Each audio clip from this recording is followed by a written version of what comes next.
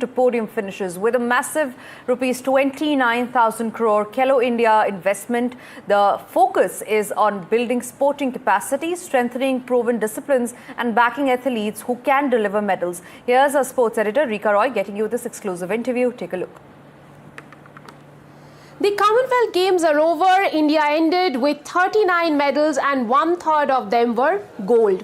Now, if you thought it's a bit of a lull period in sports, it isn't, because momentum is building towards Asiad 2026 in Aichi, Nagoya next month. The Badminton World Championships begin next week. The Hockey World Cup, Neeraj Chopra will be back in action on the 21st, and the athletes have all gone back to their respective training centers. What does this moment in Indian sport really mean? Can India realistically dream of claiming the #1 spot as we head to Asia this year and also look ahead to Ahmedabad 2030?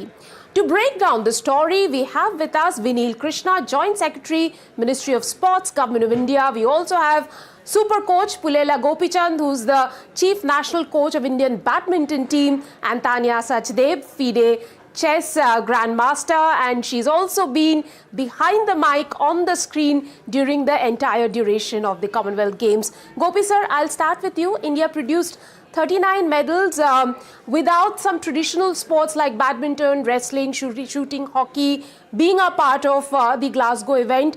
Has the Glasgow Commonwealth Games given us a glimpse of what Indian sport could look like in Aichi, Nagoya and in the next few years leading up to Ahmedabad 2030?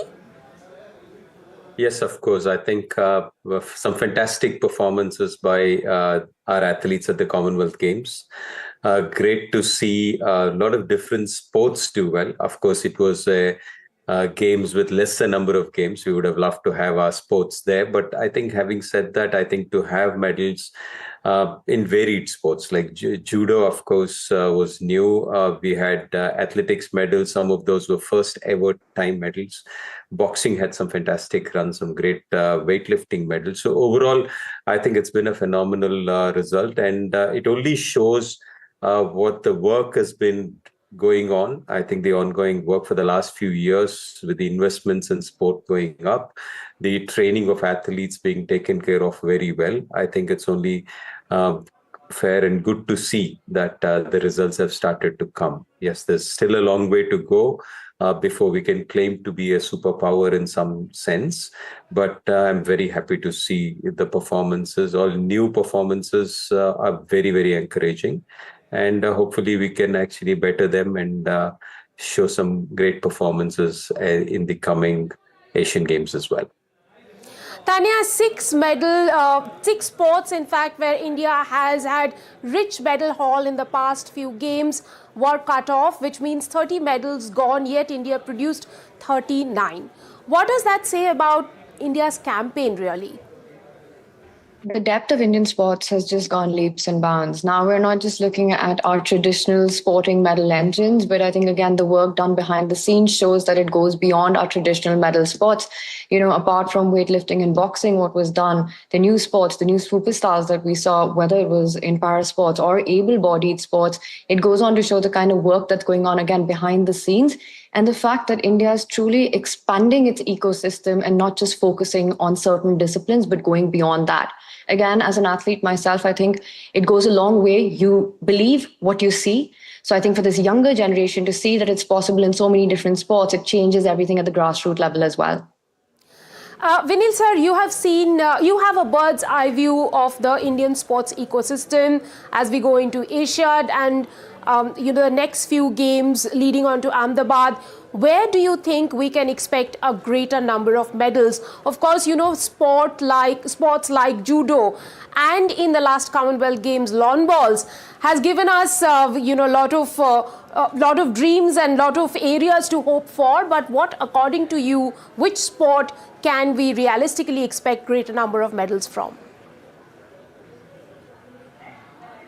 I think in the last few years, you will see there are huge comprehensive support systems that have been built in, not only from the central government level with respect to ministry, especially in the last 10 years, there's been very, very strong support systems that have been built. And increasingly over the last few years, we have been seeing support from the corporates, some state governments, the federations themselves have improved a lot in terms of their governance and also support system. So this currently we are I think the Glasgow has been a good example where it exceeded all our calculations. I don't think we were expecting to be coming at number 4th position, but still we could, and it was a big surprise for everybody in the country. So that shows that there are immense talented sports persons across all the disciplines, and with the right kind of support, probably we can do really well in many more sports. Right. How much, this is to Vinil sir again, how much of the Khelo India expansion should go into sports that India isn't really traditionally good at, but then, you know, they are also seen as important sports for India? So there again, while the priority will be for certain sports disciplines, but at the same time, significant investment will go into other disciplines as well. For example, judo, where we normally don't do so well, suddenly we are starting seeing gold medals as well. So we can't really say that we will get medals only in certain disciplines, because certain disciplines where we invest, suddenly we'll see that in Olympics or in the Asia, we may not be doing well. So there are cycles associated with certain disciplines as well. So as a broad strategy, we intend to invest across all the sports disciplines, but at the same time, there will be certain priorities as well.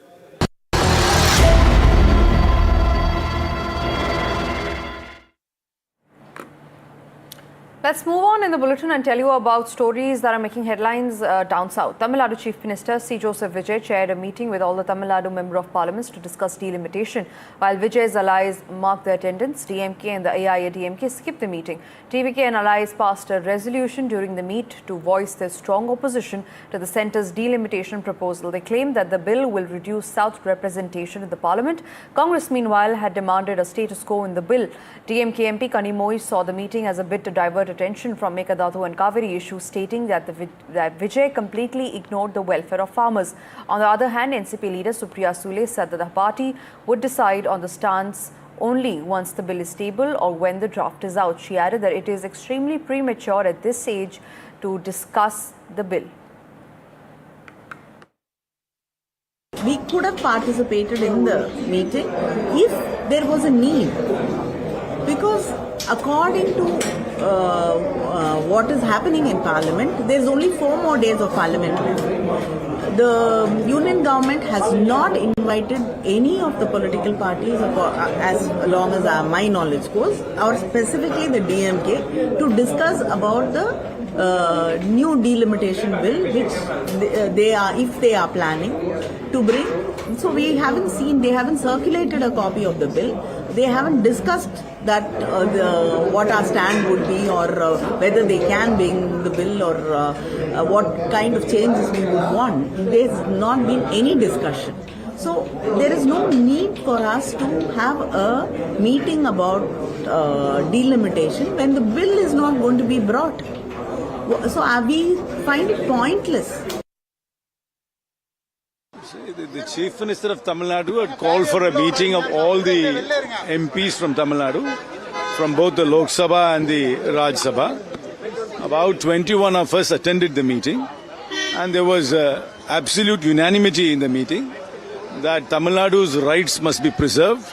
Our representation in the Parliament can't be diminished. Any kind of alteration and delimitation, either on the basis of population or on a proportionate increase, will be resisted. We want the Parliament to be frozen at 543 and the distribution among the states to be preserved as it is, which means Tamil Nadu will have 39 members in a house of 543.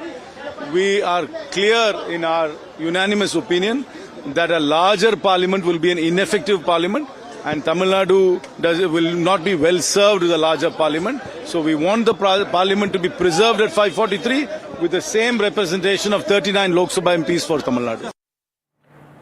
With that, it's time for us to slip in a very quick commercial break. Don't go anywhere. News and updates continue on the other side.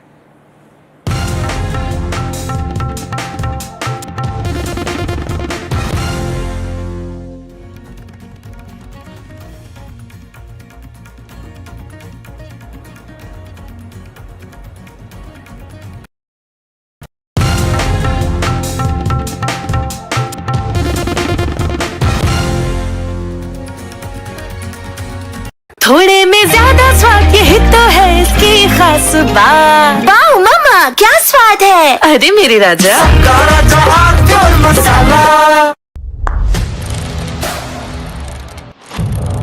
What seems settled for me is unfinished business. So I rewind, I pause, I reflect, I dig until what's buried stands up to be counted. Breaking ground, not just headlines, the meaning behind them. This is Breaking Ground with me, Vedika Sood. Straight from the heart of the newsroom to the core of the stories shaping your world. Join me, Gargi Raut, as I track all the developments as they break. Live from the NDTV newsroom, weekdays at 4 p.m.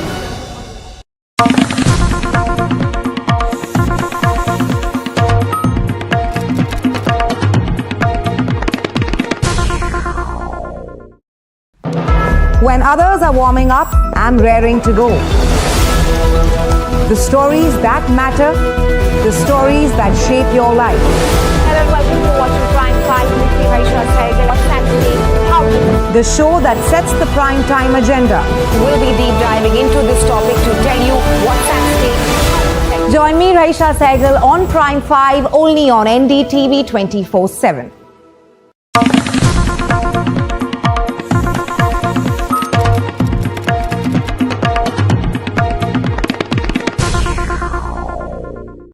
Launch control 0 to 100. This isn't just about cars and bikes. This is about how you move. This car makes no sense, yet it makes every sense. What we are sitting inside is a Joby-powered air taxi. Your friend said, "Ye le le." We said, maybe not. Hi, my name is Siddharth Sharma. I'm your NDTV Automate, your ultimate guide into the world of automobiles and mobility.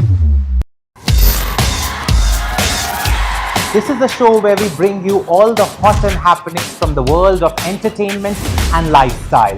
Really? Fashion that made you gag. Films that made you fangirl. Art that made it to the gram, and trends that kept us with the program. Hello and welcome to a brand new show. I am your host Mayank Chaudhary and this is Limelight. The front lines of Kargil. The fury of Operation Sindoor. So many attacks. The chaos and cries of disaster zones. To fighter jet cockpits. And the world's most defining interview.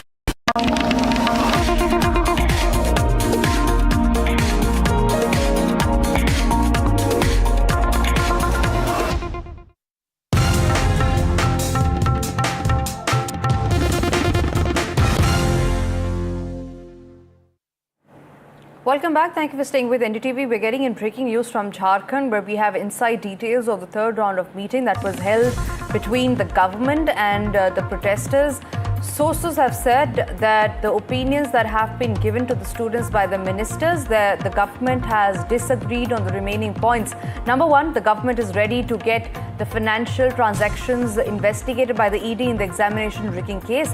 Number two, at present, there are 3 exams that will be cancelled, including the JPSC Backlog 2023, the JPSC Backlog 2025, and the 14th prelims. And third, that all the examinations conducted by the TDPL agency will be scrutinized. Also, what we are learning is that the government will take help from the IIM and the XISS institutes for JPSC and JSCC reforms. So, big decisions coming in there from the Jharkhand government as far as the exam leak is concerned. We have 4 big points that the government has disagreed on. Prabhakar is joining us live from Ranchi on that. Prabhakar, take us through the details of this third round of talks that was held today between the government and the students.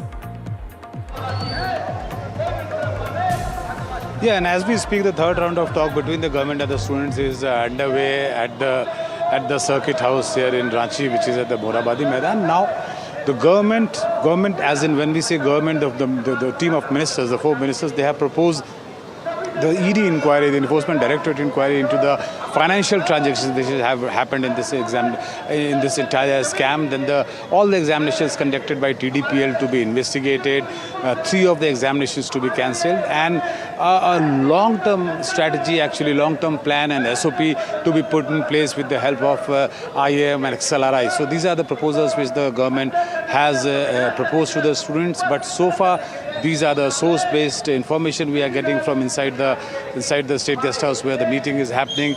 The official confirmation is yet to come. As the meeting will get over, we'll see the ministers walking out, we'll see the students walking out, and only then we'll be able to confirm it to our viewers that whether these points have been agreed upon or not, or whether the students have actually agreed on these particular proposals which the government has proposed to them.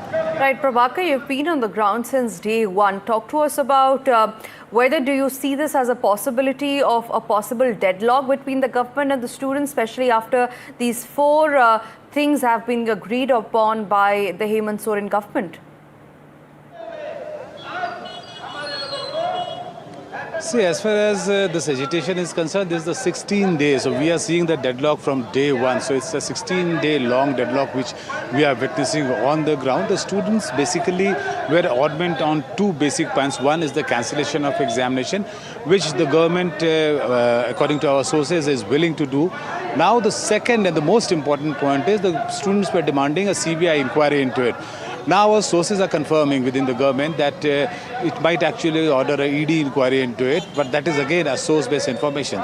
So we don't know as of now whether the government is actually doing so or not, because earlier it was said that the government would not agree for either CBI or ED to inquire into it, and they would rather want a judicial commission to look into this entire matter and let the state CID actually do the investigation.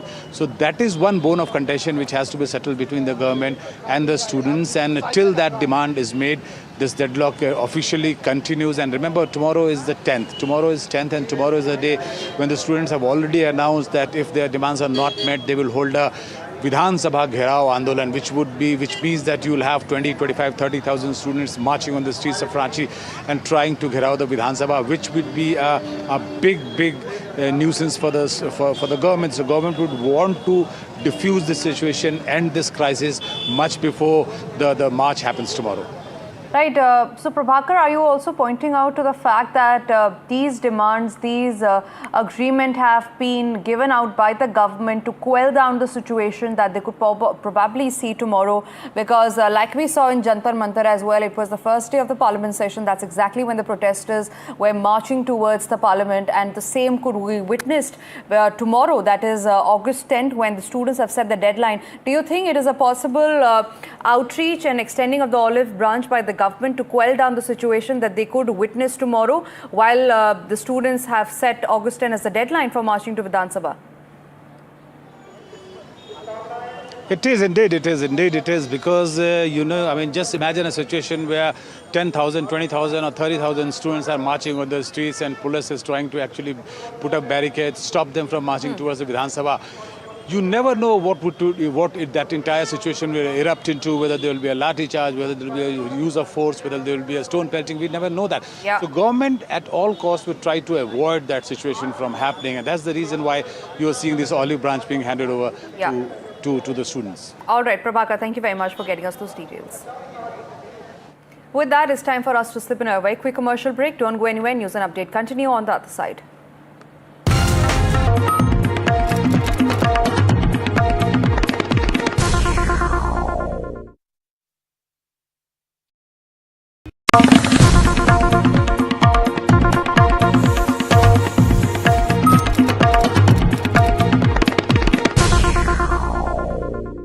And this is People's Sansad between Jantar Mantar and Jharkhand. Is the distance so large?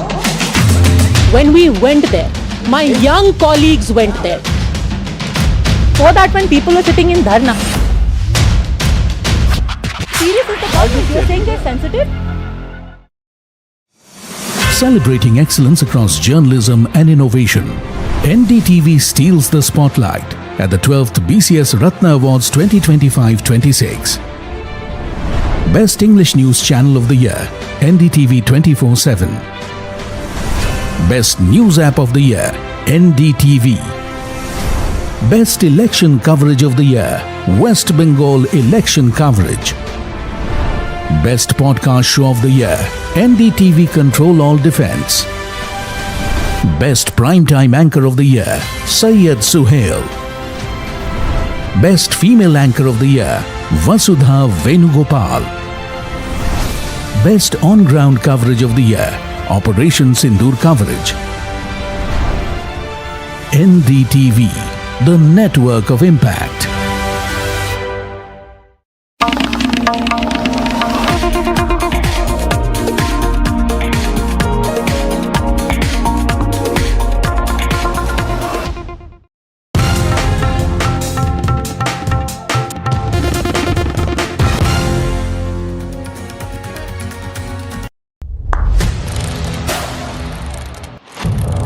What seems settled for me is unfinished business.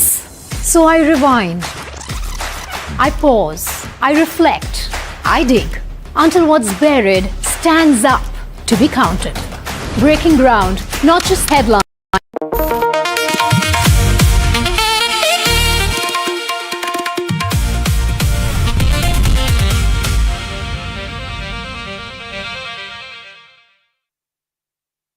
Hello and welcome. You're watching NDTV. I am Mayank Chaudhary and this is Limelight. On this special monsoon episode where we talk about monsoon food, monsoon fashion and much more exciting things that make me want to go out and get wet in the rain.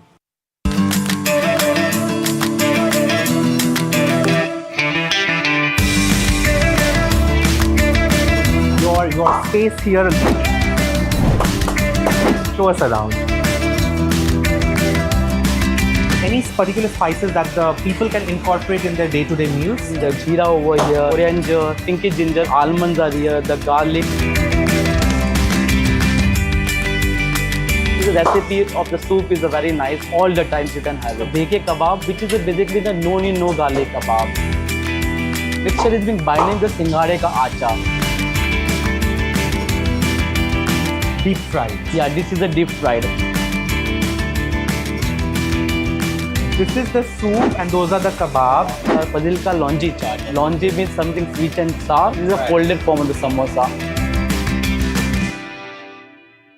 We Indians love our food and of course, like any season, monsoon season also has its delicacies. I'm joined by Chef Gagan at Taj Loya here in New Delhi. And Chef Gagan, we have some fabulous things and I'm already getting very excited. Tell me about it. What are we looking at? On the table, we can say the monsoon is incomplete without any chaat preparation. Right. But here is not the aloo tikki chaat or something else. We are doing here the fazil ka samosa longi chaat. Fazil ka samosa longi chaat. Okay. Here it's a mouthful. Yeah. In the Punjab, there is a tradition of eating the chole along with the matti. Yes. So it's a completing the two of the items in a one dish, chole matti also. Okay, you also please serve yourself. Yes, because definitely. We will taste it together right from the beginning. Lots of flavor. And why do you think, Chef, this is fit for monsoon? I can say in the monsoon, everybody likes to eat the chaat preparation. That is true. And something tangy, something hot, something sweet. So to fill the carving portion of the chaat, so we come with something of the different. So there's the samosa along with the chole and the matti. So this chaat comes from and is inspired from Punjab, is very tasty. So hats off to you and your team. What do we have here? Here, another item over here, we are having it's a no onion, no garlic kebab over here, which is called the bheke kebab. Bheke kebab. Bhe means the lotus stem. Lotus stem, we have just grated and we just sauteed it and with binding we use some singhare ka acha over here. Right. And against on the skewers when we deep fried it over here. Below you can say when we pick this kebab over here, there's a special bread over here. Here we have prepared the special doon chutney. Doon means walnut, which is again the Kashmiri chutney. There's a walnut pounded with some of the fresh chilies. There's some onions and the shai jeera in it. Right. It's a combination of the kebab along with the doon chutney is a very different over here. Okay. All right, Chef, a burst of flavors here. What do we have over there in that gold kettle? You can say during the monsoon season when it's been raining, you feel to have the chai in a cutting glass. Right. So here we are not serving... Which is a monsoon essential. Definitely. Yes. But we are not serving the chai over in the cutting glasses. So here from the teapot, I'm going to pour you the soup, which is called the chit. Okay. So again, where is this soup from? What part of North India? North India, as you can see, is a very basic recipe of my mother from the Punjab. Very sweet. So during the monsoon or the winter season, we just prepare it over here, which is the paste of the ginger, garlic, green chili, the almonds. We bhuno it nicely in the ghee. We add some of the dilute with some of the chickpeas water in it, and we just have that during the winters. And you can have it during the summers also. If you're having the flu, you're not feeling well, you are having the cold, the soup is very good for you. Excellent. Let's have a sip. Fantastic. And spicy. Yeah, This is good. I spicy. love spicy. Yeah. So it goes very well with the kebab and the chaat. Definitely. Okay, chef, I'm done with the savory. I have a major sweet tooth. Let's get the dessert. What do we have in dessert now? Dessert is a basically very simple dessert over here. You can say in the Punjab, they mostly all of the villages, what the ladies in the house do, they just make a sevia which is handmade over here. Right. They knead the dough and just sitting over here either watching the TV or chit-chatting. This is the sevia. Okay. You can say they made it in a house-made with the help of the hands. This But is isn't sevia little longer? That's the machine-made. These are the sevia which are handmade. Interesting. With I the would help like of- to show it to our... In the Punjab or every North Indian houses, the sevia over here is in two form. If you want to try it dry, you can try it only the dry also. And here is to give warmness in the monsoon. There is sevia, kada doodh along with it. Oh, let's get a close up of that. Which we pour on the side over here, the milk. So there's what kind of milk? Is it the condensed milk? No, or? it's normal the milk we have the reduces, which is called the kadaya doodh. Kada doodh means it's been reduced in the kadai over here. Okay. So the kadahi, I'm guessing, gives it a certain flavor to it. Certain flavor, the texture, and being reduced to some point of view. And what else have we added in There is some of the pistachio in it. Oh, love that, love that. Okay, chef, let me serve you now because this is fantastic. And thank you so much for allowing us Thank you in your kitchen, in your space. Of course, monsoon isn't just about chai pakoras and samosa. It's also about fashion. Let's look at how is the Gen Z or the young India taking this monsoon moment and glamorizing it. I have with me the bunch of fabulous fashion students, I believe, very creative, and look how brilliantly they are dressed. When you look at this extremely humid monsoon season, what kind of garments do you think of? Activewear, if I may call it. Activewear are more prevalent during these. So what's your fashion advice for wannabe skater girls out there? Stay comfortable and wear what you want. Just don't overthink your outfits and just be yourself. Go sustainable. First of all, stop using those brands. I know I am wearing H&M myself, but these are very old boots. Any homegrown brands जो आपका favorite हो? Not particularly any homegrown brands, but I am very lean towards thrifting. Okay. And I do believe sustainability is the key. Do you think thrifting is against the idea of luxury?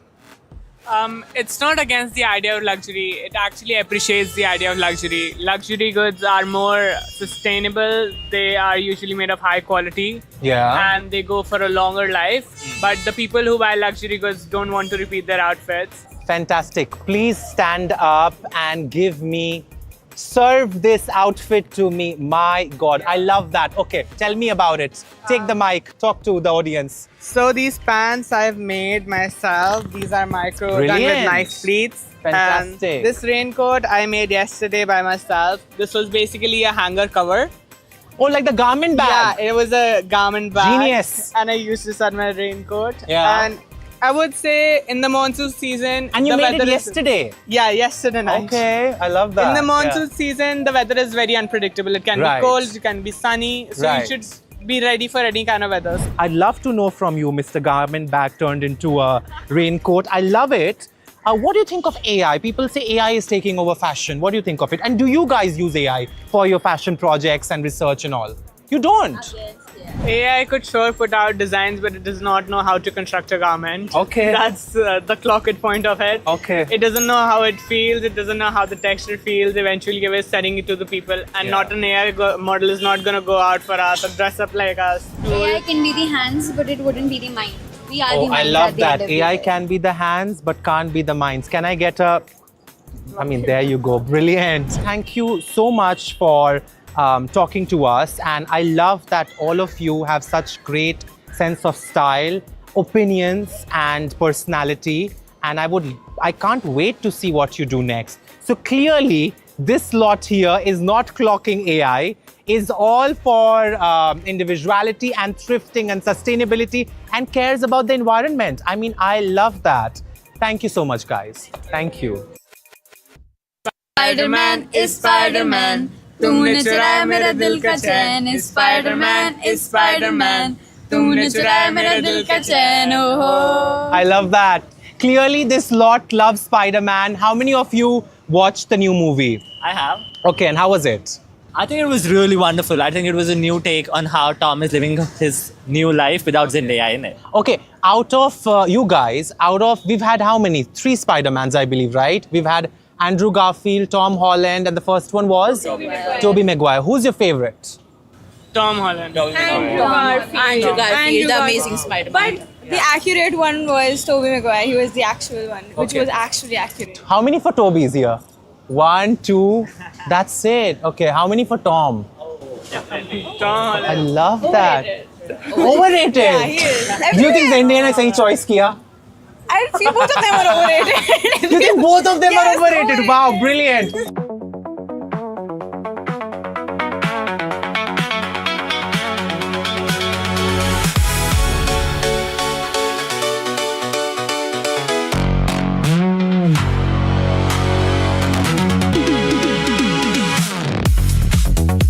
For Zendaya, a press tour isn't just about promoting a film. It's another chance to tell the story through fashion. Together with longtime stylist Law Roach, she turned the Spider-Man Brand New Day tour into a masterclass in method dressing, where every red carpet became an extension of the movie itself. Fashion's biggest houses got a starring role. Louis Vuitton, Alexander McQueen, Christian Cowan, Ashish Studio, Tamara Ralph, alongside archival masterpieces from Gianni Versace, Giorgio Armani, and John Galliano. There were spiderweb illusion gowns, inspired black leather, shimmering crystal embroidery that echoed delicate webs. A vintage 1990 Giorgio Armani gown spun into a crystal web illusion. A celestial 1997 John Galliano archival dress, adorned with constellations and a dramatic spiderweb chain back. A vintage Versace look in Spider-Man's iconic red and blue palette, and sculptural Ashish Studio couture that fans linked to the film's darker aesthetic. Even the finishing touches stayed on script. Lydia Cortelli's sapphire spiderweb jewelry, Karen Bull's gold spider brooch, web-inspired Christian Louboutin heels, and a $35 vintage Marvel Spider-Man t-shirt that proved great style isn't always about the biggest fashion labels. Every city unveiled a new fashion chapter. Every look rewarded a second glance. And once again, Zendaya proved that she is iconic.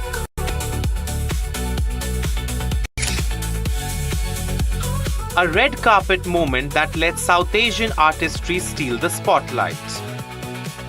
Long before the premiere invite arrived, content creator Atifa Arshad had already envisioned the look.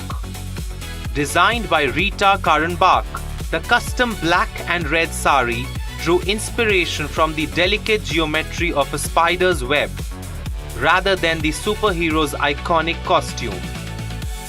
Handcrafted with over 1,000 hours and brought to life with 50,000 plus embellishments, every shimmer echoed meticulous craftsmanship. Mayank Chaudhary, NDTV. Met Gala 2027 theme has been announced, and before the celebrities hit the Metropolitan steps, it's already making headlines. How many of you watch the Met Gala, the first Monday in May, called Fashion's Biggest Night? Do you? Okay. Okay. Whose look out of all that you've seen has been the most memorable? Last year, Sabrina Carpenter's looks was really nice. Okay, okay. Diljit Dosanjh, yes. Again, clocking it. Okay. What do you? Are you aware of the new theme? Yes. What is it? John Galliano. What do you guys know about John Galliano? Nothing good. Nothing good. Not good. The runway. The runways at Dior. The Dior runway was iconic. But can I tell you something? The way you're dressed is very John Galliano. Like he would look at you and be like, come do my shows. It's very John Galliano. The Metropolitan Museum hosts the Met Gala every year with stars like Lady Gaga, Diljit Dosanjh, Zendaya, Rihanna, Sabrina Carpenter. And this year's theme has just been announced. We got all the details. Take a look.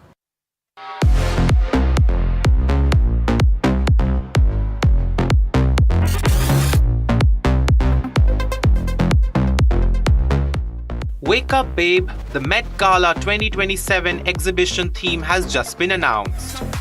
And it's already dividing the fashion world. The Costume Institute's next exhibition is John Galliano Horizons, celebrating 4 decades of the designer's work, making him only the 3rd living designer to receive a solo exhibition at the Met after Yves Saint Laurent and Rika Wakubo. But it's also one of the Met's most controversial decisions in years.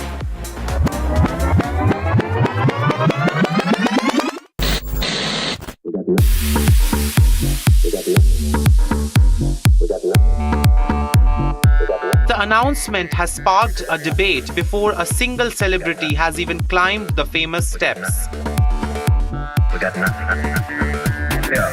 Supporters call John Galliano's Horizon a fitting tribute to one of fashion's greatest visionaries, a designer whose work continues to shape fashion today.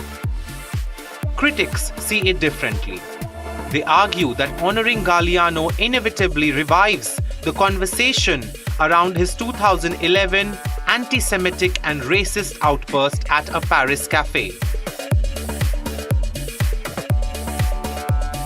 which led to his dismissal from Dior, a criminal conviction in France, and one of fashion's most dramatic downfalls. Across the fashion world and social media, opinions remain sharply divided. For nearly 15 years, Galliano transformed Dior into fashion's hottest ticket. Every collection became a global event, with editors, celebrities, and royalty waiting to see what impossible dream he'd bring to life next. He didn't just design clothes, he built worlds. Ancient Egypt, Paris, Japanese geishas, Spanish matadors, Russian aristocracy, opera heroines, India reimagined through its Bollywood collection. The Galliano era rewrote the couture playbook, from the saddlebag to the legendary newspaper print, while dressing icons including Princess Diana, Kate Moss, Naomi Campbell, and Charlize Theron. Today, vintage Galliano is still fashion's holy grail. His creations command record-breaking auction prices, live in museum collections, and continue to inspire a new generation of designers. Then came Mezzo Margiela. Just when fashion thought his story had ended, Galliano wrote another chapter. His acclaimed artisanal collections reminded the industry why many still consider him one of the greatest storytellers in fashion. Which is exactly why the Met's decision carries so much weight. The exhibition promises to celebrate Galliano's extraordinary contribution to fashion world while confronting the controversy that reshaped his legacy. Fashion's biggest night has made its choice. Now the conversation belongs to the fashion world. Mayank Chaudhary, NDTV. So brands these days are targeting folks like them, the stylish, the provocative, the opinionated, the aware, the woke. Okay, tell me, what are some of the brands you guys resonate with? Probably. Could be any fashion, lifestyle, food, samosa, kachori, whatever. What are some of the brands that you like? Chanel, definitely. Chanel, okay. How many of you can afford Chanel? I can't afford Chanel. It's so expensive. But you can resonate. Anything else in sports or anything? One of the brands that I really love is Zook. I have seen The bag brand. The bag brand. I've seen multiple women across Petro or like around the city wear it. And Okay. it has such amazing Indian heritage textile designs. on it. Wonderful. What about you? Anoki. So there's this brand called Anoki which works around Indian Block printing? block printing, and you know the way they uplift the craftsmen. Yeah. I think it's pretty Fantastic. amazing. What about you? I'm not sure whether it is a homegrown brand or not, but There are no wrong recently one brand, Bhavya Ramesh, you must have heard of Jewelry, it. yes. Jewelry brand. It has been speaking to me a lot, especially the collection that they came up with, Stare. Oh, It is wow. just something, the way they embrace Indian women. So the Bhavya way Ramesh, they- you must send her your jewelry. I mean, she would kill it. What about you? What kind of brands resonate with you? There's this brand called Doodle Age. Doodle Age, yes, Yeah, works with upcycling. Yeah, and, it's a sustainable brand, and they keep sustainability in their mind, but they have some really cool designs along with that, and it's very interesting. Fantastic. So Doodle Age, Bhavya Ramesh, Zook, Anoki, Chanel are some of the brands that are speaking to the Gen Z. My colleague Simran tries to find out what is it about the brand. Youngsters are influential, youngsters are influential, like they want to wear something, they want to be expressive, see what's happening around us politically. We are not being heard. If there's any channel in which we sort of are seen, we sort of are heard, we sort of just gravitate towards it. I think we've built a community around us expressing a modern Indian identity, of course through fashion, but also through all of our cultural narrative that is intertwined with the product that we make. Anyone can manufacture product, but I don't think you can manufacture a community.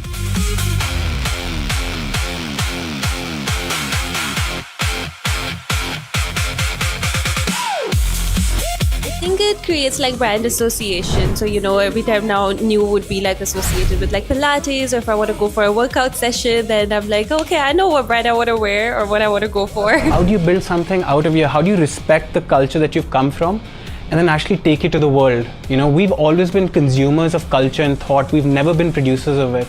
And to me, that's sort of the framework that I would want Almost Gods to build towards being. Because just the way we consume content has changed a lot in the recent times. We don't wake up and read newspapers anymore. We don't watch television as much anymore. Our content consumption is through Instagram, through YouTube, through Netflix. And that's why the way we market our products is also completely different now. I think also the younger generation now looks to have more transparency and wants to build a relationship with the brand, which is why it's very important to speak directly to them. And what's great is when you're walking down the street and see someone else wearing the same brand, you're like, hey, I resonate with those same values. And that's effectively a community, at least the seeds of a community getting formed.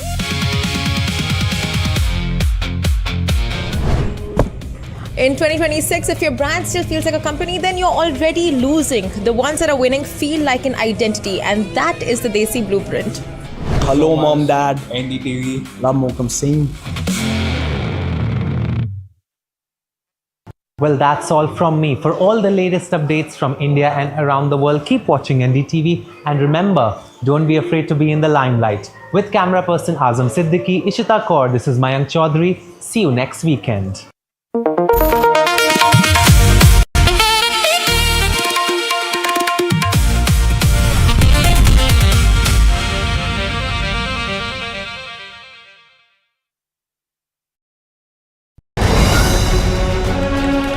Straight from the heart of the newsroom to the core of the stories shaping your world. Join me, Gargi Raut, as I track all the developments as they break. Live from the NDTV newsroom, weekdays at 4 p.m.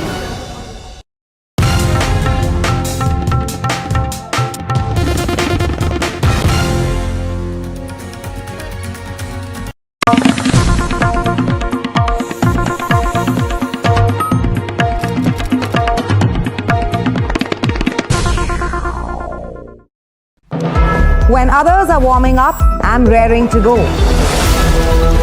The stories that matter, the stories that shape your life. Hello and welcome to Watching Prime 5 with me, Raisha Saigal. What's happening? How the show that sets the prime time agenda.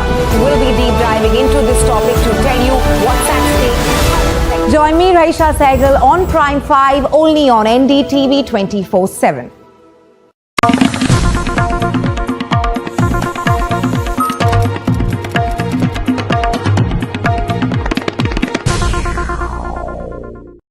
Launch control 0 to 100. This isn't just about cars and bikes, this is about how you move. This car makes no sense, yet it makes every sense. What we are sitting inside is a Joby-powered air taxi. Your friend said, "Ye le le." We said, maybe not. Hi, my name is Siddharth Sharma. I'm your NDTV Automate, your ultimate guide into the world of automobiles and mobility. This is the show where we bring you all the hot and happenings from the world of entertainment and lifestyle. Really? Fashion that made you gag. Films that made you fangirl. Art that made it to the gram, and trends that kept us with the program. Hello and welcome to a brand new show. I am your host Mayank Chaudhary and this is Limelight. The front lines of Kargil. The fury of Operation Sindhu. So many attacks. The chaos and cries of disaster zones. To fighter jet cockpits. And the world's most defining interviews. It's incredible. He has seen history break. Live. Unfiltered. 20,000 hours of live broadcasting. Welcome to Left, Right and Center. Hard facts. War-struck country. Hard questions. In the Ukraine. 30 years of trust. In the Kargil area. North Ukraine.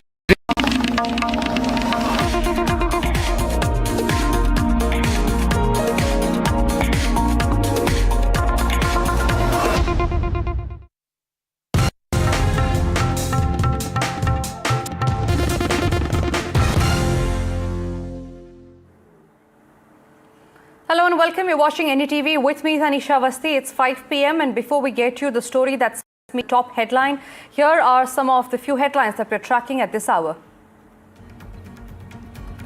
Dharmendra Pradhan breaks silence on resignation row. Claims Gen Z was misled over the protest, says he had no personal issues and that the post was never important to him. Congress Chief Mallikarjun Kharge, meanwhile, has hit back, saying about students misled was unnecessary.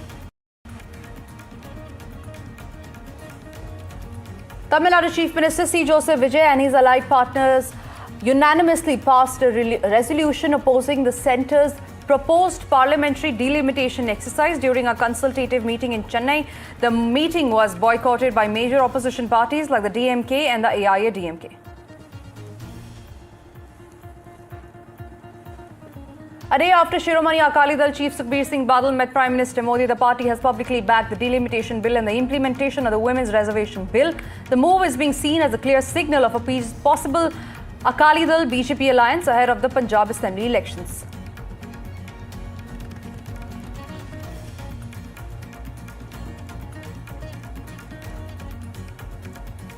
Rahul Gandhi's Prayagraj visit has sparked a massive political row. Rijiju has now questioned Rahul Gandhi's priorities and asked why did Rahul skip Ranchi. Congress Chief Kharge defends Rahul, says we'll take students' issue no matter if they are from Prayagraj or Jharkhand.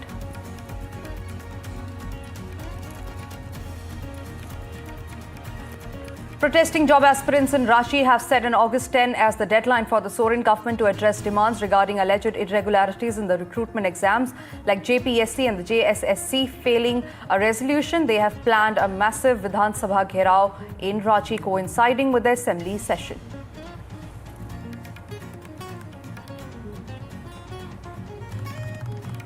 No end to Karnataka cabinet expansion showdown. Karnataka Chief Minister DK Shivakumar is likely to return to Delhi tomorrow. DKS is likely to meet the Congress top brass over portfolio allocation and dissidence.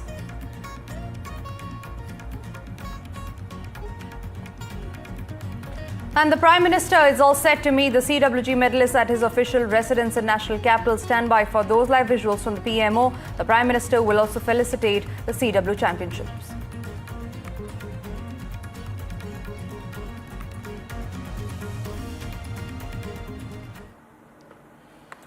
We're starting this edition with the top focus story that we are tracking here on NDTV. A few days back, you remember, there was a visual that came in where there was a massive turbulence that hit the Air India Phuket flight. The pilot who flew the turbulence hit Air India aircraft from Phuket to Delhi last week has likely failed a dope test. Sources have told NDTV. This, however, is not a final confirmation on the matter, with another reports still pending. Sources have also said that the pilot in command tested positive for psychoactive substances during the post-flight screening in Delhi. Another test has also been conducted, the result of which is yet to be released. Air India, in a statement, have said that they are aware that the post-flight screening test was conducted on the pilots in accordance with the applicable protocols. However, the results of the test have not been shared with Air India, and that they are therefore not in a position to comment on any findings. Meanwhile, both the pilots have been taken off the flight roster. That is still pending. We're getting in Tanushka, joining us live from the national capital. Tanushka, how big is this an offence if proven true, if the pilots have been proven guilty of failing the dope test? Right, so what we've been given to understand that the pilot in command has tested positive in the initial screening test of this psychoactive substances test. Now, these tests are done at random with respect to such flights with crew and pilots as well. And the pilot in command has tested positive for this, the first one. Now, the second one is the confirmatory test. If the second test result also comes in positive, then there will be some, heavy penalties as per the civil aviation requirements and the DGCA regulations as well. Currently, the two pilots, both the pilot in command and first officer, have been derostered until the investigation is completed into the case by the DGCA.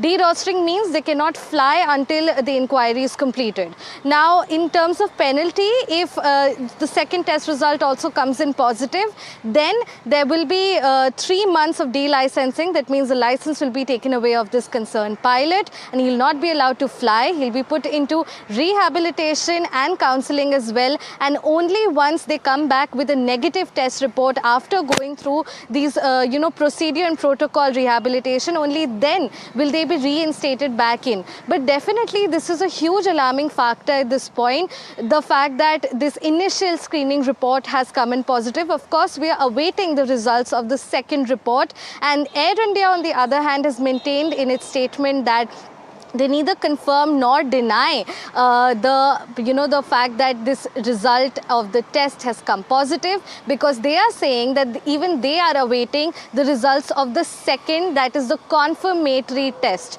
So right now all eyes are on that confirmatory test. In the time being, it is still a concerning matter for air safety and passengers at large. Back to you. All right, Tanushka, thank you very much for getting us those details. We are now being joined by Captain C.S. Randhawa. He is the president of Federation of Indian Pilots. Sir, thank you very much for speaking to NDTV. Your first reaction that's coming in, however, the reports have not been confirmed, but this is a big update that's coming in that the pilot might have just failed the dope test. And it is extremely concerning for everybody who's watching this, everybody who has planned their next vacation, next journey with Air India. Your first reaction coming in on that story, sir. Okay, the normal protocols which are followed in case of an incident or an accident, post-arrival, there are two tests which are carried out. One is the breath analyzer test to test for alcohol, and the second test is a psychoactive substance test, which is you are calling it as a dope test. Now, there are two different CRs. One is, both are under Section 5 Series F. One is 3 and one is 5. Now, as per the guidelines, the first test is done. Now, in case of breath analyzer, a test is done, and after half an hour, the second test is done for confirmation, and that is because of alcohol. The second one is the psychoactive test is done, and if it is positive, because you see it is tested from the urine, and the test report takes longer. Not like the breath analyzer where you get the test immediately. So the test has been done, which the media reports are saying that it is positive, but Air India has still not confirmed that the first test is positive, because the airline will only come out with the correct news after the confirmation of the confirmatory Yes. test, Yes. which should, after it comes, then within 24 hours, they are bound to submit the report to DGCA. Now, if the psychoactive test becomes positive, now there can be two reasons. One is if the person has taken drugs. Drugs means like marijuana, heroin, or cocaine, or barbiturates. So that takes 3 to 6 months to get out of the system of the blood. Absolutely. Okay. And if it is taken a normal medication which has got some side effects of morphine or some other, that goes earlier. So it is preemptive to state that it is 100% positive. Now, what kind of drug has been found, that is also to be corroborated after the report comes. Now, in case it is positive, then it is a serious issue. And as you said, 3 months, no, in case of a drug failure test, it is that the person is sent to rehabilitation center until the person is declared fit. It could take 8 months, 1 year. That till the time the person takes fitness from the rehabilitation center and concurred by the company doctor and then Air Force Medical. All right. Then only person will come back to flying. So it's not 3 months, it could be longer. And second time if you have, then of course the penalties are same. 3 years your license goes, and third time you're out. All right. Captain C.S. Randhawa, on that note, thank you very much for sharing your perspective, those details with us. A big story that's coming. And we're also being joined by aviation expert Sanjay Lazar, who is joining us right now. So I want to ask you, what are these proactive substance tests that we are talking about here? Number one, how are they conducted, and what could be the difference between the dope test and the breath analyzer test that we're talking about here? Yes, it's actually shocking news that I heard last night, and it was broken in the media this morning. A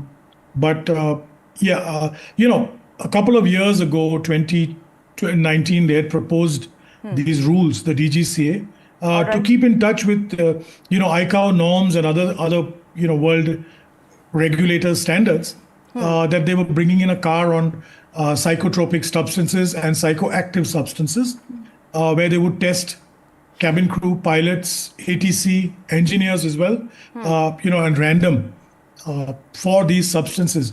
Now, what this actually does is, we are, new generation currently, drugs have become very recreational or light drugs in most parts of the world, not in India.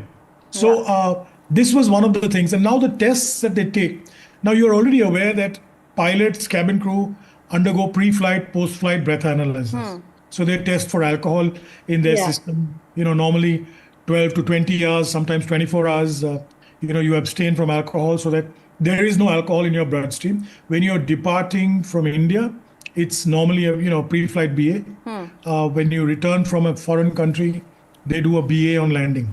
Okay. Now, along with that, random, psychotropic substance tests are done for cabin crew pilots at any stage. Okay, mostly when they're in the country, obviously. But when there is a specific incident, then it is mandatory for everybody. All right. Also, sir, when we're talking about here, let's talk us from the viewer's perspective. If suppose you and I were on that flight, we would have been wondering what's going on and what's happening, and our lives would have been at stake. But the question here is, what is the penalty and what do the rules say as far as the failing of the dope test is concerned and as far as the turbulence that happened in that Air India flight is concerned? Well, for a first infraction, there is, of course, de-rostering, kept on ground for a period of time and sent for de-addiction counseling and, monitoring by the doctor to see whether it's a medical condition or not. And then they will observe them, obviously, medically as well. So that would mean random checks and stuff like that. That is as far as the DGCA is concerned for the first instance. If it is a habitual user, then it goes to another level. Now, in the earlier car, prior to this, there was a mandatory requirement. If you post-flight breathalyzer, you were found positive, then an FIR had to be filed. Okay. Okay, that's breathalyzer for liquor. However, they have relaxed that now because they realized, even breathalyzers, you get false positives sometimes. So let's understand that even this particular test could be a false positive.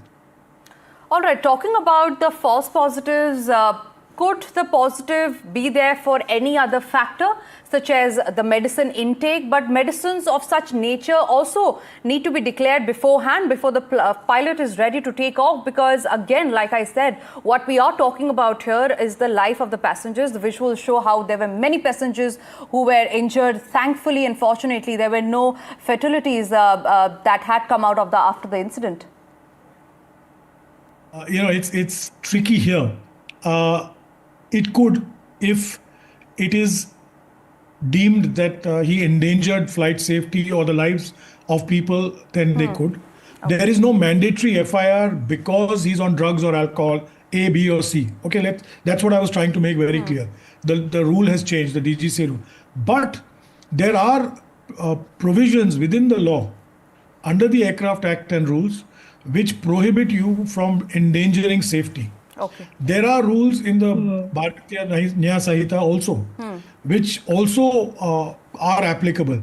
Now, which is why I said it would depend on the airline, it would depend on the regulator, and it would depend on, the passengers and the other crew and the airport police, what they decide to do.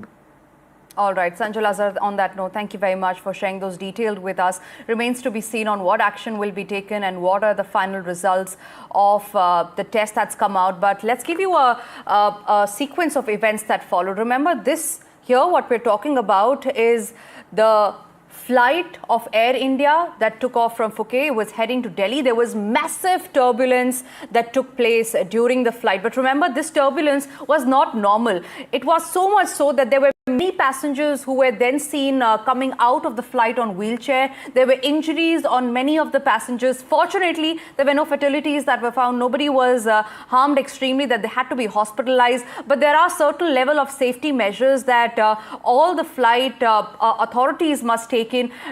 Soon after which, there was an inquiry formed as to how is it that there was so much turbulence in the flight that it led to passengers being injured to such an extent where they had to be band-aided, they had to be taken out on the wheelchair. Now we have is a breaking statement that's coming in from the Civil Aviation Ministry, and they have said, and I quote, there is a sudden loss of altitude during the cruise and injuries on board of the Air India A320 aircraft VTEXO operating flight from Phuket to Delhi on the 4th of August, and that Air India flight was operating from Phuket to Delhi. It experienced a sudden loss of altitude of approximately 300 feet during the cruise, following which the aircraft stabilized and subsequently landed safe in Delhi. Vishnu is joining us live for more details. Vishnu, Civil Aviation Ministry has just come out, but it looks like a templated statement. But the major point being here that there are reports that are saying that the pilot has failed the dope test.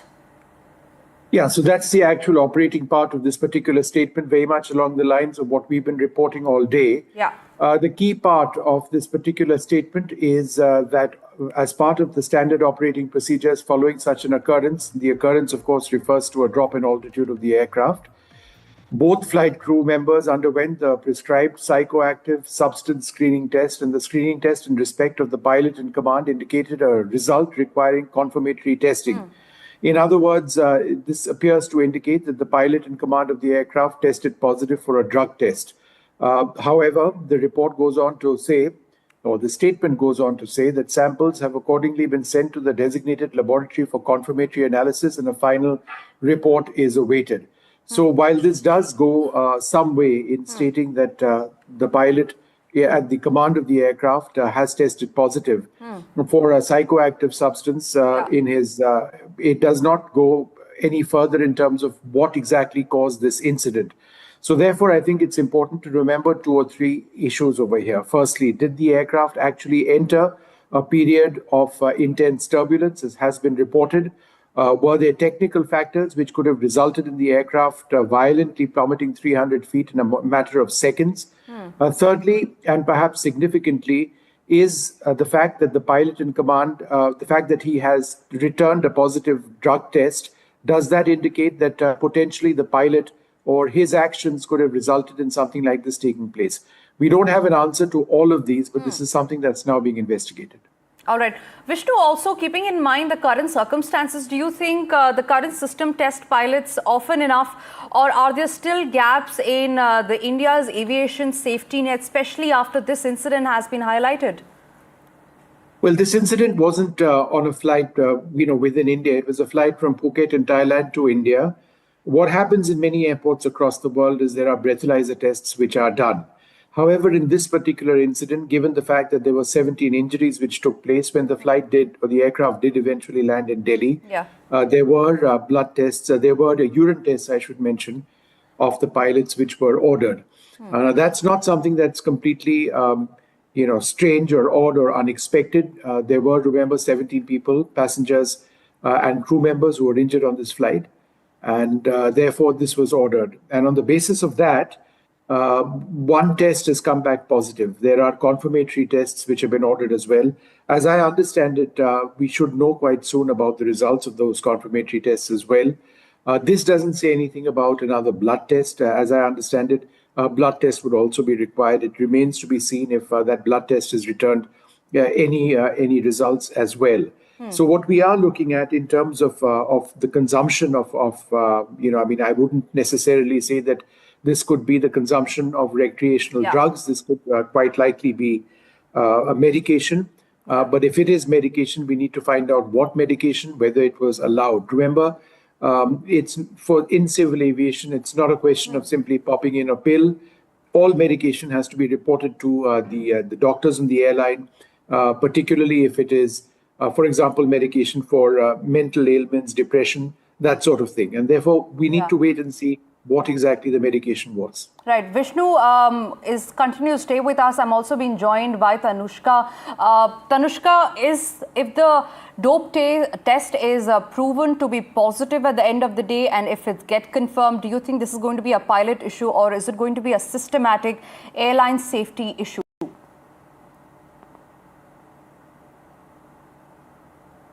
Going to be both. It's going to be largely a systematic, air safety issue, because if the second, that is a confirmatory test, the results of which we're still awaited of, and that's what the ministry has also said, that the samples have been sent to the designated laboratory. If this does come out positive, then definitely this is alarming in terms of safety at large.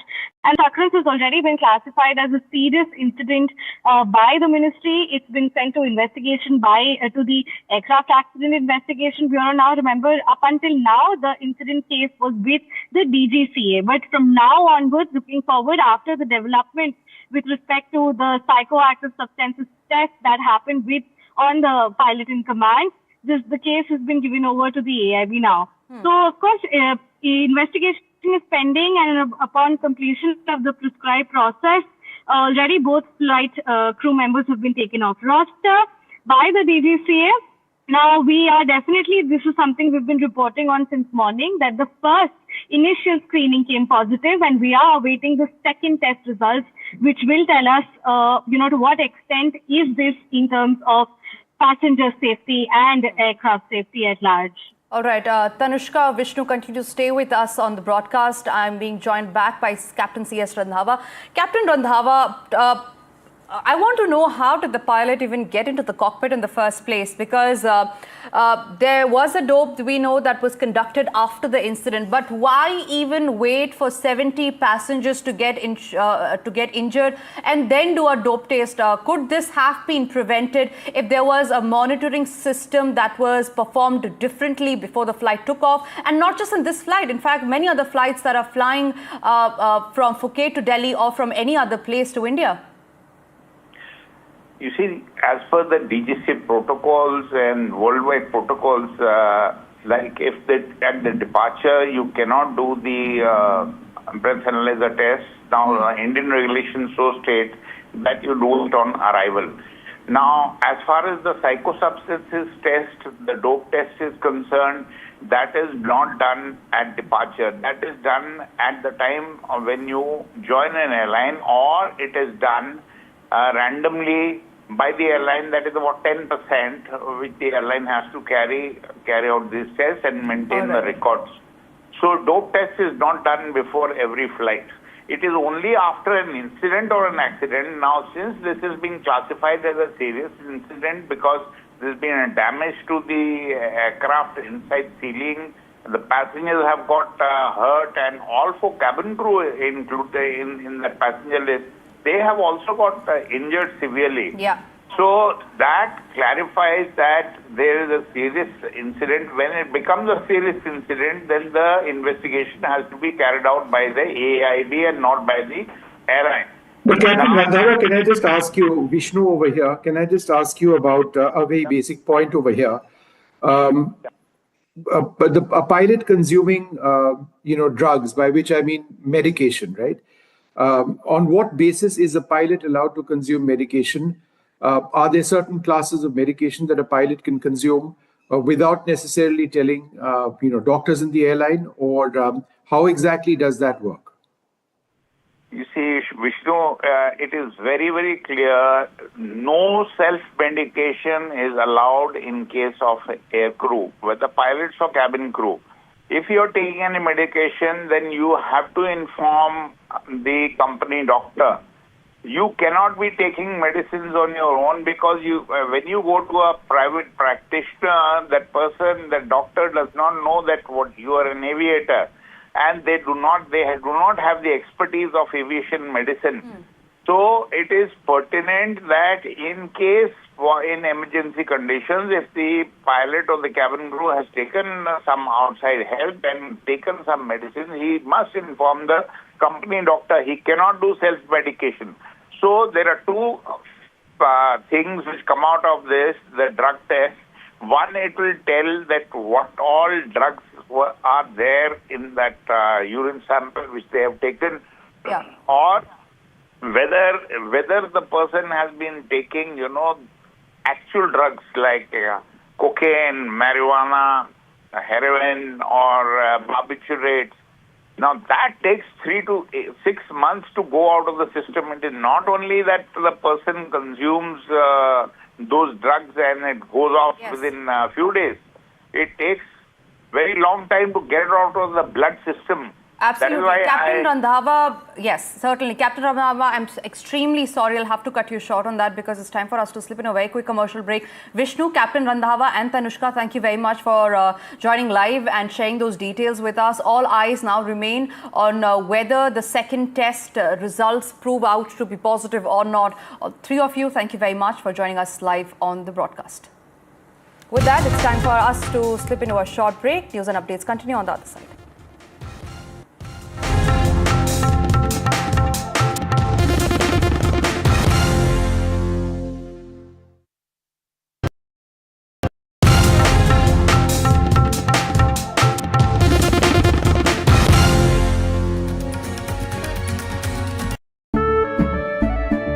केसरिया से मन जोगी हुआ रे, दिल झूमे देखो मतवारा हुआ रे, केसरिया से मन जोगी हुआ। हर पल मनाओ केसरी त्योहार।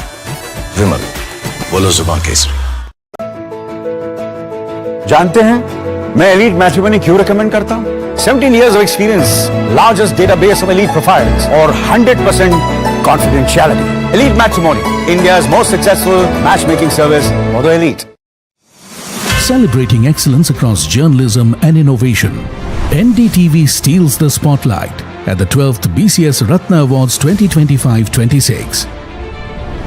Best English News Channel of the Year, NDTV 24/7. Best News App of the Year, NDTV. Best Election Coverage of the Year, West Bengal Election Coverage. Best Podcast Show of the Year, NDTV Control All Defense. Best Primetime Anchor of the Year, Syed Suhail. Best Female Anchor of the Year, Vasudha Venugopal. Best On-Ground Coverage of the Year, Operation Sindoor Coverage.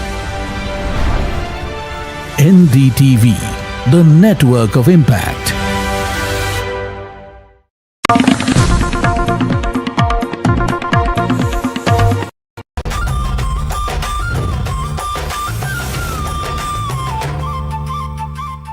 Hello and welcome to Chai Stop, the beloved NDTV show where editors, reporters get together every once in a while to kick around the big topic of the day. And do I really need to introduce the topic of the day, guys? It's Gen Z. Obviously, it's Gen Z, right? But before I kick into the topic tonight and ask a question, Vasudha, our political editor, managing editor Padmaja, our executive editor Gauri, and our latest, not Gen Z, but boomer on the block is Rahul Srivastav, who's just had a ghar wapsi here at NDTV. I skew the average age here. You know, when I told people on Twitter that Rahul Sri is back, there was like a huge meltdown over there. Sir, where will your digital videos be? Where will we see you? Where will we see your wonderful opinions? Well, this is the answer to that. At least on Chai Stop, every single week you will be seeing Rahul Srivastav. So welcome, Rahul. It's fabulous to have you back. And you cannot miss these shows. Rain or shine, you've got to be on it because I've got huge pressure from your audience, for God's sake, saying where is Rahul Sri. So anyway, guys, Rahul Gandhi and Priyanka Gandhi are getting wet in the rain. Mohan Bhagwatji is clocking it. Yes.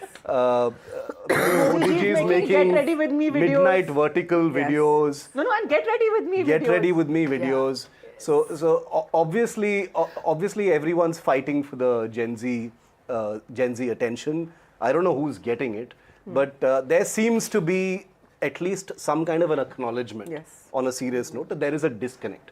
You know, is the government disconnected with Gen Z? Is the political class in general disconnected with Gen Z? You know, I would right off the bat say the answer is yes, and even they know it. That's the reason why we're seeing all of these things. Rahul, you want to kick it off on a broad level?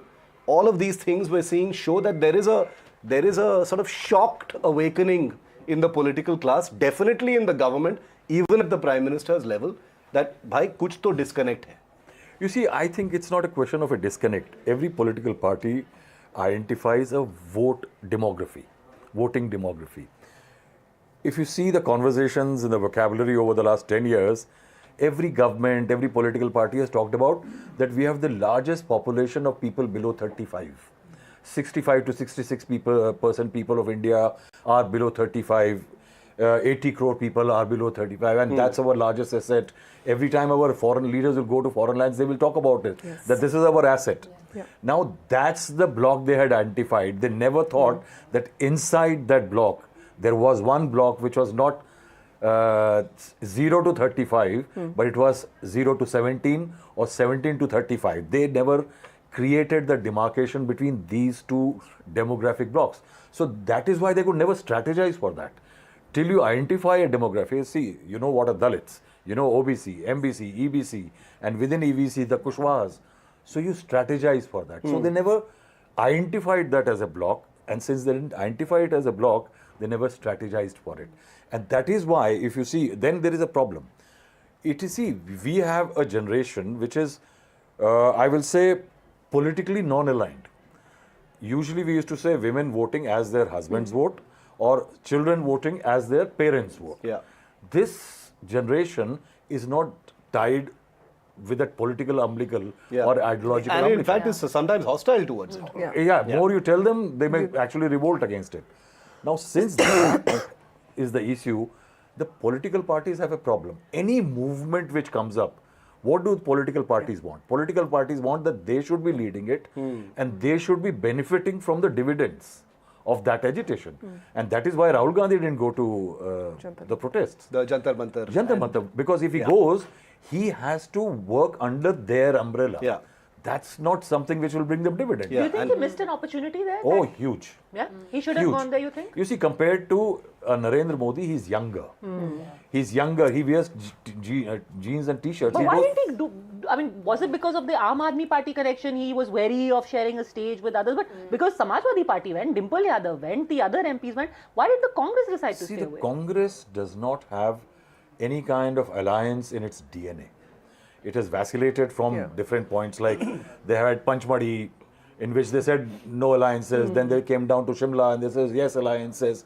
They are not comfortable with any alliance. So any alliance of this sort would have meant tempering their entire leadership and other narrative which they But they also dilly-dallied a bit about Jantar Mantar. And I saw someone today spin the fact that Rahul Gandhi didn't go to Jantar Mantar as a virtue, saying that, we gave the youth their space. If we had gone there, it would have become something else and would have painted a target on Jantar Mantar and made it about that. It's so funny because the same people who became, the faces of Jantar Mantar, not specifically there, but during that agitation, like Riya Ahir. During the whole agitation, she stopped that bus in Mumbai. The other kids, for example, the kids who, suffered pellet gun injuries. So you picked up some faces from Jantar Mantar, but you decided to not go to Jantar Mantar. So either you don't touch it with the barge pole. If you've decided to maintain your distance, then why are you trying to appropriate the people who became faces? So I frankly didn't understand what was I think everyone's a little confused right now. There's a dilemma within the Congress. But I'll tell you what the Congress feels. Okay, Congress says that the negative impact of social media, हमसे बढ़कर कोई नहीं जान सकता इसको, because we had to make our leader walk for 3,000 kilometers to get him, get rid of this Pappu image. Like the Bharat Jodo Yatra was done because the Pappu thing was overwhelming. And it would be taken seriously. Yes, so they feel that this 30% deficit of Gen Z, Dalit, Muslim vote is going to hurt the BJP in 2029 elections. Their only challenge, like you rightly pointed out, is the existence of other pressure groups, and they feel that this momentum to sustain it for 2.5 years is going to be very important. But they say that the first person to speak about the CBSE portal, which was also a big issue, was Rahul Gandhi. They say that he was the first one to meet leaders. He was the first one to meet class 12 students. So they are very clear that the Gen Z is naturally attracted to somebody who is unconventional like him. He has a lot of imperfections. They feel that this is a generation that's not bogged down by the image of Narendra Modi, the Prime Minister. They're not in some ways entrapped by but there's his also personality. the sense that he's been trying for so long to capture this space, and suddenly you see these young upstarts appear from nowhere and completely eclipse. That was 1 month, June 17th to July 17th. But look at the engagement and the action. Who's talking about the Congress right now? He's doing AMAs on Instagram now, saying, ask me anything. It's almost like a counter reaction to it, when the truth actually is that the Congress has been trying to, reach out to the youth. If you flip that argument, which is that whether you take NEET, whether you take CBSE, all of it, or you take UGC, these were issues that were festering for weeks and months. But Congress didn't turn it around. It took a Dipke and some of these other young people to really connect with the people. So to that extent, has Congress actually been able to connect with the people, despite having a younger leader, despite having somebody whose persona should be more appealing to youngsters? You had some of the CJP guys coming and really tapping into that angst, and not the Congress people. Has it been a hard pill for Rahul Gandhi to swallow this entire 2 months? That the original idea of marching on that day when he went came from somebody else. And the Prime Minister's house, that one. Yes. You see, Shiv, we have to understand, in the 70s when we had that students' movement, we had movement for what we call democratic renewal. You look at these kids today, not one of them is actually against the institutions. They want institutions to change. They want things to change. They are not challenging कि you may have elements entering and saying कि भारत का हालत खराब है, भारत ये है, भारत वो है. These are not, this is not Gen Z.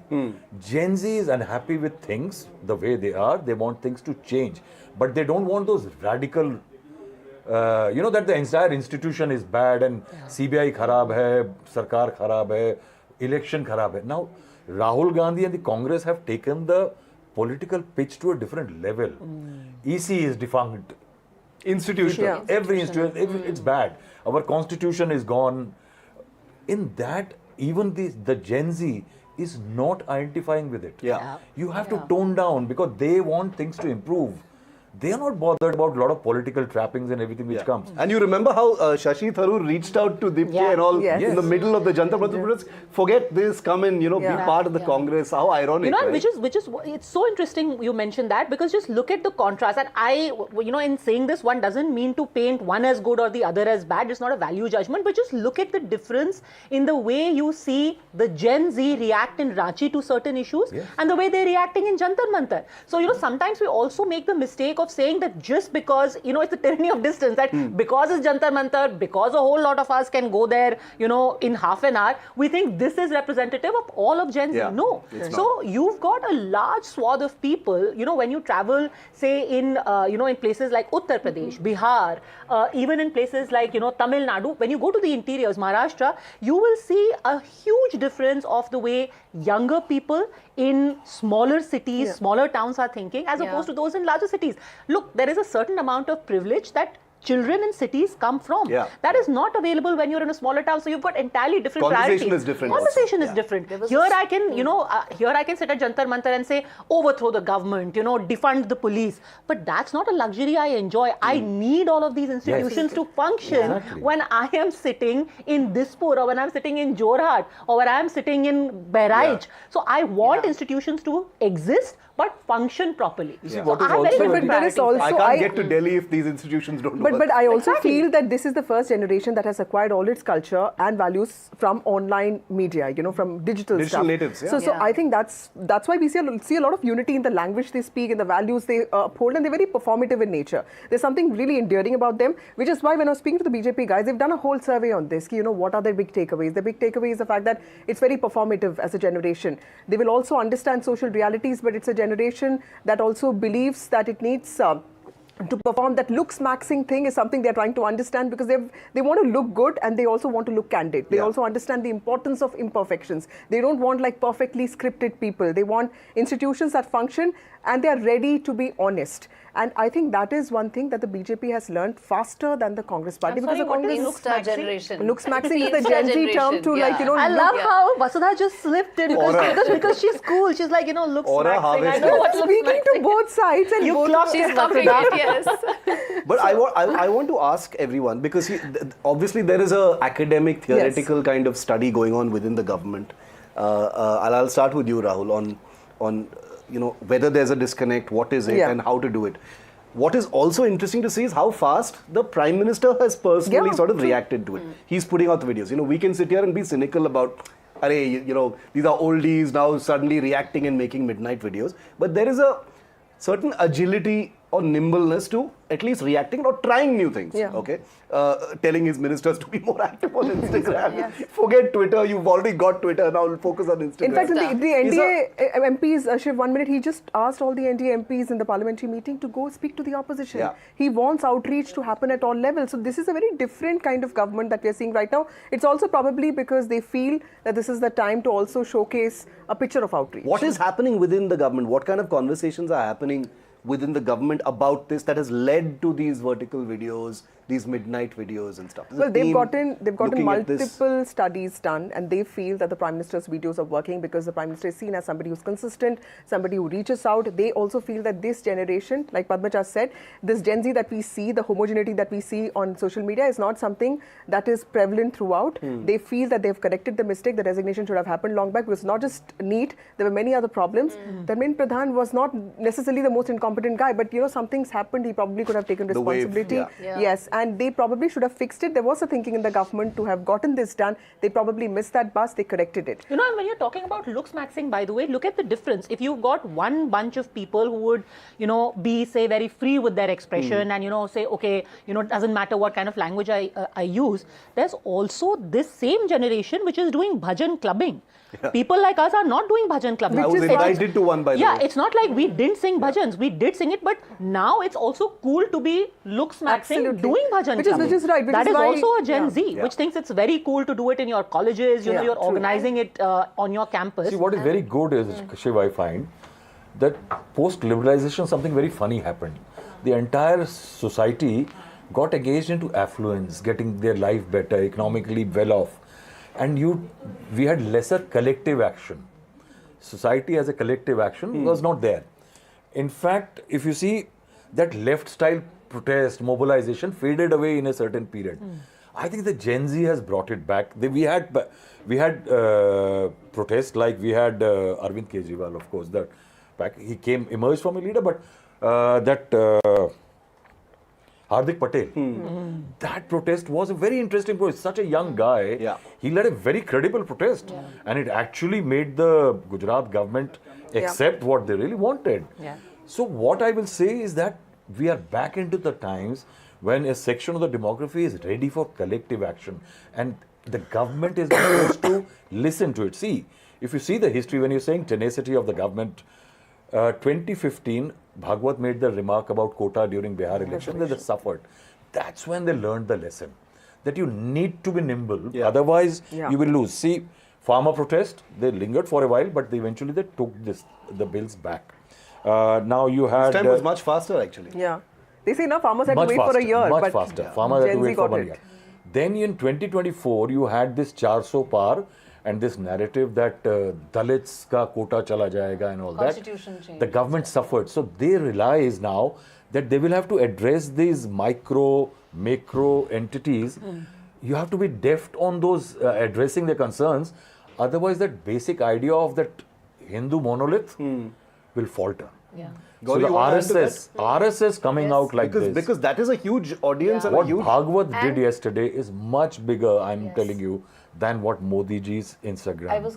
Bhagwat saying that I will trust the Gen Z is a wonderful line, because, you know, RSS is a very different organization, and if you see, Rahul Gandhi's attack has been less on Modi, on Indian education, but saying RSS has been taking over the institutions. Yeah, and I think that the is mothership. where, mothership, yes. And that also tells you where this entire movement is likely to go. And, you know, that acknowledgement, that acceptance that we are talking about, just, you know, when you interact with several, you know, we all have Gen Zs around us, right?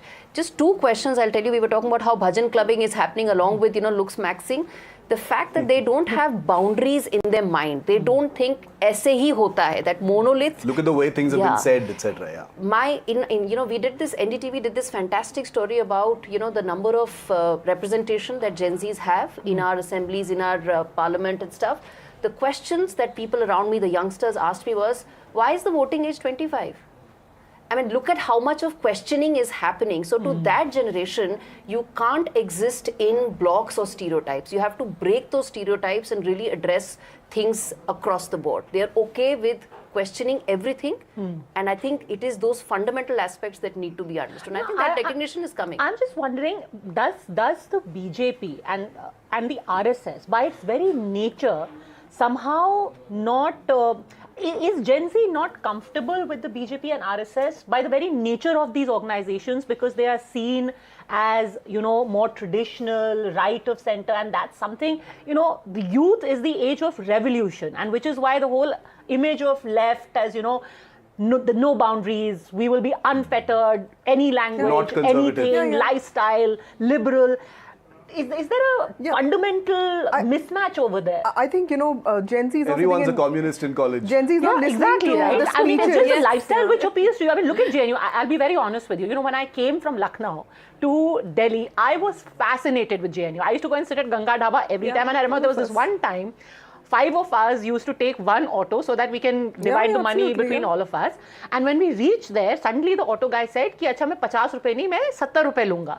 So we were arguing, and all 5 of us were girls. And suddenly these two men in, like, you know, very dirty kurtas and ponytail, one guy with the ponytail came and he said, 50 rupees lo, nahi to hum auto jala denge.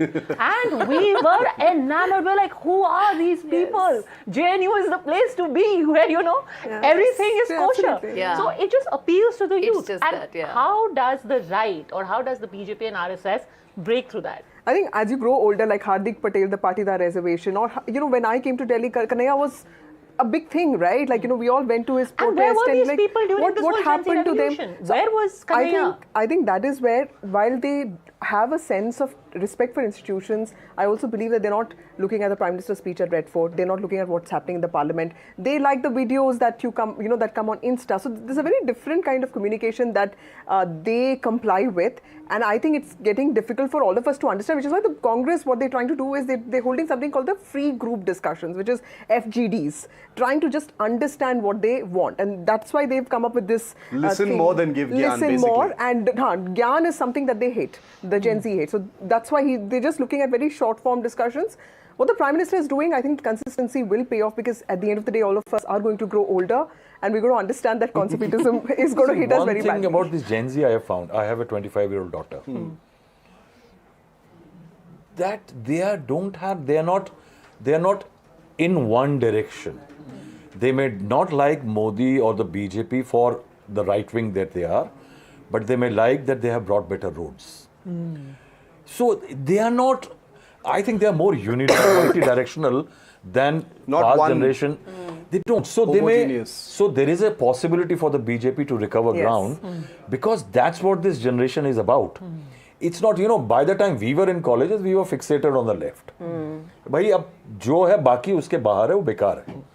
But this generation is not. And then, you know, I find that they have an amazing. I find my daughter, she's studying abroad, but she knows what is happening. I don't know how she does. Yeah. I don't know how she does, but she knows what has happened in India. Invested in what's happening. Yeah, she stays invested. She knows what the PM said on the from the Red Fort. So they are not like us. I don't think they don't fall for one idea and then invest everything in it. They keep a very open basket, and that is where it is more difficult to actually woo them because you don't know what they are going to opt for on which day. But it is also to recover it's easier because they are not fixated on one political ideology, one logic, or one negative or positive. And I find that actually the most exciting because everyone seems to be sort of searching in the dark in some sense. Plus, there is this temptation to see Gen Z as one sort of monolithic block when they're not. You know, whether it's bhajan clubbing or in general views about things. Like for instance, today I saw, someone, presumably a Gen Z person, quote tweeting the Prime Minister on his handloom tweet, saying, respectfully saying, sir, ye sab nahi chalega. Okay, all this will not work. Play to your strengths. Talk about your track record on national security, on infrastructure, and things like that. Ending Maoist insurgency. Why do you think that we don't appreciate those things? Exactly the point that you're making. You know, so instead of trying to reach a point where you think get ready with me is going to, put on a light bulb in some Gen Z minds, adapt your own strengths to that Gen Z message. That's what they're looking at. And I'll tell you a story about Gen Z and how it works through generations. So when Jewar Airport groundbreaking ceremony was happening, and that story just stayed with me, because it was, to me, a symbol of how disconnected even we are from what people around us are thinking. So when we'd gone for the groundbreaking ceremony, I was going to all the various villages, where the displacement had happened to check if they've been compensated, etc. So when I was doing my PTC, there was this very old gentleman who was sitting on his cart and he was smoking a hookah. So when I finished, he said, "Beta, tum English bahut achhi bolte ho. Padhi hai tumne." So I said कि मैं convent में थी. Then he introduced me to his granddaughter and he said, "इसको मैंने ITI में डलवाया है और इसको मैं हॉस्पिटैलिटी पढ़वा रहा हूँ, ये वहाँ अंग्रेजी भी सीख रही है, अभी जब ये एयरपोर्ट खुलेगा ना वहाँ पे ये कॉफ़ी बनाएगी." So that is aspiration. Now that guy, he was her grandfather and he is thinking that my granddaughter is going to be a barista when the Jewar Airport. Now anyone who makes that airport, for us it will mean many different things, flights, this, that. For him the only aspiration is my granddaughter will learn English and she is going to serve coffee to everyone who passes through that airport. You see, this is where the political and she's that Gen Z. Administrative vocabulary has to change. For 78, 75 years, we've been obsessed with jobs. And jobs mean to bring some bread and butter home. This generation is not just happy with being a rider, delivering blinket goods. It wants quality now. And this is what political parties need to change. Yani bhajiya talne se nahi kaam satisfied hai generation. It has tasted something or it has smelled something which is different from the past generations. So the governments have to change at multiple levels. Political parties hungry, but not just कि उनको रोटी नमक दे दो. They will need something which they think is a decent meal for the day. So that's where political parties will have to change. I'll tell you, I wrote it in my article on this Prashant Kishore's win. How Lalu, when he came, my God, Lalu was, I think, the first showman of Nehru, of course. But I have not seen somebody from that background and a showman of that kind ki jeet ke aaye, bhains pe baith gaye, going to his mother and, saying ki main Hatua ka Raja ho gaya. Now this Prashant Kishore win, I think that's where, see what has happened in Tamil Nadu, you guys covered it so well. This generation is not tied by all those little things. You have to offer them a little much more. And I think that's where the BJP has also a crisis and the Congress. Because they have very strong student organizations. What were they doing? Absolutely. What was an AB, and especially now in BJP, the second in command RSS, ABVP man. Right. At least 7-8 ministers in government, ABVP people. Yeah. ABVP is right now the flavor of the BJP or the RSS. And you have a separate Yuva Morcha also. You have ABVP and you have Yuva Morcha. But more than jobs, what I felt was also some Gen Z person was talking to Ankit when he went to Jantar Mantar and kept saying that Sarkar has to be real. Sarkar has to be real. I mean, be real in the sense, the government has also done a lot of things which any political party would do, be it getting MLAs, expanding, saying one thing, but doing things because that's what politics demands you to do. RSS can be a very idealistic organization, but BJP is a hardcore, politics-hungry party that wants victories, right? Yeah. So when that boy kept saying victory, be real, I think what the Gen Z also expects is the government needs to be more transparent. It needs to just say that, we are like any other normal government. We are trying our best. Authenticity and we are not some morally righteous, pious government. We're not going to give you something that nobody else, can. So, see, that is why the mistake element, that did the government make a mistake?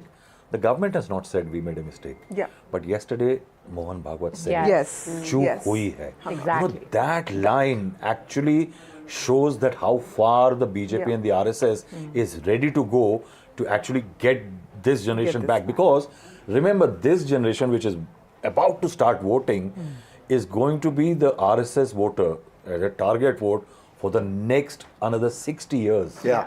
But do you think the 30% deficit that the Congress talks about, Muslim, Gen Z and Dalit, do you think that could be a considerably influential bloc in 2029 elections? See, it will be. It definitely will be. But is the Congress getting that vote? Yes, See, that is true. Yeah.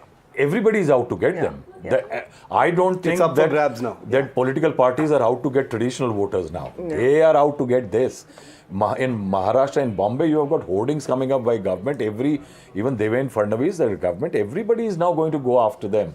And I think it's going to be a very charming period, because politics is going to really switch around now. Yeah. At one time they went after OBCs. Yes. No, it's they went for Dalits. In fact, more than Jantar Mantar, I think what should be studied very carefully by everyone is what happened in Bankipur. Since you mentioned Prashant Kishore, okay, that seat has 36% kids in the age group of 18 to 25. And that they didn't choose BJP, they didn't choose RJD.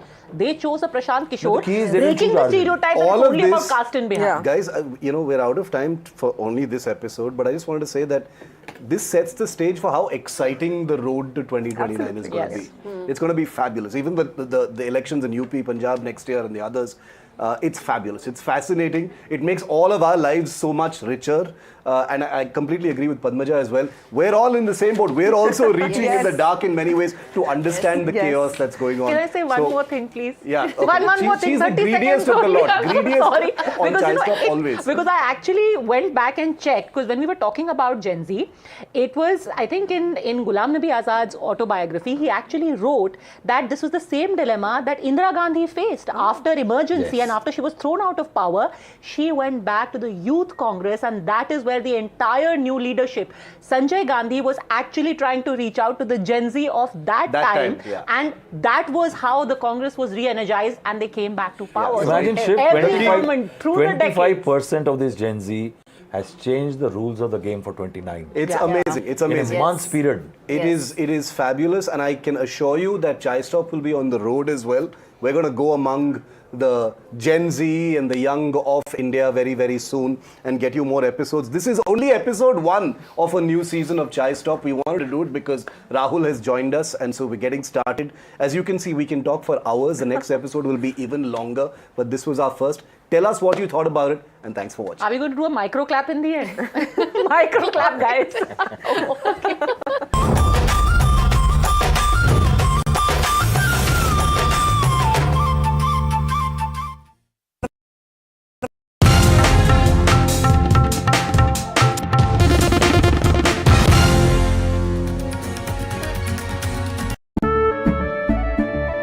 केसरिया से मन जोगी हुआ रे, दिल झूमे देखो मतवारा हुआ रे, केसरिया से मन जोगी हुआ। हर पल मनाओ केसरी त्योहार, विमल बोलो जुबान केसरी।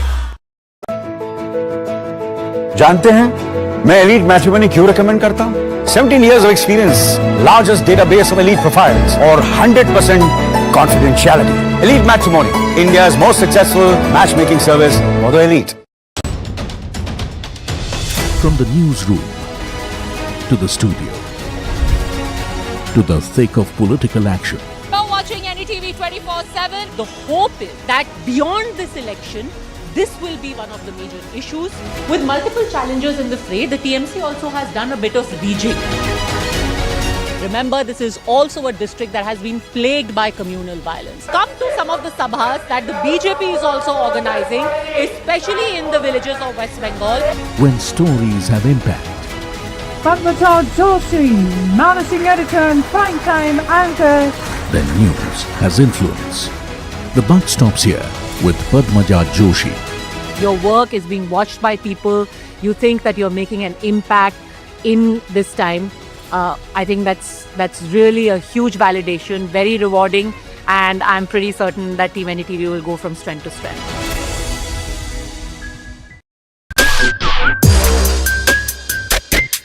ये लीजिए भाई, मैंने बनाया है। व्हाट्सएप आपके साथ खाइए ना। ऐसे आप कहाँ से हैं? हरियाणा। कब गए थे लास्ट वहाँ पे? 1.5 महीने पे। आपकी फैमिली है? बच्चे हैं? 3 साल। मिस करते होंगे आप उन्हें ना? बहुत। फैमिली विजिट करने अलाउड है? श्रीनगर तक अलाउड। 1 हफ्ते की शूटिंग के बाद मुझे घर की याद आ जाती है। See, the sacrifice is unbelievable, you know.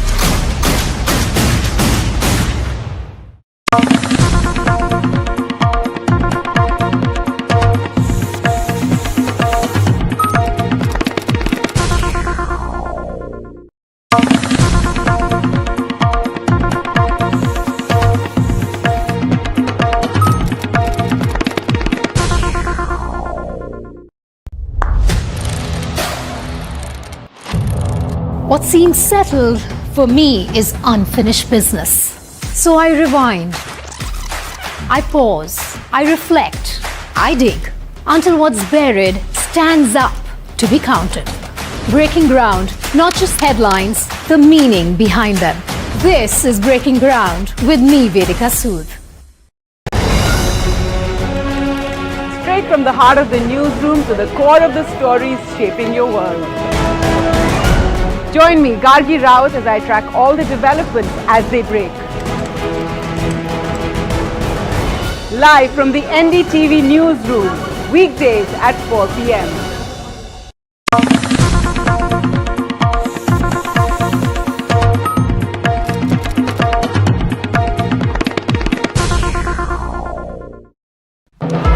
When others are warming up, I'm raring to go. The stories that matter, the stories that shape your life. Hello and welcome to watching Prime 5 with me, Raisha Sehgal. What's happening? The show that sets the prime time agenda. We'll be deep diving into this topic to tell you what's at stake. Join me, Raisha Sehgal, on Prime 5, only on NDTV 24/7.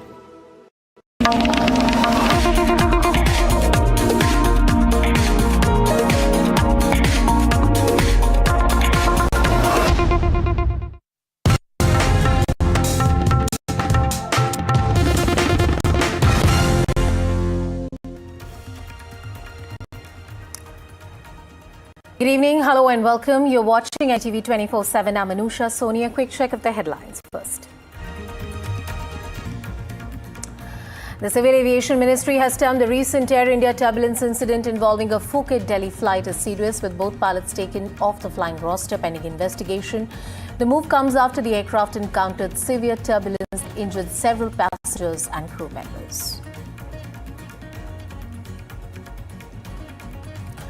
Dharmendra Pradhan breaks silence on resignation, claims Gen Z was misled over NEET protest, says he has no personal issues and the post was never important to him. Congress Chief Kharge hits back, says questions student misled remarks.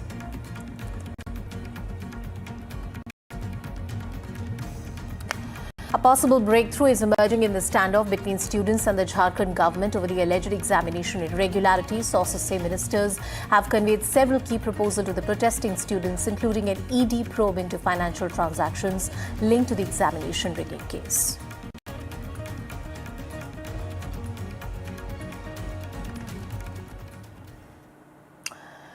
All right, some This is coming in, and this is coming in from the state of Jharkhand, that the talks between the government and the students who are protesting out on the streets for weeks now have failed yet again. This was the third round of conversation between the protesting students and the Jharkhand government. Earlier, the two rounds that happened between the two sides, the delegation led by students had met the representatives of the government, but there was no breakthrough that had come out from this conversation. And yet again, there were much hopes with this third round of conversation, but yet again, the student talks and the talks between the government and the students have failed. Some reactions on the story. हम लोग की जो मांगे थी उसमें से 50% से above मांगों पर सरकार ने सहमति जताई है। 50% कैसे? एग्जैक्ट बोलो, किन किन मांगों पर? समय है तुम्हारे पास, पूरा बोलो। हमारी जो मांगे थी उसमें जो है सो All right, let me try and cut across to my colleague Prabhakar, who is with us on the broadcast, and get more perspective on the story. Prabhakar, just give us a broad sense about what are the key demands of the student and what is the reason that these talks have failed repeatedly for the third time this time.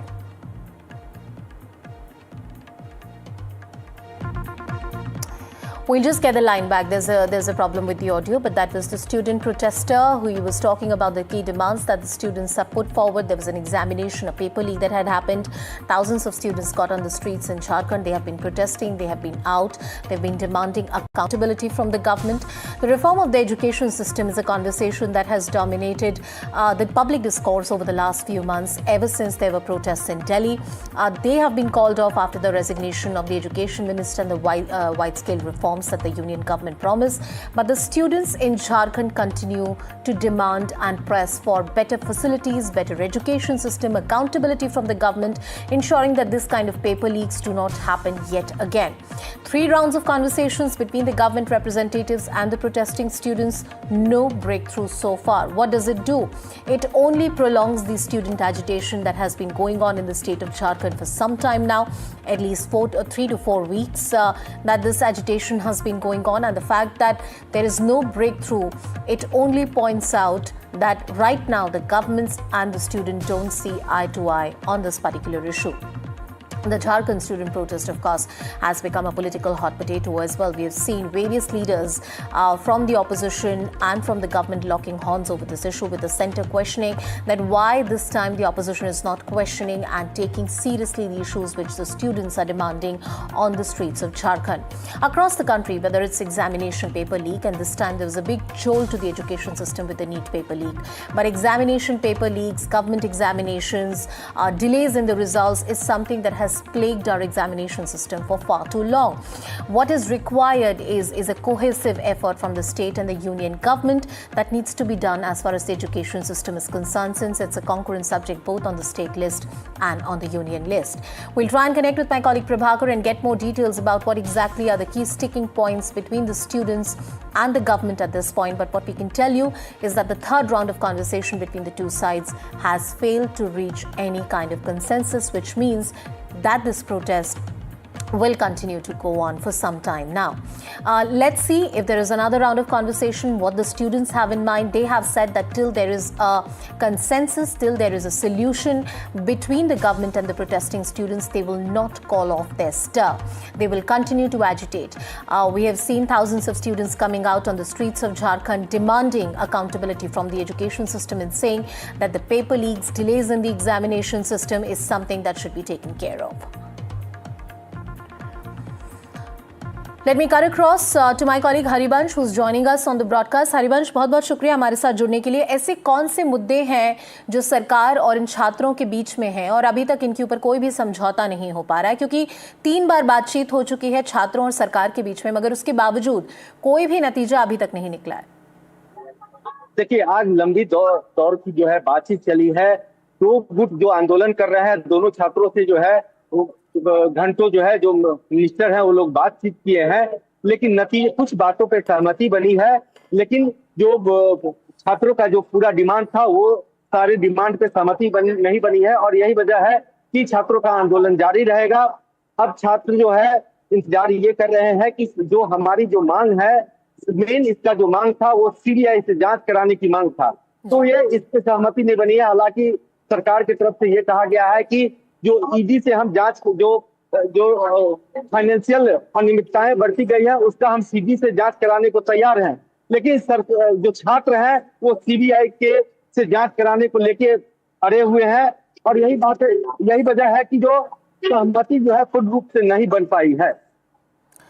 Harivansh, आपसे ये जानना चाहूंगी कि CBI जांच के अलावा क्या कुछ ऐसे मसले हैं, कुछ ऐसे पॉइंट्स हैं जिन पर सरकार और छात्रों के बीच सहमति बन चुकी है, या किसी भी बिंदु पर दोनों पक्ष जो हैं वो एक दूसरे से सहमत नहीं है? देखिए, जो सहमति बनी है जिस पर सरकार राजी हुई है उसमें ये है कि परीक्षा में जो धांधली हुई है और जो वित्तीय अनियमितताएं बरती गई है उसको लेके ईडी से जांच कराने के लिए सरकार मतलब तैयार है।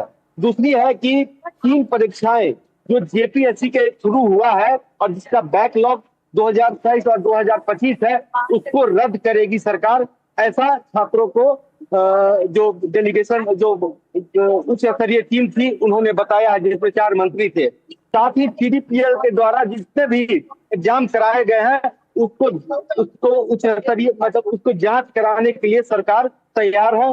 साथ ही जेपीएससी का जो रिफॉर्म का डिमांड था छात्रों का, इसमें सरकार का ये कहना था कि इसे एक्सआईएसएस और एक्सएलआरआई की आईएएम एक्सआईएसएस और आईएएम की टीम से हम संपर्क करके सुझाव लेके हम इस पर विचार करेंगे।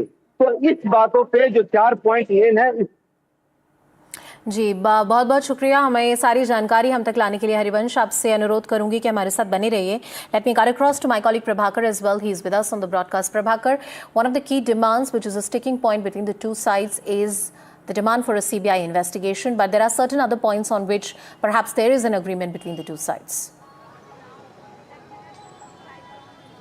See, the deadlock continues, and deadlock continues on 2 important points. One, the government has refused to order a CBI inquiry into it. Government maintains that there will be a ED inquiry as far as the financial irregularity in this case is concerned, and the CID would continue to inquire in this case. So basically, it's not a CBI inquiry which government actually conceded as per the demands of the students, but it's the CID inquiry which is ongoing, which is continuing as of now. So government says that the CID inquiry would continue, and as far as the financial transactions are concerned, ED would inquire into it.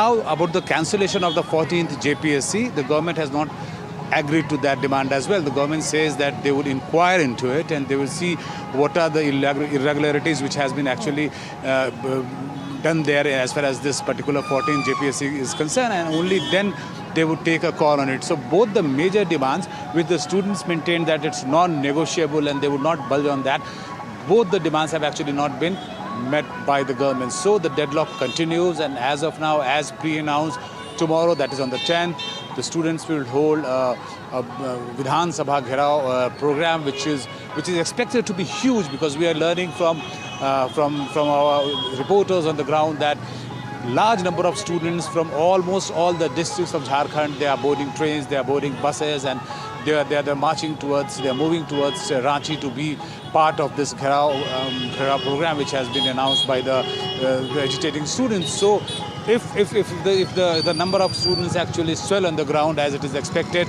there's going to be a huge problem for the Jharkhand government tomorrow on the streets of Ranchi. Absolutely. Padmaja Joshi, our managing editor, also joining us on the broadcast. Padmaja, yet another round of conversation between the protesting students and the government has failed to yield any results.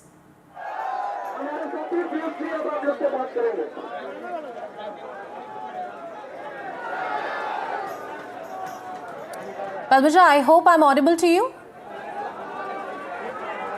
All right, we'll just try and... Yes, Tanisha, you're audible now. Please go on. Yes. Padmaja, as Prabhakar was just pointing out, that we are expecting that tomorrow thousands of students will swell up on the streets of Ranchi, and there is the plan to gherao the state assembly, and it could be a huge issue in the state as far as law and order is concerned. But the students continue to insist on their 2 key demands, one of which is a CBI investigation. Absolutely. In fact, Tanisha, it's very important that you mentioned that there is an apprehension things could go out of hand tomorrow, because there's one thing that is being repeated again and again from stage over here, is that The march that happens tomorrow should be completely peaceful. Even if somebody gets aggressive next to you, nobody should react.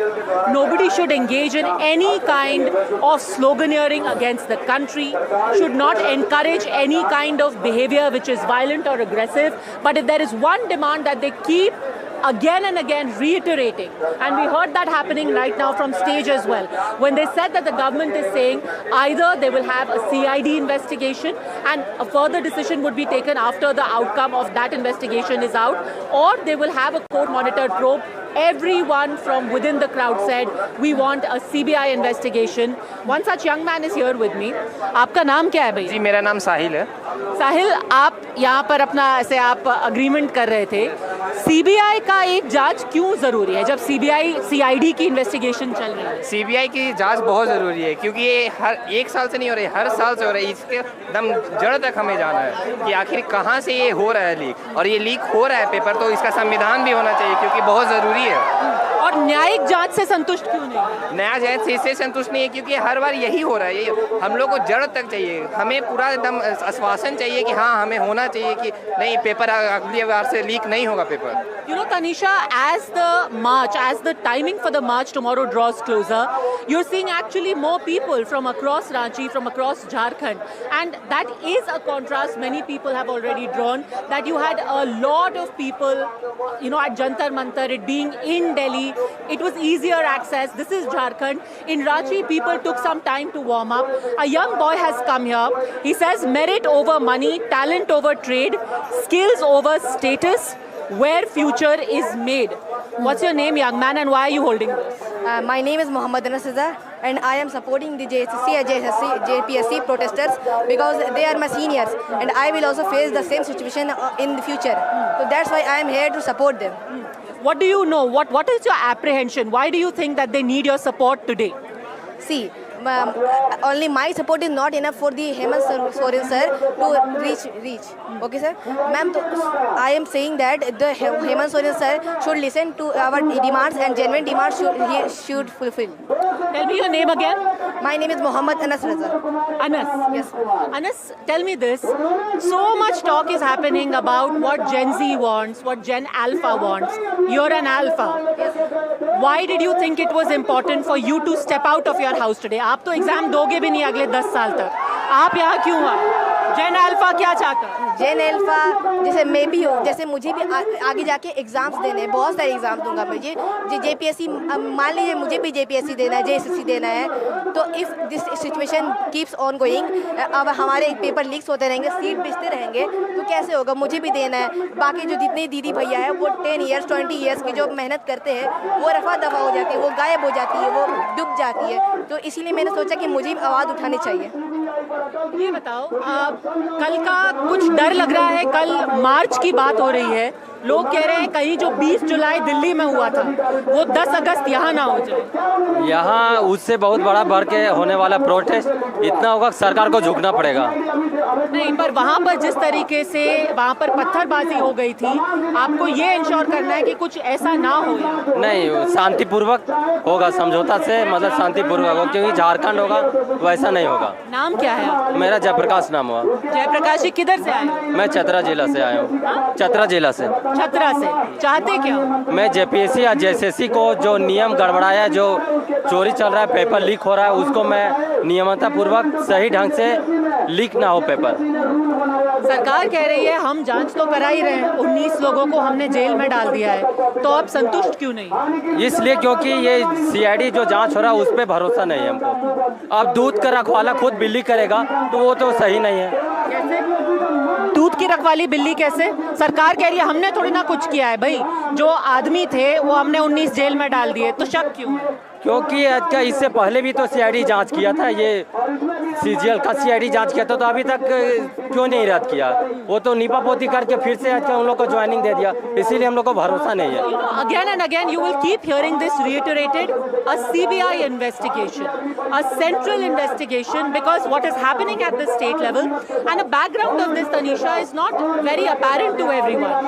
The issue is a little different here. It is not just about paper leaks that have happened earlier. This time it is about how jobs are being stolen. That is what is being alleged. Questions are being asked. how is an organization that was blacklisted in Uttar Pradesh, that was subsequently blacklisted in Jharkhand, was allowed to carry out the conduct of that examination? How people were given jobs without any transparency about how those jobs are being allotted? CBI या CID? देखिए, सबसे पहली चीज़ ये है कि जो पहला जांच है सीआईडी का, अगर वो जांच सौंपी जाए तो सीआईडी ठीक है, और नहीं तो सीबीआई जांच की मांग हम करेंगे। अगर वो पहला रिपोर्ट अगर वो पेश करते हैं सीआईडी का तब तो ठीक है, अगर पहला रिपोर्ट नहीं देते हैं तो सीबीआई की मांग होगी। आपका नाम क्या है? मेरा नाम आसिफ है। आसिफ, ये बताओ, अचानक से पिछले 5-6 दिन में यहाँ पर बड़े सारे लोग आ गए हैं। यहाँ पर ये मंच था पहले, अब वहाँ आयशा का एक मंच है, अभी कॉकरोच भी आ गए हैं, कॉकरोच जनता पार्टी। तो आपको क्या लगता है, किसको देश माने, कौन असली आवाज उठा रहा है यहाँ पर इस मुद्दे पर? लोकल जो यहाँ पे स्टूडेंट हैं, यहाँ के जो झारखंड के जो एग्जामिनेशन देते हैं, वो तो असली मुद्दा वही उठा सकते हैं जिन्होंने एग्ज़ाम दिया है। बाहर से आने का कोई मतलब नहीं बनता है, वो यहाँ के मुद्दा 1-2 दिन में नहीं समझ सकते हैं। ये अगर नीट के मुद्दे पे अगर सीजेपी अगर सक्सेसफुल रही है अपने मांग को ले करके, तो वो नेशनल मुद्दा था। चूँकि वो नीट का एग्ज़ाम था तो वो तो ऑल इंडिया का था। यहाँ पे लोकल मुद्दा है, यहाँ पे रिफॉर्म का बात कीजिए, बाकी बात जो लोकल मुद्दे हैं यहाँ के, चाहे वो जेपीएससी को लेकर के हो, जेएसएससी को लेकर के हो, और तमाम सारे सुधार जो यहाँ के लोकल स्टूडेंट ही दे सकते हैं। ये देख चुके हैं आपकी यहाँ सरकार ने एक ईमेल आईडी भी जारी कर चुकी है और अपने सुझाव भेजिए। ये ड्रोन कौन उड़ा रहा है? ये कोई यूट्यूबर ही होंगे। Because you know what has happened over the last 12 hours, yesterday night, a number of CCTVs, Anusha, sorry I got your name wrong earlier because there was so much noise, but across this tent, if you see, a lot of CCTVs have been put up overnight. Tomorrow, of course, in the morning, that march is going to take place. Yeah. And another very interesting development, you have some left organizations, 2 left organizations, Anusha, who have also called for a Jharkhand Bandh. Which is why you've got the original munch, the anti-JSSC munch, which had been put up here. They are asking what really is the intention. Is there an intent to try and divide and confuse people about what the issues really are? Back to you.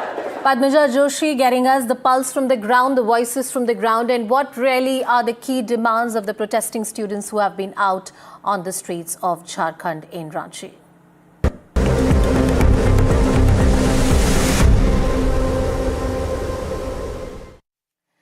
The pilot who flew the turbulence-hit Air India aircraft from Phuket to Delhi last week has likely failed a dope test, sources told NDTV. This, however, is not a final confirmation on the matter, with another report still pending. The Ministry of Civil Aviation in its statement said that both pilots were tested as per norms, and Ministry says that the pilot in command indicated a test result requiring confirmatory testing. This after sources told NDTV that the dope test for one of the pilots had come positive pending a second test. Air India in a statement has said, and I'm quoting, "We are aware that a post-flight screening test was conducted on the pilots in accordance with the applicable protocols. However, the results of the test have not been shared with Air India." The statement goes on to say that they are not in a position to comment on any findings. Both pilots have been taken off the flight roster pending investigation. Tanushka with us on the broadcast to give us more details on the story. Tanushka, first lay down for our viewers, what is it that the preliminary investigation really tells us? Right. So we do understand that this pilot in command of this Phuket to Delhi flight failed his first psychoactive substance test. Now, what we have been given to understand, we've been reporting on it since morning as per our sources, that this is the initial screening and it could be anything. This is essentially a urine test, and it could be anything that could have been found in the urine. When I say anything, I don't necessarily mean a drug. It could be medication as well that perhaps the pilot was on. What one must note as well is that this sort of, if you're on any medication, medication, you're supposed to declare it to the company beforehand. And at this point, we're awaiting the second test results. Yeah. That will confirm whether or not the pilot has essentially cleared the dope test or not. Back to you. All right. Thank you, Tanushka, for getting us all those details. Joining us on the broadcast is also experts. Captain C.S. Randhawa, who's the president of the Federation of Indian Pilots, is with us on the broadcast. Sanjay Lazar, who's an aviation expert, also with us on the show. Captain Randhawa, your first thoughts when you heard of this incident? I mean, pilots have a very, very important responsibility for the life and safety of all the crew and the passengers. And, you know, failing a dope test and second test results still pending, a very serious concern here. Yes, Anushka, it is concerning because first and foremost thing, when is the dope test carried out? Or we call it the psychoactive test. First time it is carried out for aircrew when they're joining the airline, and subsequently a percentage, about 10% of the people are subjected to these tests, and those records are maintained. Thirdly, it is carried out whenever there is an incident or an accident occurs, then on landing, that this test is carried out along with the breath analyzer test. Now, it is serious in nature because first and foremost thing, the aircrew are refrained from doing any self-medication. So the second test report is awaited because that is a confirmatory test, which will take a day or so after the sample has been taken. It takes 1 or 2 days to get that report because it goes to a specialized lab. Now, in case that becomes positive, then it becomes a serious issue because after each test is positive and it is, supposing it is actually a drug which is consumed, then it takes about 3 to 6 months for the substance to go out of the bloodstream. Okay. Now, if it is due to some medication, that even medication, the pilots are refrained from taking self-medication, and it should have been reported to the company doctor. And he cannot be taking medicines which has got some drug substance like morphine or some other additive. Okay. Now, the problem is that whenever you are under the influence of an alcohol or any drugs, it will affect the pilot's decision-making capability. Absolutely. And also the safety of the passengers, as you rightly pointed out. But I want to cut across to Mr. Sanjay Lazar as well. Sanjay ji, the point that was made by the captain, by Captain Randhawa, when he pointed out that this could also be perhaps some medications that could have taken some time to get out of the bloodstream. What is the protocol that is likely to be followed from here on? And very briefly, if you can also point out that what are the safeguards that exist in place to ensure that no pilot is under the influence of alcohol or a particular substance that can put the life and safety of the passengers and crew at risk? Well, Anusha, thank you for having me. Captain Randhawa has correctly pointed out, the DGCA car, section 5. It's very clear, the psychoactive substance tests, they do it randomly. And when an incident or accident like this occurs, then they make it compulsory and they test everybody. In this particular case, they've tested the first sample and they're waiting for the result of the second sample. We must not rush to judgment, of course.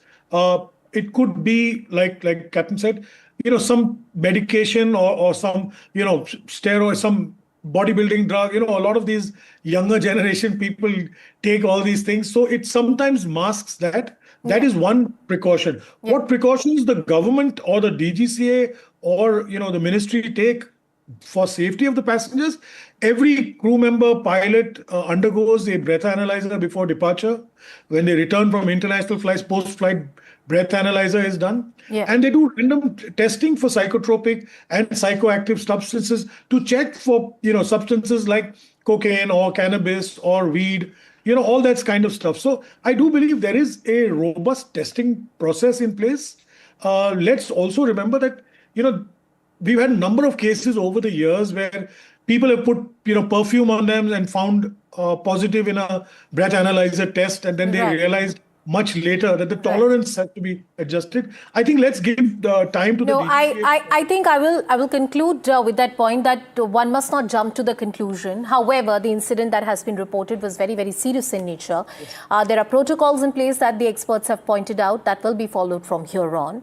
And we only hope that this is an example for all the airlines, presuming there has been some breach of the protocol by the pilot. And if not, we would of course know in the second test that is awaited. Thank you, gentlemen, for joining us on the broadcast and giving us your very precious time. We'll of course keep connecting with you. With that, it's a wrap on this edition. Thank you so much for watching. Stay with us. Stay tuned.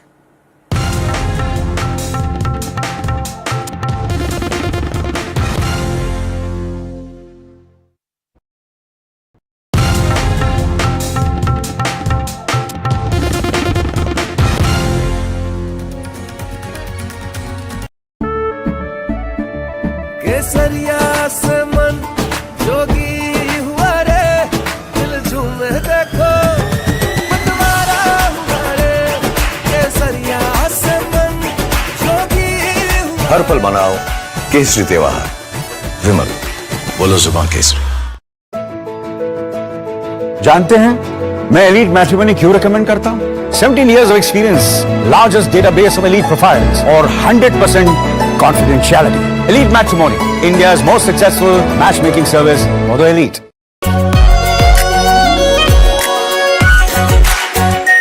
Our pure Shahi Paneer Masala. Delicious, healthy, every day. Launch control 0 to 100. This isn't just about cars and bikes. This is about how you move. This car makes no sense, yet it makes every sense. What we are sitting inside is a Joby-powered air taxi. Your friend said, "Ye le le." We said, "Maybe not." Hi, my name is Siddharth Sharma. I'm your NDTV Automate, your ultimate guide into the world of automobiles and mobility. थोड़े में ज्यादा स्वाद, यही तो है इसकी खास बात। वाओ मामा, क्या स्वाद है? अरे मेरे राजा, मसाला। ये लीजिए भाई, मैंने बनाया है। वैसे तो आपके साथ खाइए ना। ऐसे आप कहाँ से हैं? हरियाणा। कब गए थे लास्ट वहाँ पे? 1.5 महीने पे। आपकी फैमिली है? बच्चे हैं? 3 साल। मिस करते होंगे आप उन्हें ना? बहुत। फैमिली विजिट करने अलाउड है? श्रीनगर तक अलाउड। 1 हफ्ते की शूटिंग के बाद मुझे घर की याद आ जाती है। See the sacrifice is unbelievable, you know. मीठा या नमकीन, चाहे जैसे खाओ, 100% सूजी से बनी आर प्योर वर्मिसेली, स्वादिष्ट, सेहतमंद हर रोज।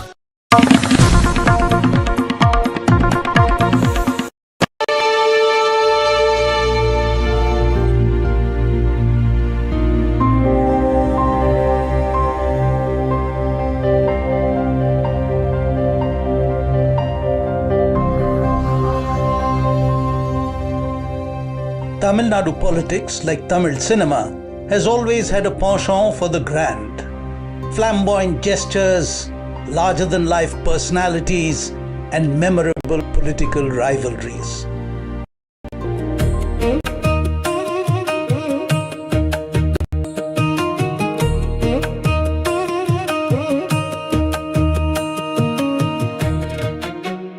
In 2021, the then Tamil Nadu Chief Minister and DMK Supremo M.K. Stalin declared September 17th as the Day of Social Justice in the state. It was the occasion of the birth anniversary of E.V. Ramaswamy of Periyar, universally hailed as the leading light of Dravida political philosophy.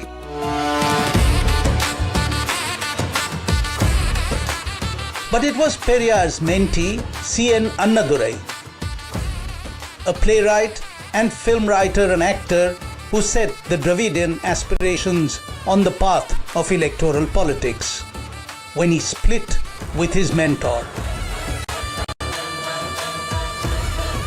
And unknowingly, with that first rift between Tamil icons, the stage was being set for some of the most extravagant rivalries of electoral politics that the country was to witness. In the times to come, the lines between what is dramatic cinema and what is real-life drama was to blur. Over the decades, film actors and novelists, star writers and screen heartthrobs would clash and clash again as they tried to grab the allegiance of the Tamil voting public.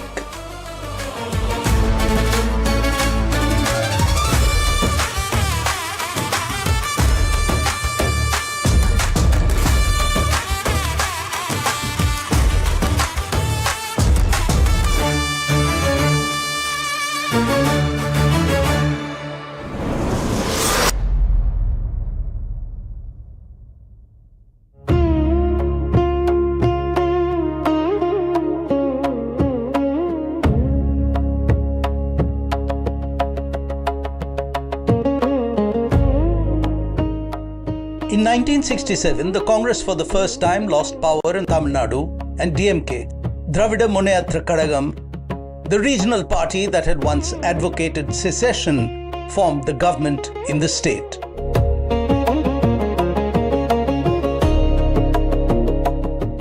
While the Congress never returned to power in Tamil Nadu, a seed of disharmony in the form of considerable ego also got planted within the DMK.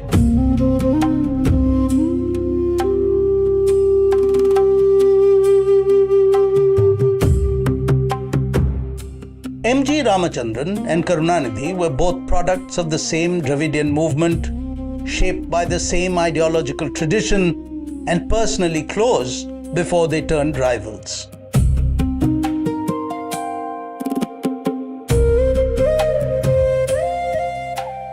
It was a deep-seated rivalry that was to germinate out of an equally strong friendship.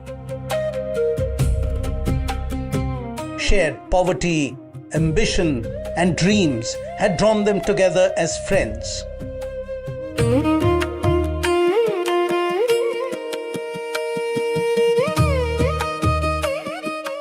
Before politics, in films, Karunanidhi was the writer and MGR was the performer.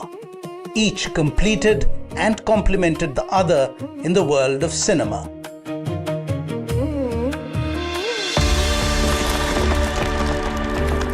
Their 27 years of friendship ended on October 8, 1972, when as treasurer of the DMK, MGR publicly sought accounts of DMK functionaries and those in the government, headed by Karunanidhi, the chief minister.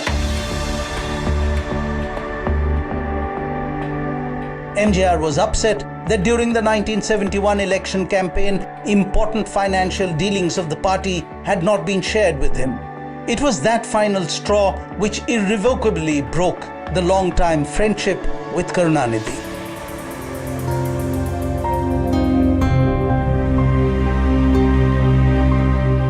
But there were other reasons that had been creeping into the relationship. Their conflict was not just organizational, but personal and emotional, and the fallout was inevitable.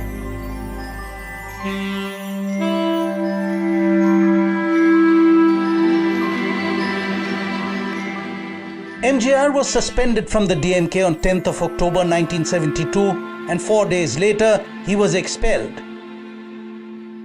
He went on to form his own party, the AIA-DMK. MGR led his newly formed party to power in 1977 and became a two-term chief minister till his death in 1987 finally brought the personal rivalry to an end.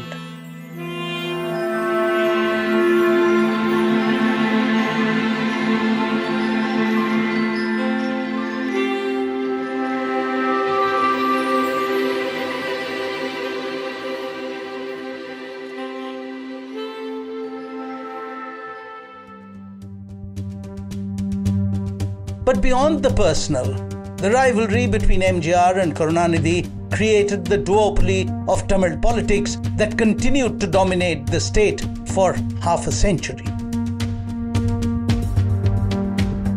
When MGR died, two factions emerged within the AIA-DMK to claim the mantle of leadership. It was finally Jayalalitha who wrested control from MGR's widow, Janaki, and over the following decades stamped her own personality on the party.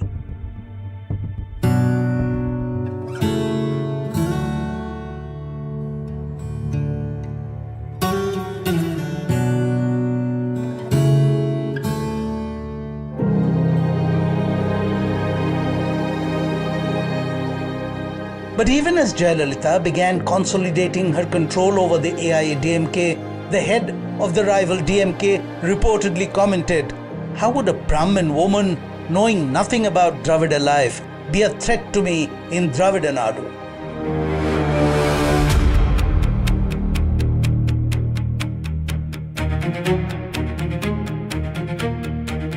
It was on March 25th, 1989, that Tamil Nadu realized another epic political rivalry was afoot.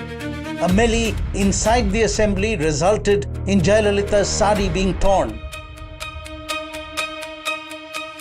A weeping Jayalalitha was bodily lifted by her party members and taken out to safety, her hair and clothes in disarray. To the press outside, Jayalalitha promised never to step inside the house until conditions are created for a woman to attend the assembly with dignity. There was a huge uproar in Tamil Nadu, with Karunanidhi and his partymen being condemned as uncouth and rowdy. In the elections held in June 1991, Jayalalitha stormed to power, having trounced Karunanidhi. The AIADMK won 224, while the DMK got just 7 seats. For the next 15 years, the AIADMK under Jayalalitha and the DMK led by Karunanidhi would alternate at forming the government in the state. And each time the people of Tamil Nadu replaced the party in office, either Jayalalitha or Karunanidhi as chief minister seemed to harass the other. Jayalalithaa என்னும் நான் தமிழ்நாட்டு அரசின் முதலமைச்சர் என்ற முறையில்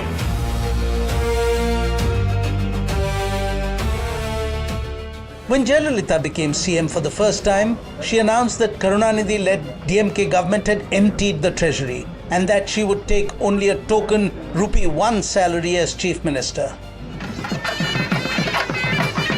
But in 1995, when she put up an ostentatious wedding event for her foster son, V.N. Sudhakaran, it did not go down well with the voters.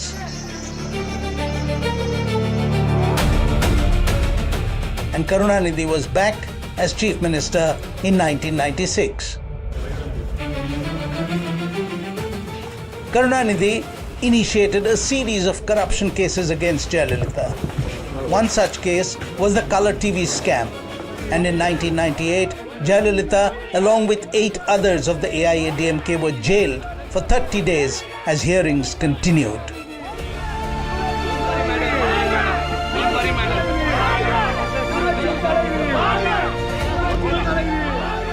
Jayalalitha's residence was raided, and TV news viewers saw live visuals of 30 kgs of gold, 400 bangles, over 100 wristwatches, 10,000 saris, and hundreds of pairs of footwear that were found there.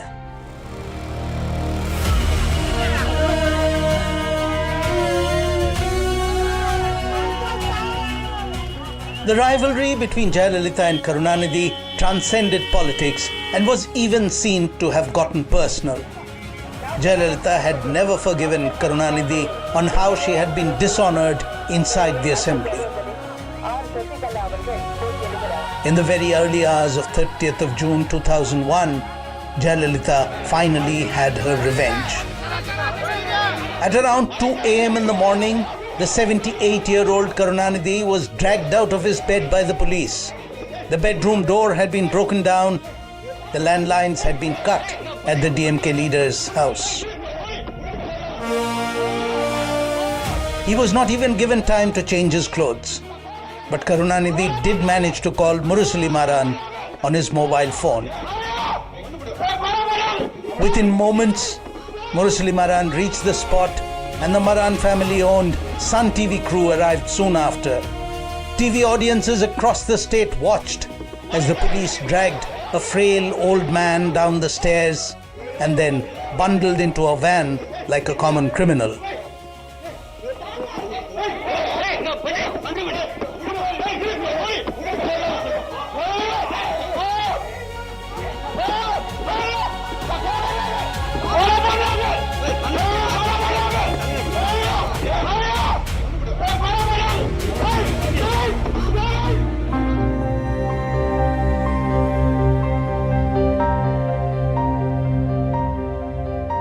For half a century, Tamil Nadu politics had revolved around the rivalries of the Dravida leaders. The social, cultural and existential fallout of the actions of a Jayalalitha versus Karunanidhi or a Karunanidhi versus MJR dominated life in the state.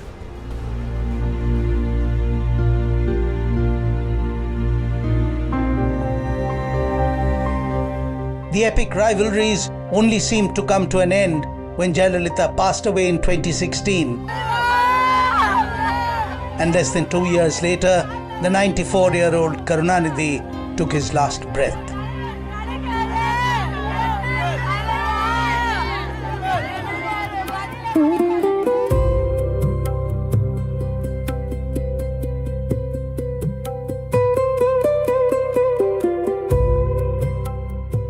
"47 years before Karunanidhi, his own mentor and the founder of the DMK, Konjivaram Natarajan Annadurai, had died on February 3rd, 1969.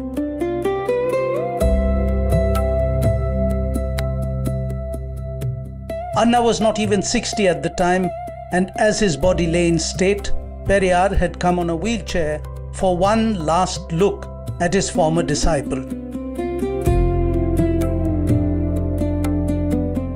Despite their differences, the 90-year-old Periyar publicly mourned Annadurai, whose sudden demise was a monumental, irreplaceable loss to non-Brahmin and social justice causes, he said.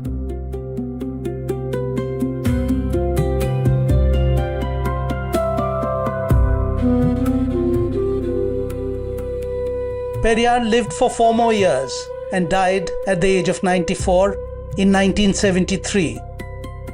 It is his ideals and his political breakup with Anna that lingers on the stage of Tamil polity.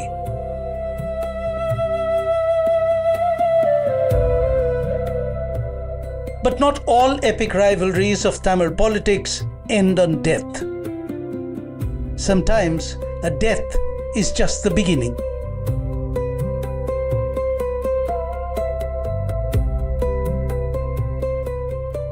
When Jayalalitha died, a years-long power struggle erupted within the faction-ridden AIA-DMK. For the people beyond the borders of the state, it was the drama of the acronyms that held attention. It was the fight for control between OPS and EPS.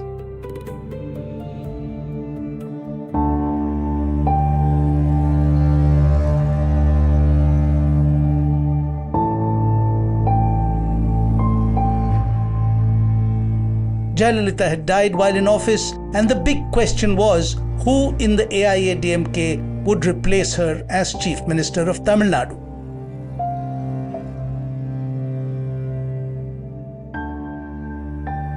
Over the 2 previous terms of Jayalalitha, it had been her trusted aide OPS who had been Chief Minister whenever Jayalalitha had to resign the post. Jayalalitha had to resign multiple times, but temporarily, because of corruption convictions and legal rulings that disqualified her from holding public office. It was natural that OPS would become CM for a 3rd stint to complete the remainder of Jayalalitha's term. But 72 days later, OPS was internally ousted and EPS, with a greater number of MLAs backing him, took the coveted post for himself.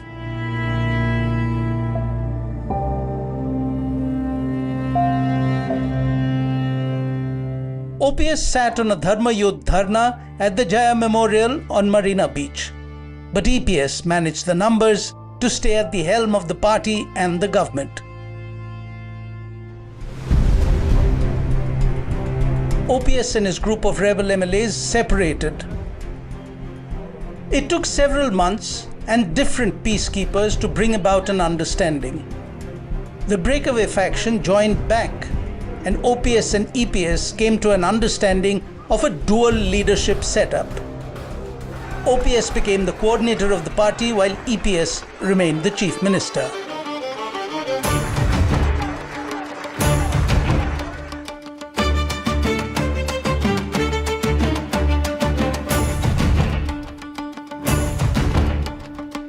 But the voters of Tamil Nadu had had enough of the internal drama of the AIADMK.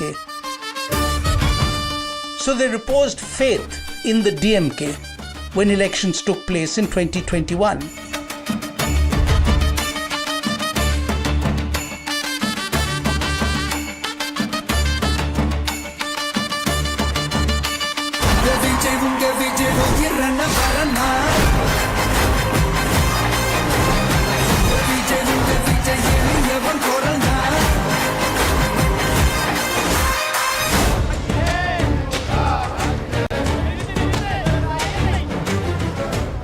On 3rd of August 2026, Udaynidhi Stalin was speaking to a DMK organized protest meet in Thanjavur.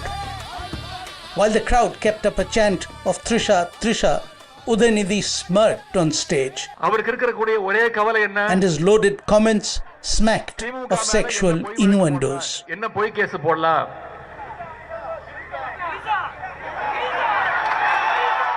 எங்க தண்ணி வருதோ இல்ல அங்க தண்ணி வரணும். காவிரி சொன்னேன்.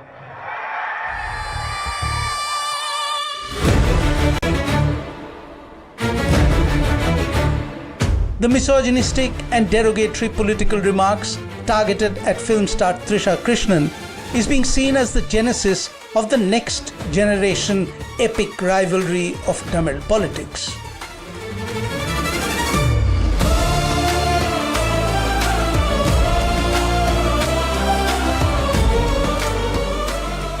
The context of Udaynidhi's smirk and remarks is the close friendship and long-standing on-screen chemistry of Trisha with actor-turned-politician and current Chief Minister C. Joseph Vijay.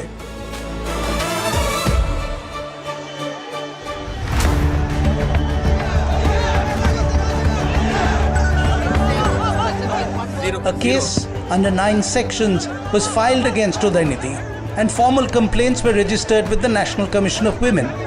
A day later, the DMK Youth Wing Secretary and leader of the opposition, Udaynidhi Stalin, was picked up by the police in Chennai and taken to Thanjavur.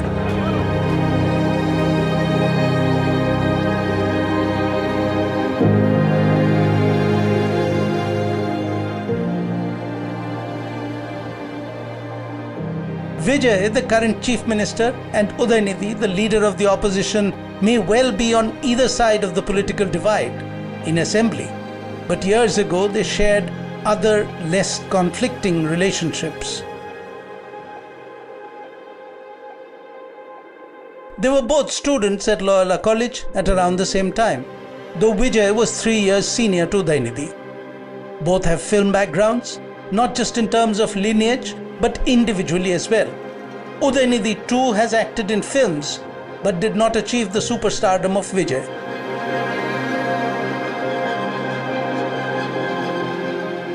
In 2008, when Udaynidhi started his production house Red Giant Movies, he cast Vijay and Trisha in the lead in his first production, Kuruvi. The film, however, was not a success.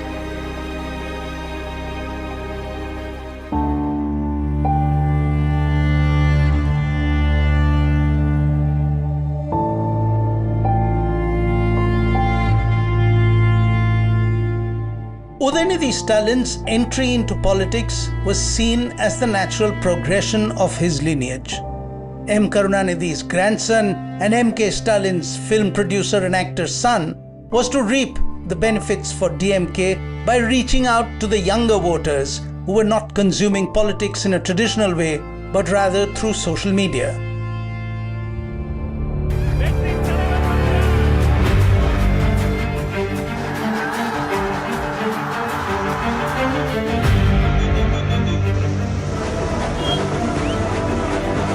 It seemed to be working till superstar Vijay threw his hat into the political ring. Vijay's meteoric political entry put paid to not just Udaynidhi's youthful USP, but it cut the DMK to size by convincingly unseating M.K. Stalin from the chief ministership of Tamil Nadu. C. Joseph Vijay எனும் நான் பலதரப்பட்ட மக்கள் அனைவருக்கும் நேர்மையானதை செய்வேன் என்றும் ஆண்டவன் மீது ஆணையிட்டு உறுதிமொழிகிறேன்.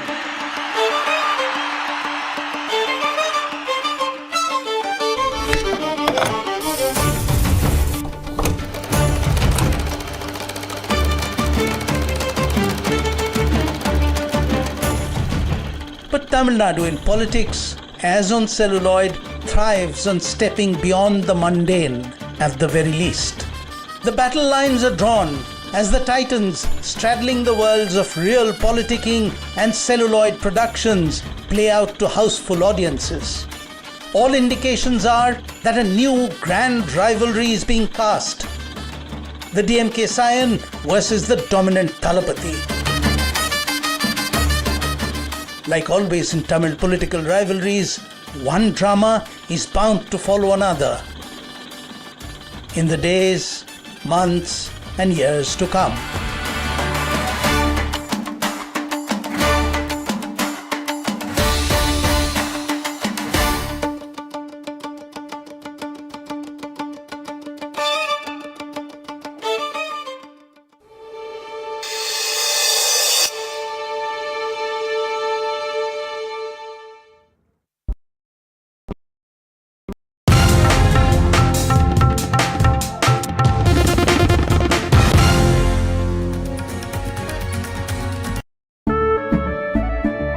केसरिया से मन जोगी हुआ रे, दिल झूमे देखो मतवारा हुआ रे।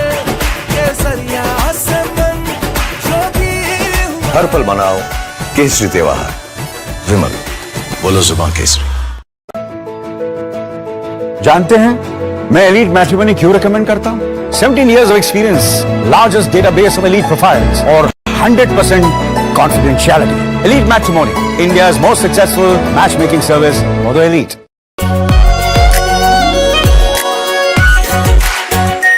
Are pure shahi paneer masala, delicious, healthy every day.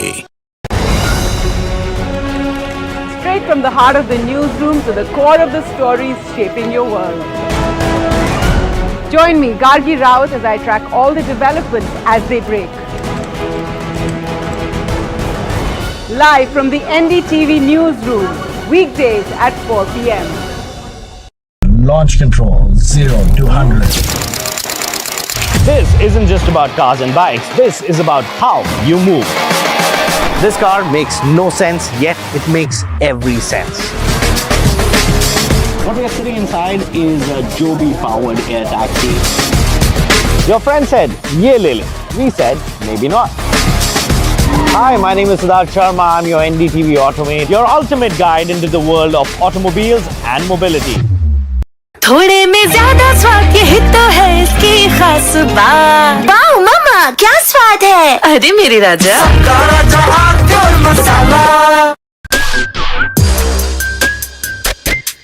ये लीजिए भाई, मैंने बनाया है। फेलिसिटेट्स के साथ खाइए ना। आप कहाँ से हैं? हरियाणा। कब गए थे लास्ट वहाँ पे? 1.5 महीने पे। आपकी फैमिली है? बच्चे हैं? 3 साल। मिस करते होंगे आप उन्हें ना? बहुत। फैमिली विजिट करने अलाउड है? श्रीनगर तक अलाउड। 1 हफ्ते की शूटिंग के बाद मुझे घर की याद आ जाती है। See the sacrifice is unbelievable, you know.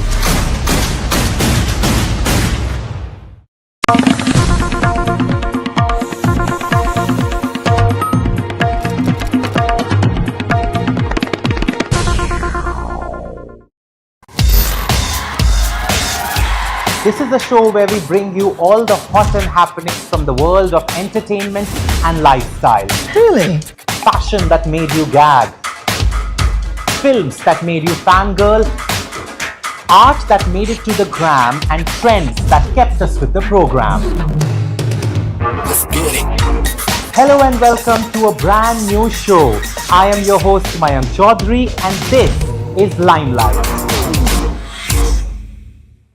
मीठा या नमकीन, चाहे जैसे खाओ, 100% सूजी से बनी आर प्योर वर्मिसली, स्वादिष्ट, सेहतमंद हर रोज।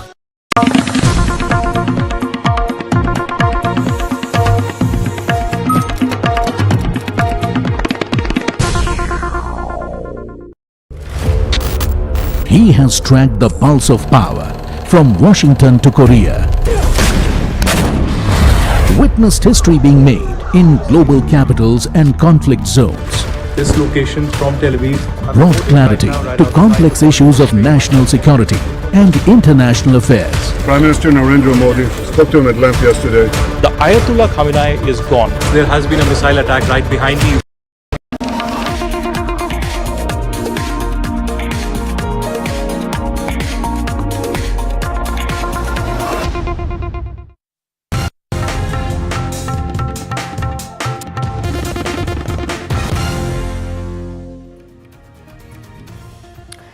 Good evening, hello and welcome. You're watching NDTV 24/7. I'm Anusha Soni. A quick check of the headlines first. The Civil Aviation Ministry has termed the recent Air India turbulence incident involving a Phuket-Delhi flight as serious, with both pilots taking off the flying roster pending investigation. The move comes after the aircraft encountered severe turbulence that injured several passengers and crew members.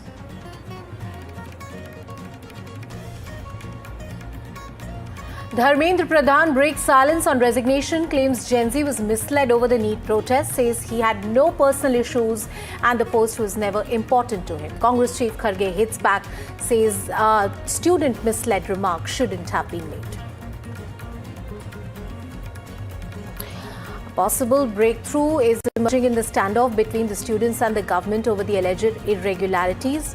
Ministers have conveyed several key proposals to the protesting students, including an probe into the financial transactions linked to the examination records.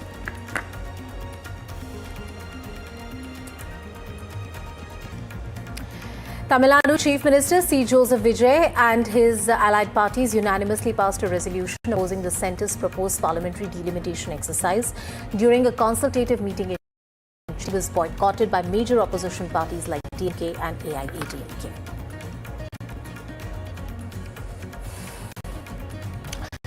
Rahul's Prayagraj visit sparks Rao. Rijuju questions Rahul's priority, asks why did Rahul skip Ranchi. Congress Chief Kharge defends Rahul, says will raise student issues no matter if they are from Prayagraj or Jharkhand.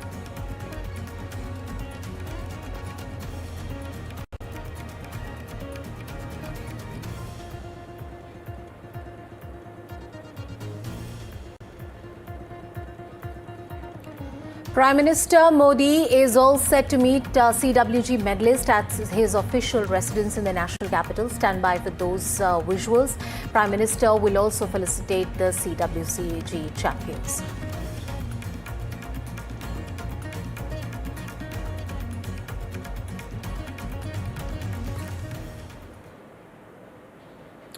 A major face-off is brewing in Jharkhand, with student leaders refusing to call off their agitation despite talks with the state government.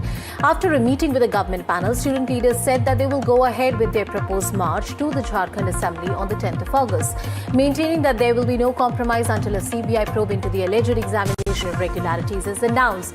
The government, however, says that the talks were positive. Minister Sudivya Kumar said that the students will now take a decision on whether to withdraw the agitation or not.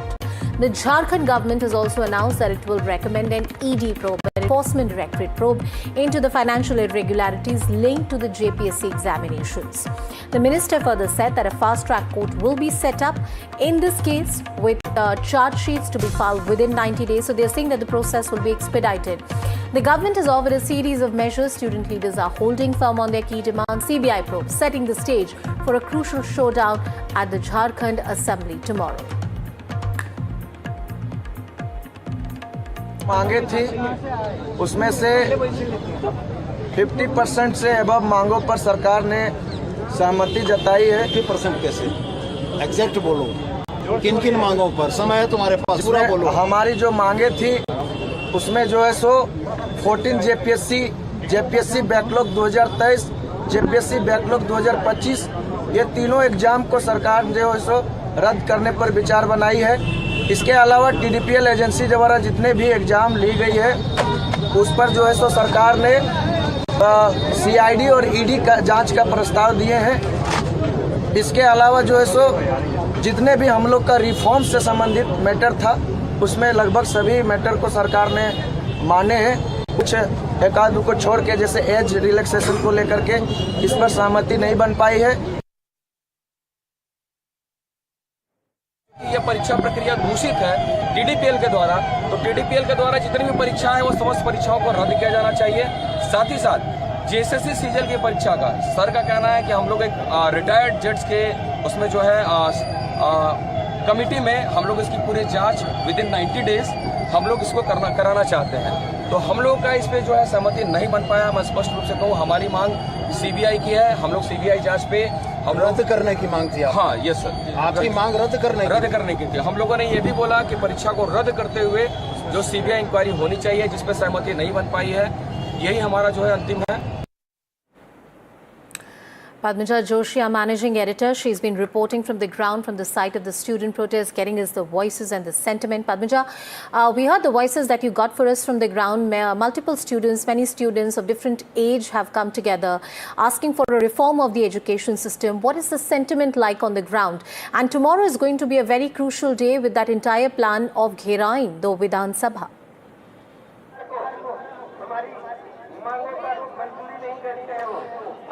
Anusha, I'm sorry I couldn't hear you very clearly because there is very patchy network here and really loud in this ground. Very quickly, to give our viewers a brief idea of what is happening right now. Now, the thing is that when this entire agitation started, it was under the umbrella of one organization, the JSSC Morcha, which was basically a group of students who got together and they sat inside this stadium on Dharna, and that is a tent that you see right there in the distance, that blue tent. That is where the original group of students, they sat right from the beginning. Subsequently, you had other organizations who also joined in. You have a very recognizable face of Devendranath Mehto, who is associated with one of the political parties over here, the Krantikari Loktantrik Manch. He has been sitting on Anshan for the last 15 days in this tent right over here. In addition to that, now you've also got activists from left organizations like ISA. Neha Bora was over here, and you have a delegation from the Commonwealth Janata Party, which has also reached and is going to do a press conference at 9 p.m. today. The point is that the students here have a set of 5 demands, and right from the beginning they have been clear, we want these 5 demands to be fulfilled.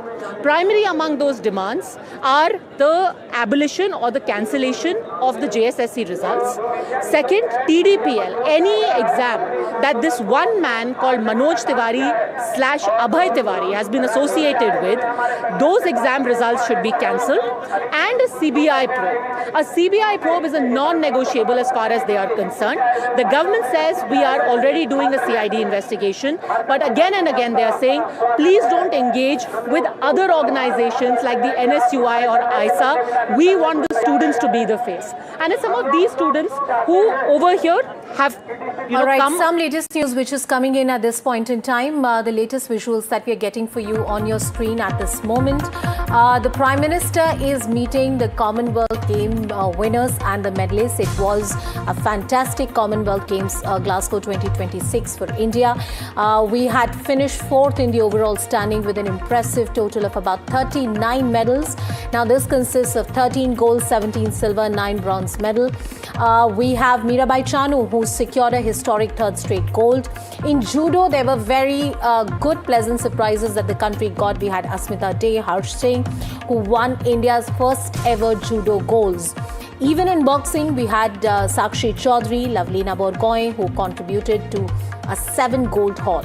In athletics, once again, Neeraj Chopra won a silver. We have Gulveer Singh, who won a silver and bronze, and Tejaswin Shankar, who won a bronze, a first decathlon medal. So these are the winners that we had, and the Prime Minister is meeting the Commonwealth Game winner. All of them with the Prime Minister right now. Those are the visuals coming in. As you can see on your screen, the Glasgow Commonwealth Games were very good for India. We finished 4th in them, and as I pointed out, it was a very good performance, not just in weightlifting, which is often a very sweet spot for India, but this time it was also in judo, in athletics, in boxing, in multiple sports. India got the medals. Let's just listen in. Hello friends, this is Sakshi Chaudhary. आज हम सब Commonwealth games medallist को हमारे honourable PM sir ने बुलाया है और हमें बहुत ही प्राउड फील हो रहा है इस बात पर. हमें इनसे मिलकर बहुत ही अच्छा लगा. ये बहुत ही हम्बल है. सर आप कुछ बोले. जो खेलेगा वो खिलेगा। Always cheer for Bharat, Bharat माता की, भारत माता की, भारत माता की। All right, so clearly a lighter moment there with the Prime Minister of the Commonwealth Games winners. The Glasgow 2026, as I pointed out, has been a historic feat for India. We finished fourth. Mirabai Chanu and multiple goals that we won in judo were a pleasant surprise for the country. The Prime Minister meeting the contingent, the winners from the Commonwealth Games, and this is something that he has followed throughout. Each time there's a sporting contingent which has represented India internationally, won laurels for India and come back. He makes it a point to go and meet them personally. So clearly a hint of personal touch there from the Prime Minister as well. But if we talk about how we performed at the Commonwealth Games, we finished to fourth. Australia, of course, was the first country, but it was a very good performance compared to the past performances that we have seen. Apart from the goals coming in judo, in boxing and in multiple different categories. To take our viewers through the final leaderboard, it was only Australia, England and Canada which were ahead of India. In boxing, this time we got about 7 goals, and that's a great performance by India that has been put up by our boxer. We have Sakshi Chaudhary, Preeti Pawar, Jasmine. We have Priya Gangas, Arundhati Chaudhary, Sachin Sivach and Ankush Pangal. But of course, women outperforming men this time as well as far as boxing is concerned. And it was a very, very good feat for India. Even in para-athletics and powerlifting, we performed very well. But before that, let's once again listen in to that conversation of the Prime Minister with the athletes. Hello friends, this is Sakshi Chaudhary. आज हम सब Commonwealth games medallist को हमारे honourable PM sir ने बुलाया है और हमें बहुत ही प्राउड फील हो रहा है इस बात पर। हमें इनसे मिलके बहुत ही अच्छा लगा। ये बहुत ही हम्बल है। सर, आप कुछ बोले? जो खेलेगा वो खिलेगा। Always cheer for Bharat, Bharat माता की, भारत माता की, भारत माता की। Hello friends, this is Sakshi Chaudhary. आज हम सब कॉमनवेल्थ गेम्स मेडलिस्ट को हमारे ऑनरेबल पीएम सर ने बुलाया है और हमें बहुत ही प्राउड फील हो रहा है इस बात पर। हमें इनसे मिलके बहुत ही अच्छा लगा। ये बहुत ही हम्बल है। सर, आप कुछ बोले? जो खेलेगा वो खिलेगा। Always cheer for Bharat, Bharat माता की, भारत माता की, भारत माता की। We'll try and connect with my colleagues as well, who will get us more perspective and details on the story. But as I was pointing out, weightlifting is one category where we performed. You saw the Prime Minister meeting all the athletes and all the winners. The cheers of Bharat Mata Ki Jai, and once again a very warm welcome to all the winners who have come back for with laurels for Team India, for the country. I was talking about para athletes and the powerlifting. 3 goals there. This is the best ever performance that we have seen from the side of India. Preeti Daya, our consulting editor sports, with us on the broadcast. Preeti, a spectacular performance by India at the Commonwealth Glasgow Games, and a warm welcome by none other than the Prime Minister. Well, that's right. You know, against all expectations, the Indian contingent that reached Glasgow for the Commonwealth Games this year came back in the 4th position, and with 39 medals, that included 13 gold, 17 silver and 9 bronze.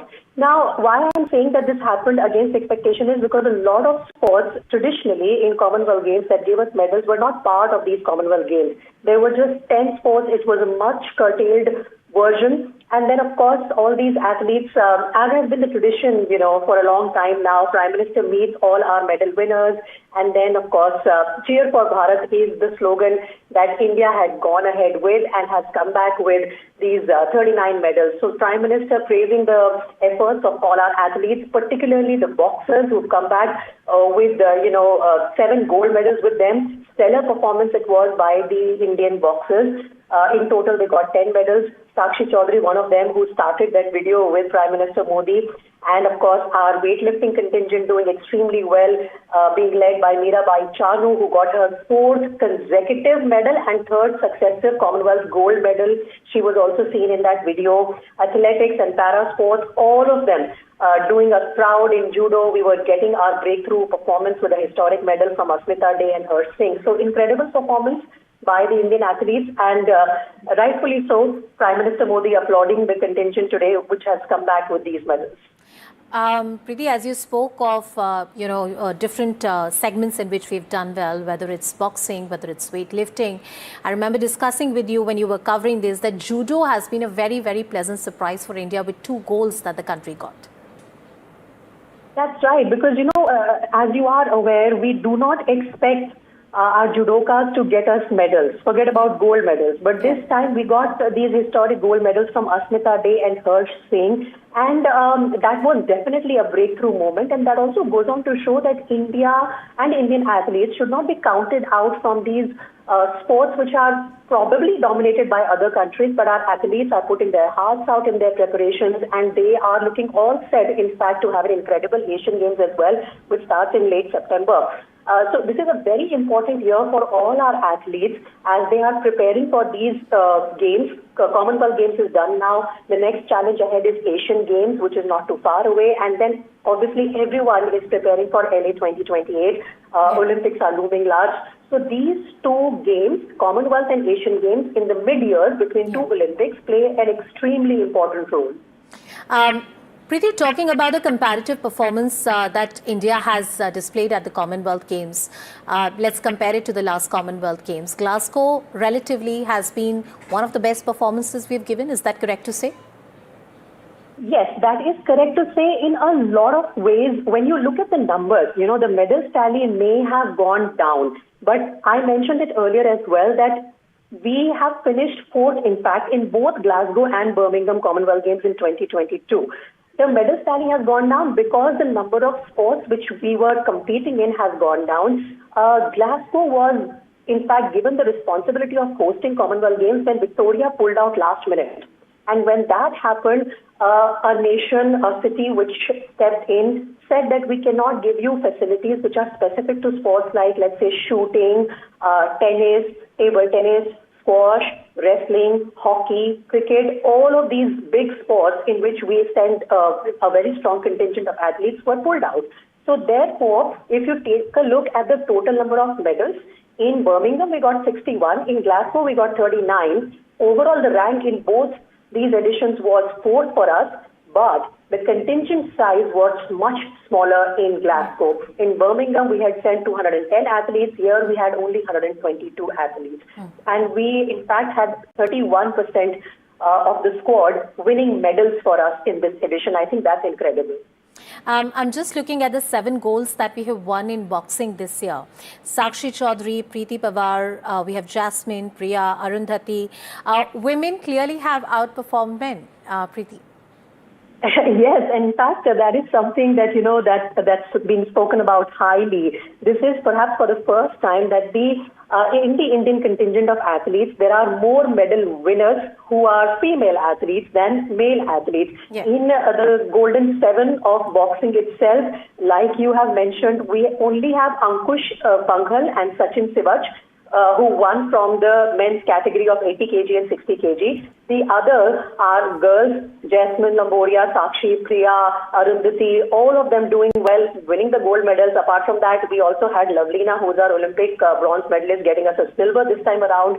So it has been an incredible, flawless performance really from all our boxers particularly. And I remember there was a very cute video between Mirabai Chanu and Sakshi Chaudhary earlier when they were still in Glasgow, where both of them were discussing the fact that, how girls have done us proud once again this time in Commonwealth Games. Absolutely. Preeti, can I request you to please stay with us on the broadcast? Himanshu Shekhar is also joining us on the show.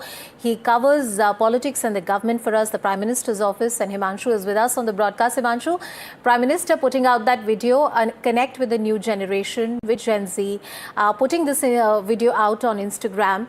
Prime Minister makes sure that he leaves no opportunities missed when it comes to connecting with the newer generation. That's right. And if you remember, throughout the Commonwealth Games, every time an Indian athlete had won a medal, the Prime Minister had personally congratulated the athlete, encouraging them to do better in future. Yeah. And in fact, that is the spirit that is now reflected in this short video which has been released. And it shows not only the kind of respect athletes have for Prime Minister, but also the kind of spirit Prime Minister wants to instill in the youth, in the sports persons in the country. And remember, even during the Parliament session, every time an Indian athlete has performed well, both Lok Sabha and Raj Sabha have passed resolutions congratulating the Indian delegation for performing very well at the Commonwealth Games. And it is that spirit of excellence and the fact that we must cheer for India always, the point that Prime Minister very strongly made when he was interacting with the winners, clearly shows the kind of spirit he now wants to develop, instill in the youth of India, in the athletes in India. And government, of course, has been very, very supportive. Of course, the next Commonwealth Games in Ahmedabad, of course, is another reflection of the fact that India is now seen as an important player in the sporting horizon, at least in the Commonwealth. And the spirit, the sentiment that we see here, the kind of josh that you see in the athletes, clearly shows the kind of respect Prime Minister has now among athletes. Yeah, that's right. All right. Thank you, Himanshu, for putting that in perspective and the connect with the younger generation, with the Gen Z, and Prime Minister greeting and congratulating the contingent of the Commonwealth Games. We finished fourth, and great performance there by Team India. We'll continue tracking that story. My colleague Preeti and Himanshu getting us all those details. For now, slipping into a short break.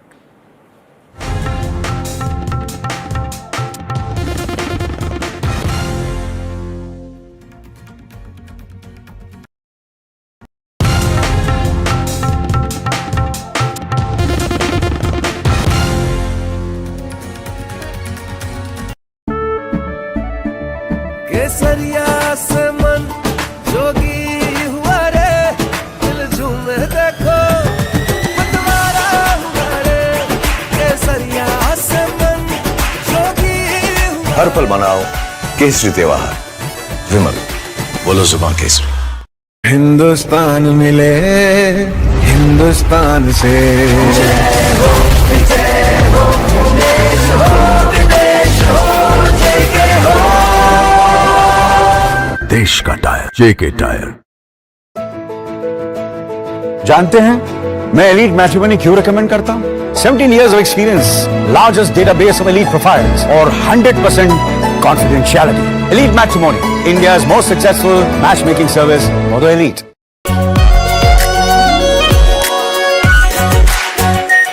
Are pure shahi paneer masala, delicious, healthy every day. From the heart of the newsroom to the core of the stories shaping your world. Join me, Gargi Raut, as I track all the developments as they break. Live from the NDTV newsroom, weekdays at 4 p.m.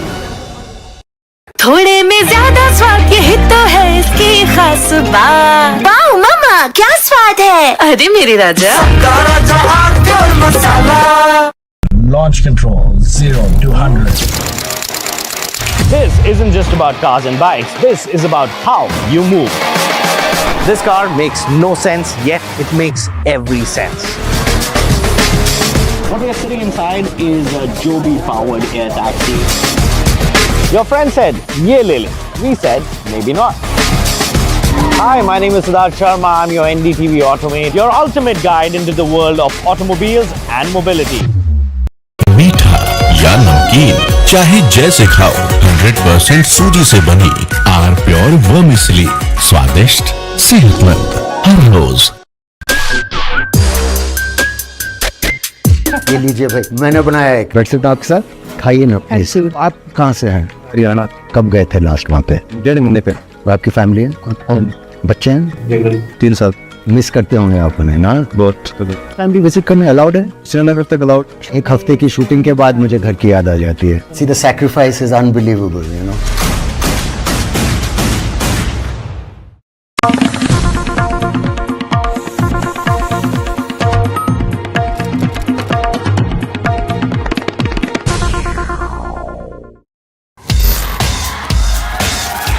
This is the show where we bring you all the hot and happenings from the world of entertainment and lifestyle. Really? Fashion that made you gag. Films that made you fangirl. Art that made it to the gram, and trends that kept us with the program. Let's get it. Hello and welcome to a brand new show. I am your host Mayank Chaudhary and this is Limelight.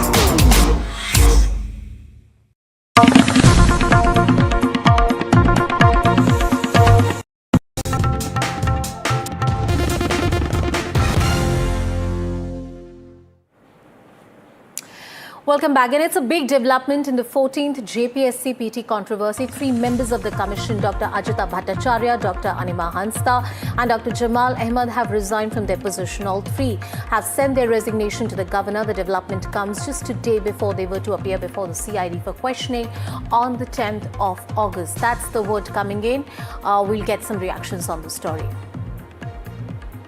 All right, we'll try and connect with my colleague Prabhakar on this entire story. But what is interesting here is that all these resignations have come in right before these members were set to appear before the state CID. Not to forget that the protesters have been demanding that there should be a CBI investigation into this matter.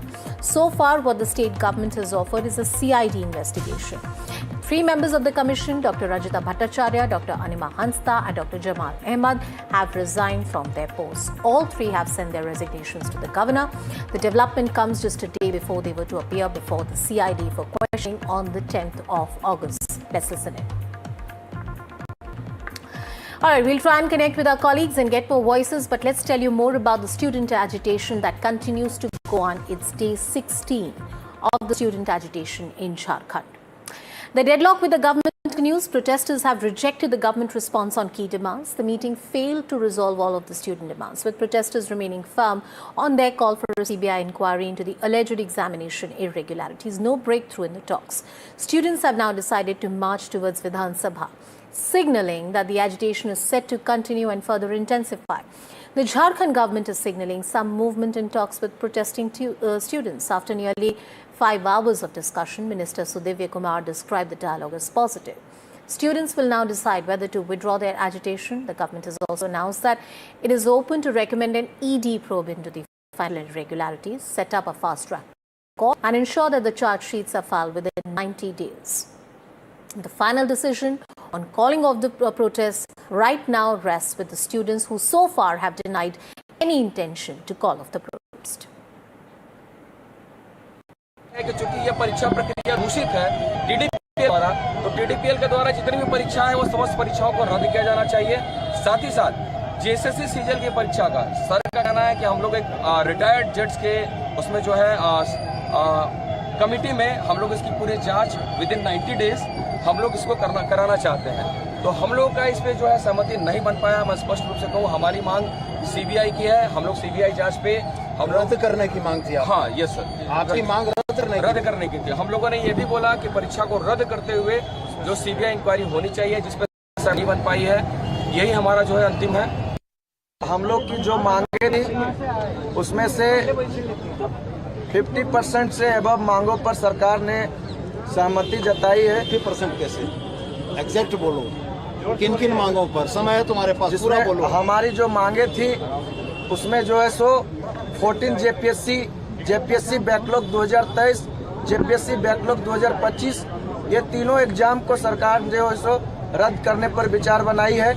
इसके अलावा DDPL agency द्वारा जितने भी exam ली गई है उस पर जो है सो सरकार ने CID और ED का जांच का प्रस्ताव दिए हैं। इसके अलावा जो है सो जितने भी हम लोग का रिफॉर्म से संबंधित मैटर था उसमें लगभग सभी मैटर को सरकार ने माने हैं। कुछ एक आध को छोड़ के, जैसे एज रिलैक्सेशन को लेकर के इस पर सहमति नहीं बन पाई है। Well, that story remains our top focus. We'll continue getting you all the voices from the ground. For now, slipping into a short break. Thank you for watching.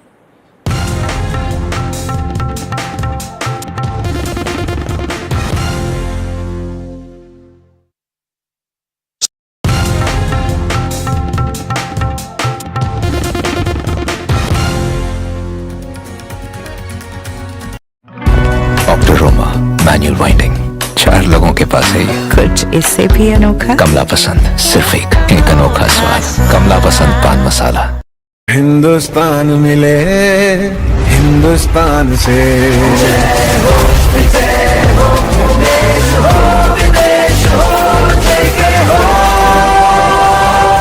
देश का tyre JK tyre.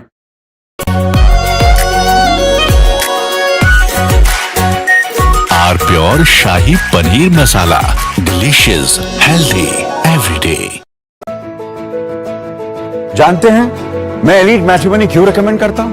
17 years of experience, largest database of elite profiles और 100% confidentiality. Elite Matrimony, India's most successful matchmaking service for the elite.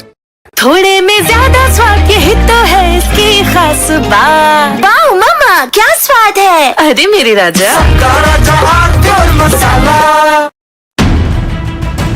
The Gift City in Gujarat stands at the heart of India's global ambition and Prime Minister Narendra Modi's vision to connect India's growth with global capital. How far has the idea progressed and what remains to be done? Finance and policy leaders weigh the challenges and map the road ahead. HSBC, a pioneer at Gift City, and NDTV present Global Connect, only on NDTV. मीठा या नमकीन, चाहे जैसे खाओ, 100% सूजी से बनी are pure vermicelli, स्वादिष्ट, सेहतमंद, हर रोज।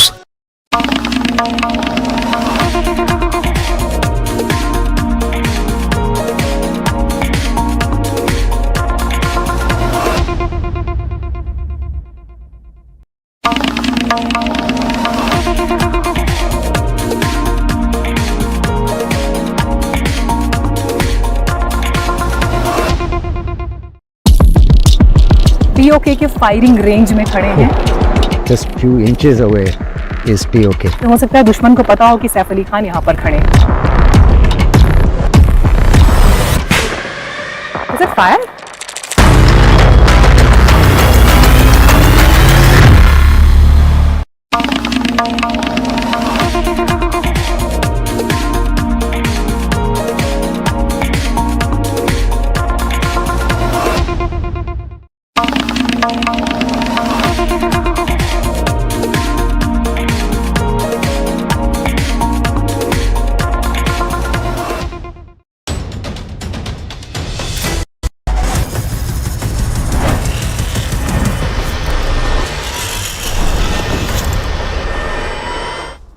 Hi, my name is Siddharth Sharma. I'm your NDTV Automate, and this is a show that is your ultimate guide into the world of automobiles and mobility. Like every week, we've got a power-packed show lined up for you guys this week, including 140 years of innovation that Mercedes-Benz is celebrating in India.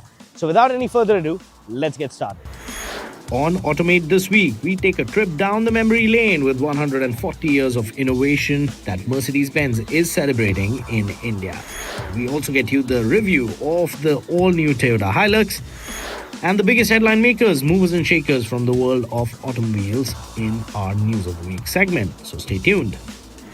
Now, unfortunately, this car does not come with ADAS, but the government of India is already preparing for additional layers of security that will come in your vehicles starting year 2028. Government has approved V2V technologies that OEMs will have to put on their vehicles, and this will be mandatory. We tell you everything about it up next in our first story.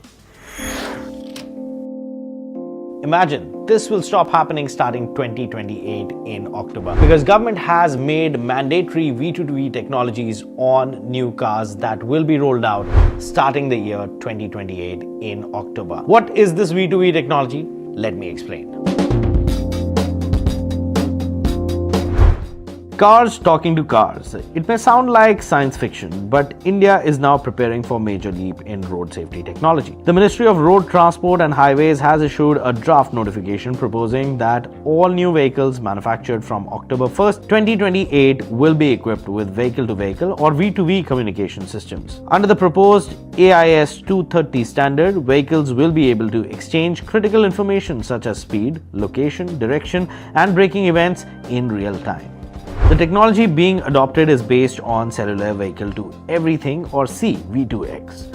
Unlike regular connected car services, this system does not depend on mobile network coverage. Instead, vehicles communicate directly with each other using a dedicated radio link operating in the 5.875 to 5.925 GHz spectrum. That means even in remote areas or congested traffic conditions, safety alerts can still be transmitted almost instantly.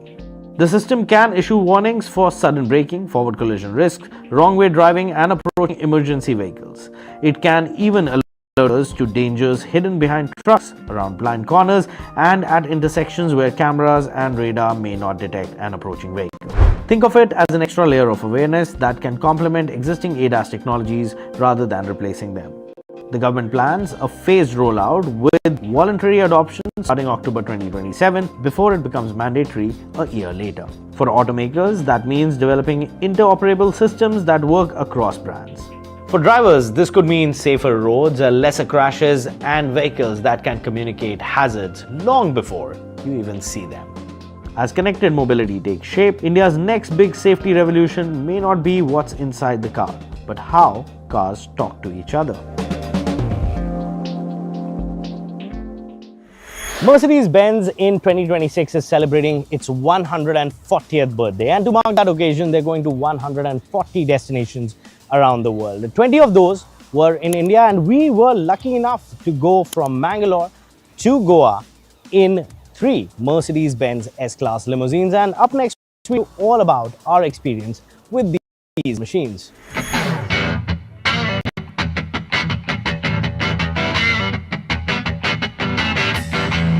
They say age is just a number. Well, Mercedes-Benz turned 140 this year, and instead of cutting a cake, they are driving around the world. Meet Carl and Bertha, 2 S-Class limousines that are driving around the world, named after Carl Benz and Bertha Benz, who started it all back in the year 1886.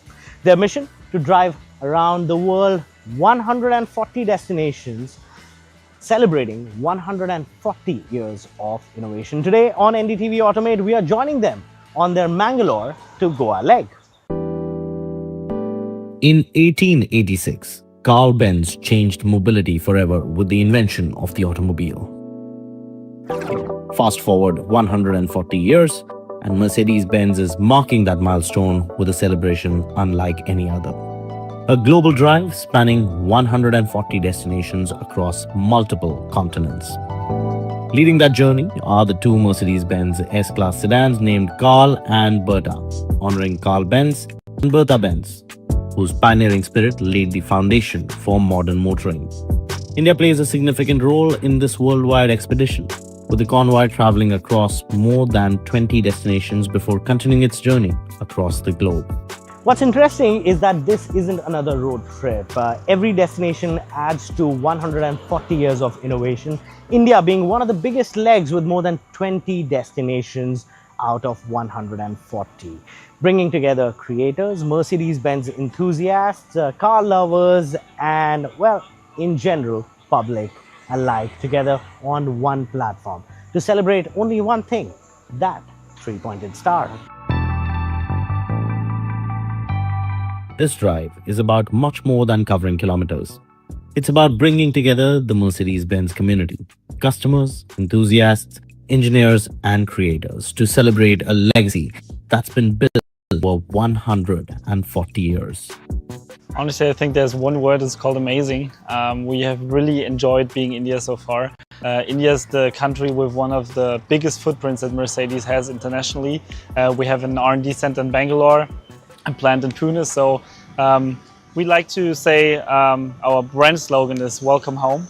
But you know, when you come to India, you can really feel that you already feel like home, because there's so many great collaborations, so many great employees, and yeah, it's been a blast so far. Really joining the convoy is Tucker from United States, who has been documenting different legs for this global adventure as Carl and Bertha make their way from one country to another.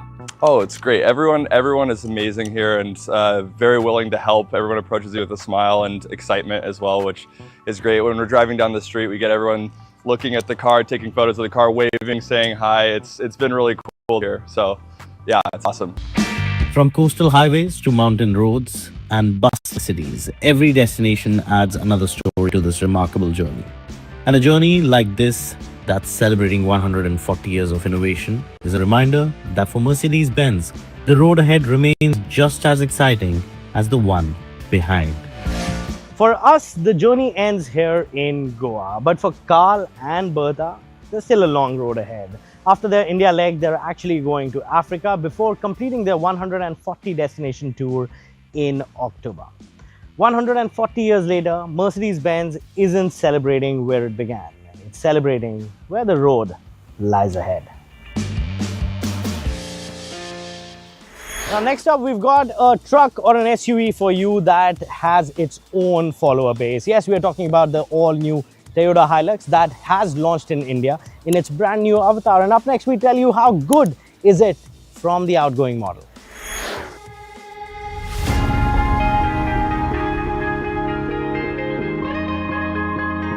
Now, for over the past 5 decades, the Toyota Hilux has built a reputation that a few vehicles in this world can match. Sold in over 150 countries worldwide, it can handle some of the toughest conditions on this planet. And in 2026, the Hilux is all new. But has Toyota updated an icon and done justice to it? We'll find out. Remember, you don't get it twice, the time of your life. Legends are difficult to improve, iconic in the first place. Thankfully, Toyota hasn't made that mistake. The biggest change is right in front of you. The new Cyber Sumo-inspired face gives the Hilux far more attitude than before. The bold Toyota lettering, sharper LED headlamps, and upright grille finally gives it the road presence its reputation deserves. But styling is only half the story. Out here in Jaipur, it's the hardware underneath that reminds you why the Hilux is respected around the world. The 2.8-litre diesel continues to deliver 204 horsepower and 500 Nm through a 6-speed automatic. But it's the combination of low-range 4-wheel drive electronic differential lock, multi-terrain select, and a rugged ladder frame chassis that really shines. Whether it's climbing rocks, crossing ruts, or tackling loose surfaces, the Hilux never feels like it's fighting the terrain. It simply drives through it. And that's what separates a genuine off-roader from something that just looks adventurous. This is the time of your life. Conquering mountains is one thing, and unless your office is in the Everest Base Camp, this car makes no sense for you. And if you still dare to take this to your Monday morning office runs, well, you are a special person.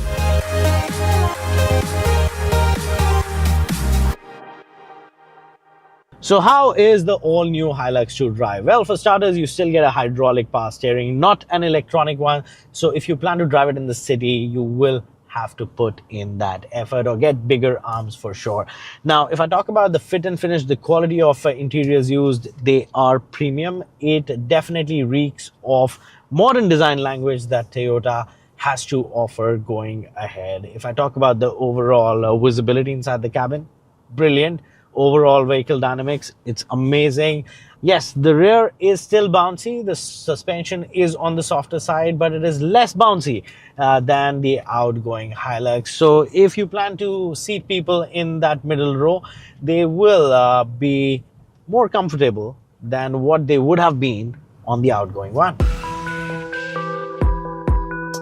Toyota has definitely made the Hilux feel more premium. The cabin now looks and feels far more contemporary with a large touchscreen, digital driver's display, and a much better overall fit and finish. But there are still reminders that this is a pickup truck first. The middle row still remains quite upright. It's absolutely usable, but if you're spending hours on the highway, rear passengers will notice it. And in tight urban spaces, the Hilux size is something that you'll always have to work around. The flip side, Toyota hasn't compromised the things that matter.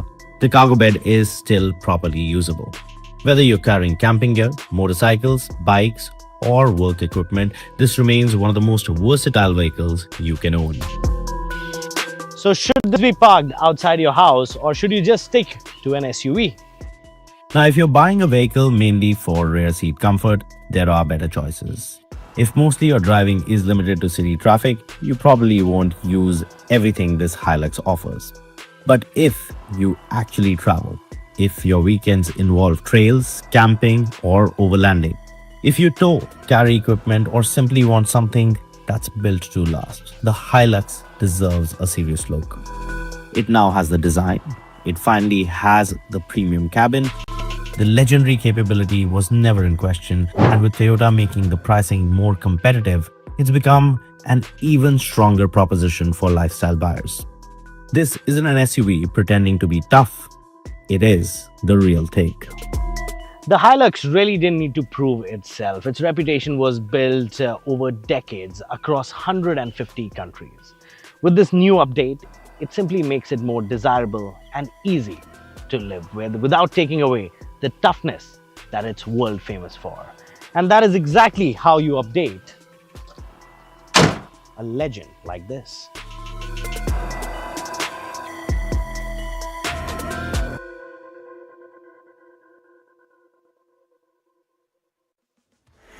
And now it's time for NDTV Automate News of the Week, the biggest headline makers, movers and shakers from the world of automobiles and mobility, all in one place.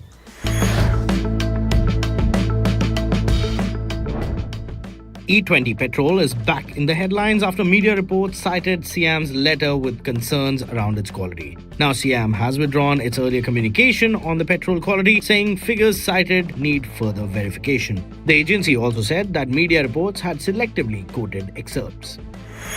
On the side of cars, Mahindra has launched the Scorpio N facelift in India. Prices start at 13.69 lakh rupees. Key updates include a panoramic sunroof, large screens and a 540-degree camera.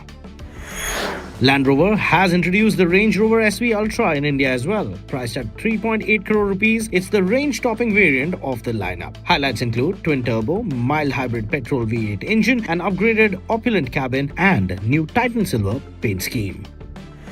Confirming a new SUV, Kia has announced the launch of the Sorento on September 4th. Bookings of the SUV are already underway. Expect hybrid powertrain, all-wheel drive, upright stance and a premium cabin.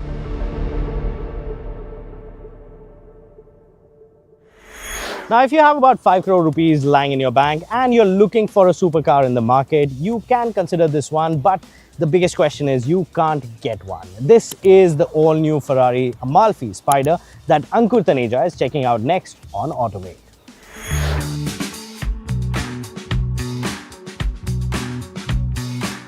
Convertibles are always a bit dramatic, but when it's a Ferrari with a V8, things get interesting. This is the all-new Ferrari Amalfi Spider, fresh from its India launch and now unveiled here in Delhi. It looks relatively understated by Ferrari standards, but there is some serious hardware underneath. Let's take a closer look.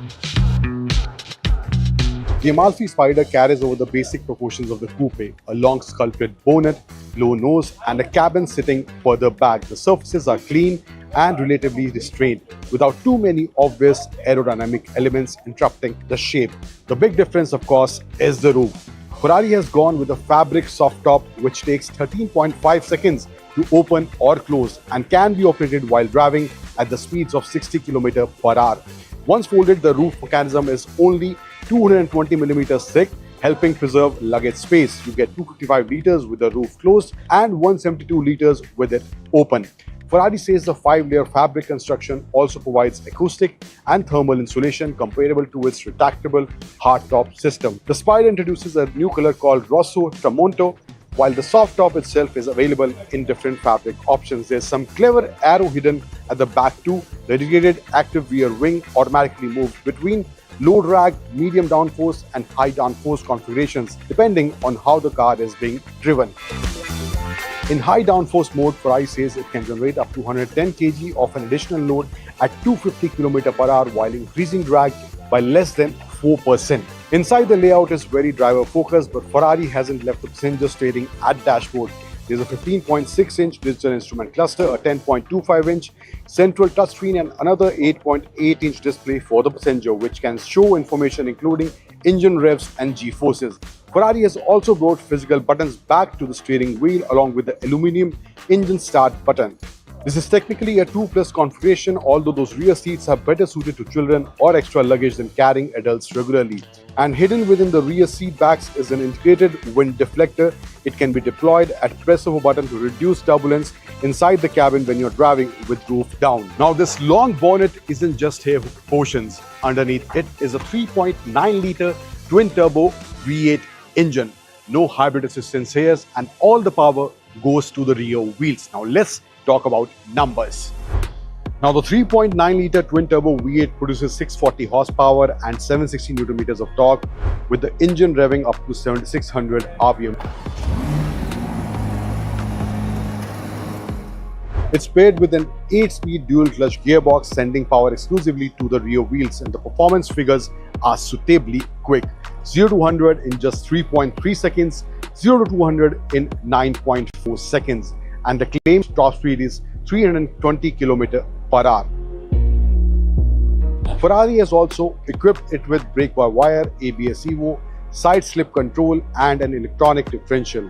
The Menentino offers 5 settings: wet, comfort, sport, race and ESC off, changing the intervention of various dynamic systems. There's an active rear spoiler working in the background as well, adjusting according to the speed and acceleration rather than simply popping up at one fixed speed. And for another number, Ferrari claims the Amalfi Spider can brake from 100 km/h to 0 in 30.8 meters. The Amalfi Spider will cost you 4.60 crore here in India before you start taking options. It's fast, yes, but it is also supposed to be a Ferrari which you can actually travel in, roof up or roof down. How it all comes on Indian roads, that will need a drive. And with that, it's time for us to say goodbye on this edition of NDTV Automate. Don't forget to follow us on our social media handles. And for the latest news, views and reviews, don't forget to log into ndtv.com/auto. Always remember, follow speed limits, wear a seat belt, respect the drivers around you. This is your Automate Siddharth Sharma signing off. I'll see you guys in the next one.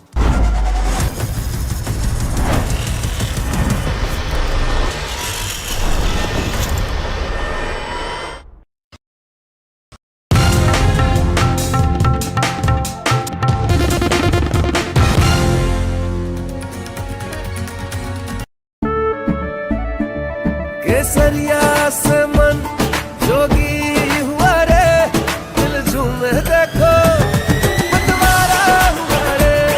केसरिया से मन जोगी हुआ। हर पल मनाओ केसरी त्योहार। विमल, बोलो जुबान केसरी। जानते हैं मैं एलीट मैट्रिमोनी क्यों रेकमेंड करता हूं?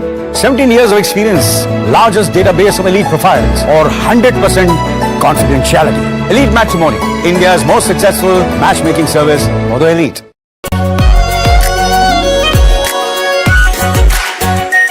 R Pure Shahi Paneer Masala. Delicious, healthy, every day.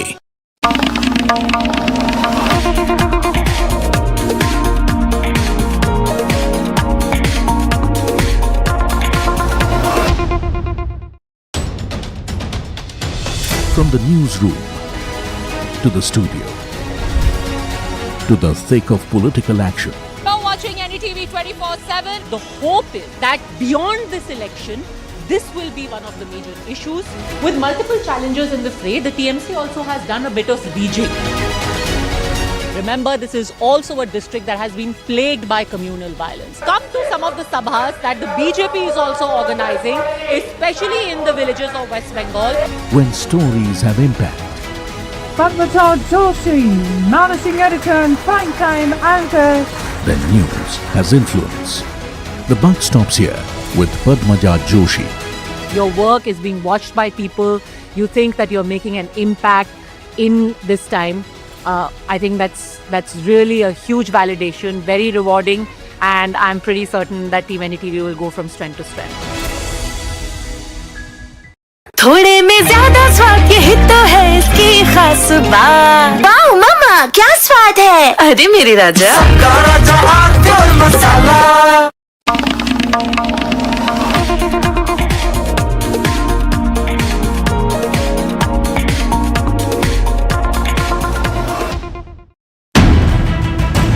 The gift city in Gujarat stands at the heart of India's global ambition and Prime Minister Narendra Modi's vision to connect India's growth with global capital.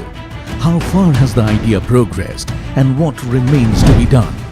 Finance and policy leaders weigh the challenges and map the road ahead. HSBC, a pioneer at Gift City, and NDTV present Global Connect, only on NDTV. मीठा या नमकीन, चाहे जैसे खाओ, 100% सूजी से बनी are pure vermicelli, स्वादिष्ट, सेहतमंद, हर रोज। बड़े बड़े इम्तिहानों से गुजरता है, वक्त तराशता है जिसे, तो जाने क्या क्या न करता है। जब तक खुशबू सबसे बेहतरीन न बन जाए, आराम के लिए नहीं ठहरता है। जब तक लाजवाब न बन जाए उसे नहीं इत्मीनान है। तभी तो रिचमैन बनना नहीं आसान है।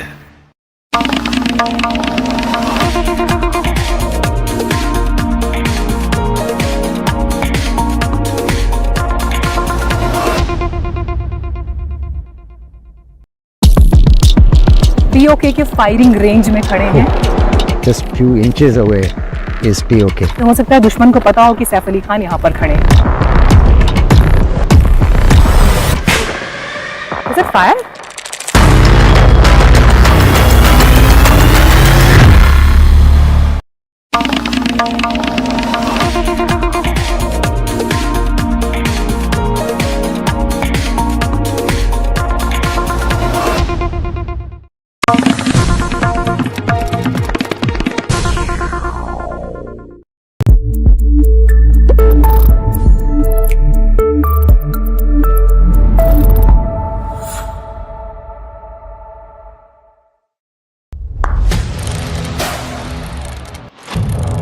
What seems settled for me is unfinished business.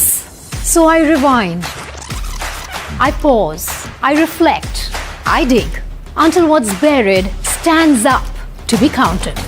Breaking ground, not just headlines, the meaning behind them. This is Breaking Ground with me, Vedika Sood. The front lines of Kargil. The fury of Operation Sindoor. So many attacks. The chaos and cries of disaster zones. The fighter jet cockpits. And the world's most defining interviews. It's incredible. He has seen history break. Live. Unfiltered. 20,000 hours of live broadcasting. Welcome to Left, Right and Center. Hard facts. War-struck country. Hard questions. In the Ukraine. 30 years of trust. In the Kargil area. North Ukraine. In France, in Italy. At Srinagar. Vishnu Shom for NDTV. Vishnu Shom. Only on NDTV. Celebrating excellence across journalism and innovation, NDTV steals the spotlight at the 12th BCS Ratna Awards 2025-26. Best English News Channel of the Year, NDTV 24/7. Best News App of the Year, NDTV. Best Election Coverage of the Year, West Bengal Election Coverage. Best Podcast Show of the Year, NDTV Control All Defense. Best Primetime Anchor of the Year, Syed Suhail. Best Female Anchor of the Year, Vasudha Venugopal. Best On-Ground Coverage of the Year, Operation Sindoor Coverage. NDTV, the network of impact. When others are warming up, I'm raring to go. The stories that matter, the stories that shape your life. Hello and welcome to watching Prime 5 with me, Raisha Sehgal. What's that today? How to? The show that sets the prime time agenda. We'll be deep diving into this topic to tell you what's at stake. Join me, Raisha Sehgal, on Prime 5, only on NDTV 24/7.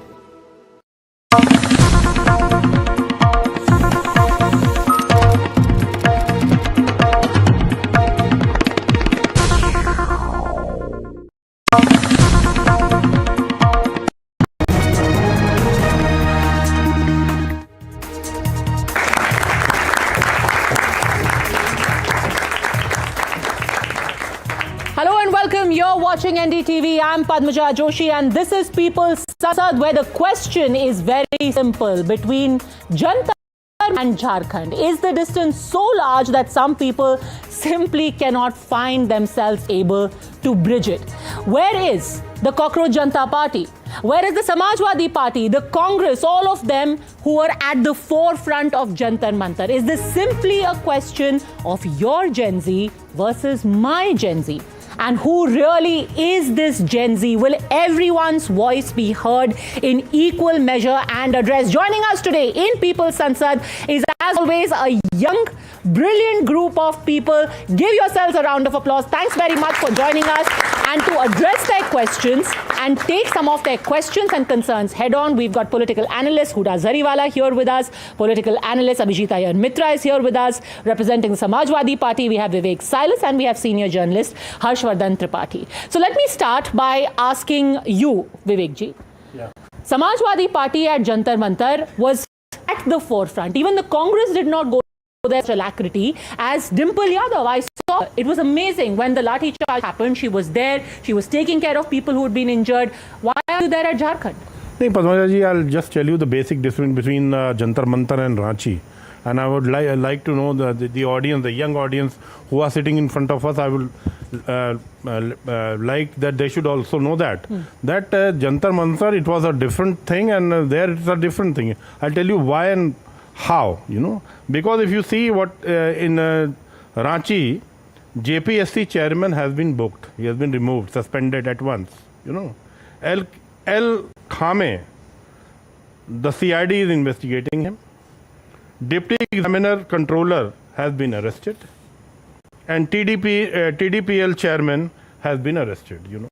And weren't people arrested in Delhi? No, wait. For the NEET leak? No, the only difference the biggest difference is that here we saw, tear gases, pellet guns, lathi charge, abuses, young students being dragged.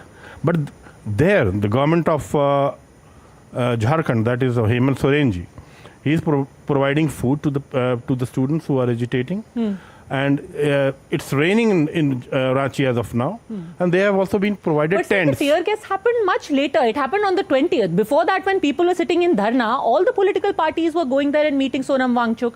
Now you've got students, ordinary students, not even some celebrity. You've got ordinary. 2 girls and 2 boys are sitting on a hunger strike for the last 3 days. Why can't you go and share the stage with them? Why can't you go and ask them how they are? Definitely, and it is a responsibility of the ruling government as well, that they have to listen to the students and they have to solve their problems. The problem is the people are asking, you asked, why isn't the Samajwadi Party going to Ranchi or Jharkhand? But my question is, why is the Home Minister, the Honorable Home Minister, not coming and showing his face in the Parliament? He has to answer.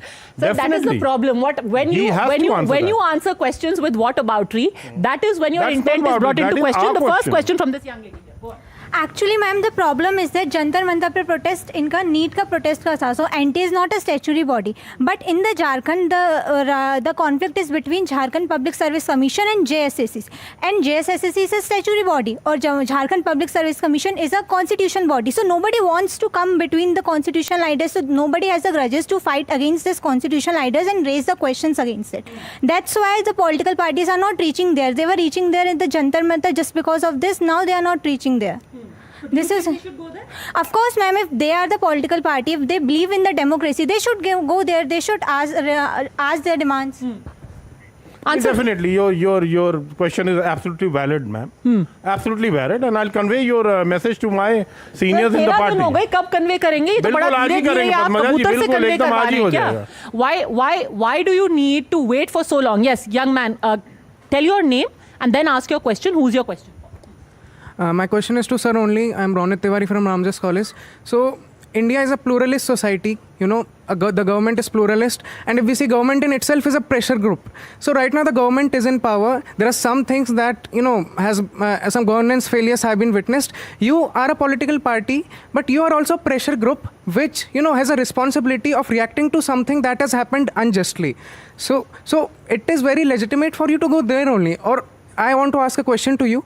Is it a reason that you consider the people of Jharkhand or the Gen Z of Jharkhand as less politically responsible or less politically, important for you? Is that the reason? I think the people of Jharkhand and Bihar especially, and after that Uttar Pradesh, politically they are most aware people in the country. No, sir, they are very aware. They are not useful for you. Are they not important enough for you? Very simply, what this young man is saying is are the kids sitting, and a lot of them are tribals, by the way.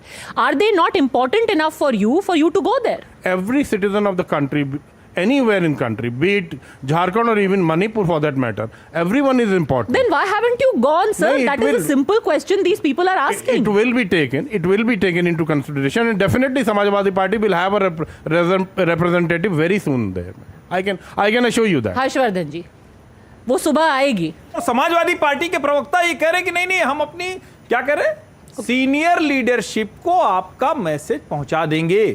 अरे भैया, ये पनवजा ने ठीक कहा, वो कबूतर जाजा वाले अंदाज में भेज रहे हो क्या भाई? प्रेम कॉमेडी शो नहीं है सर. और नहीं कॉमेडी नहीं, बहुत सीरियस इशू है. और यहां जो थे ये सीजेपी, कॉकरोच जनता पार्टी, जिनको मैं बार बार उनके हिंदी नाम वाले से बोलता हूं कि तिलचट्टे, ये तिलचट्टे सीजीआई के कमेंट के बाद आए. ये नीट एग्जाम के पेपर पर नहीं आए थे. बेसिक डिफरेंस है. वहां के बच्चे अपनी लड़ाई लड़ रहे हैं. ये बच्चे पता नहीं कहां से मोटिवेटेड हैं. वो हमारे साथ अभिजीत हैं, तो मैं बोलने का बहुत ऑथराइजेशन नहीं रखता हूं, वो बताएंगे अभी कहां से आ गए भाई अचानक. और वो जो लड़ाई लड़ रहे थे, सबको अचानक टाइफाइड हो गया. कमाल की बात है, प्रेस कॉन्फ्रेंस के लिए नहीं होता है. कमाल की बात, टीवी चैनल्स को इंटरव्यू देते वक्त नहीं होता है. कमाल की बात है, जिनको गोदी मीडिया कहते थे, उन्हीं स्टूडियो में कूद के इंटरव्यू करते हुए नहीं होता. लेकिन रांची नहीं जा सकते. और वो बच्चे, पता नहीं इनमें से कितने बच्चों को पता भी होगा, वो माड़ भात खाकर आंदोलन कर रहे हैं. वो दही नमक चावल खाकर आंदोलन कर रहे हैं. और विवेक साइलेस जी ने एक और फैक्ट चेक मैं कर दूं, सरकार ने तिरपाल लगा, तो उनका जो प्रोटेस्ट चल रहा था, तिरपाल लगाने की परमिशन नहीं. Many of them who spoke to us said, Hura Zariwala, that the tent which they had put up, it collapsed under the weight of the torrential rain, and the government did not allow them to bring additional supplies in. That is what happened for the first 5 days when very few media had reached there. We have been speaking to those kids throughout. Why isn't the Cockroach Janata Party there? Today they did a press conference saying, we've done a brainstorming and we are going to go there in the next few days. Which few days? How long? How long is it going to take? Well, Adab, Namaskar and Jai Hind to all your panelists and to you. At this point, I am very happy that the BJP is finally taking due cognizance of the students, and it is actually showing concern for the students. They did not do it at the time of the CJP in the initial stages. Of course, they had to bow down. Dharmendra Pradhan had to register his istifa, and all of that had to happen. But right now, the BJP is vociferously talking about the Jharkhand students, which is great. We are all in support of the Jharkhand students. Nobody wants them to suffer. But at the same time, why is the Bharatiya Janata Party selectively only talking about the students in Jharkhand? And my esteemed panelists mentioned leave the BJP. Leave the BJP. People have no hope of the BJP. They have hope of the Cockroach Janata Party.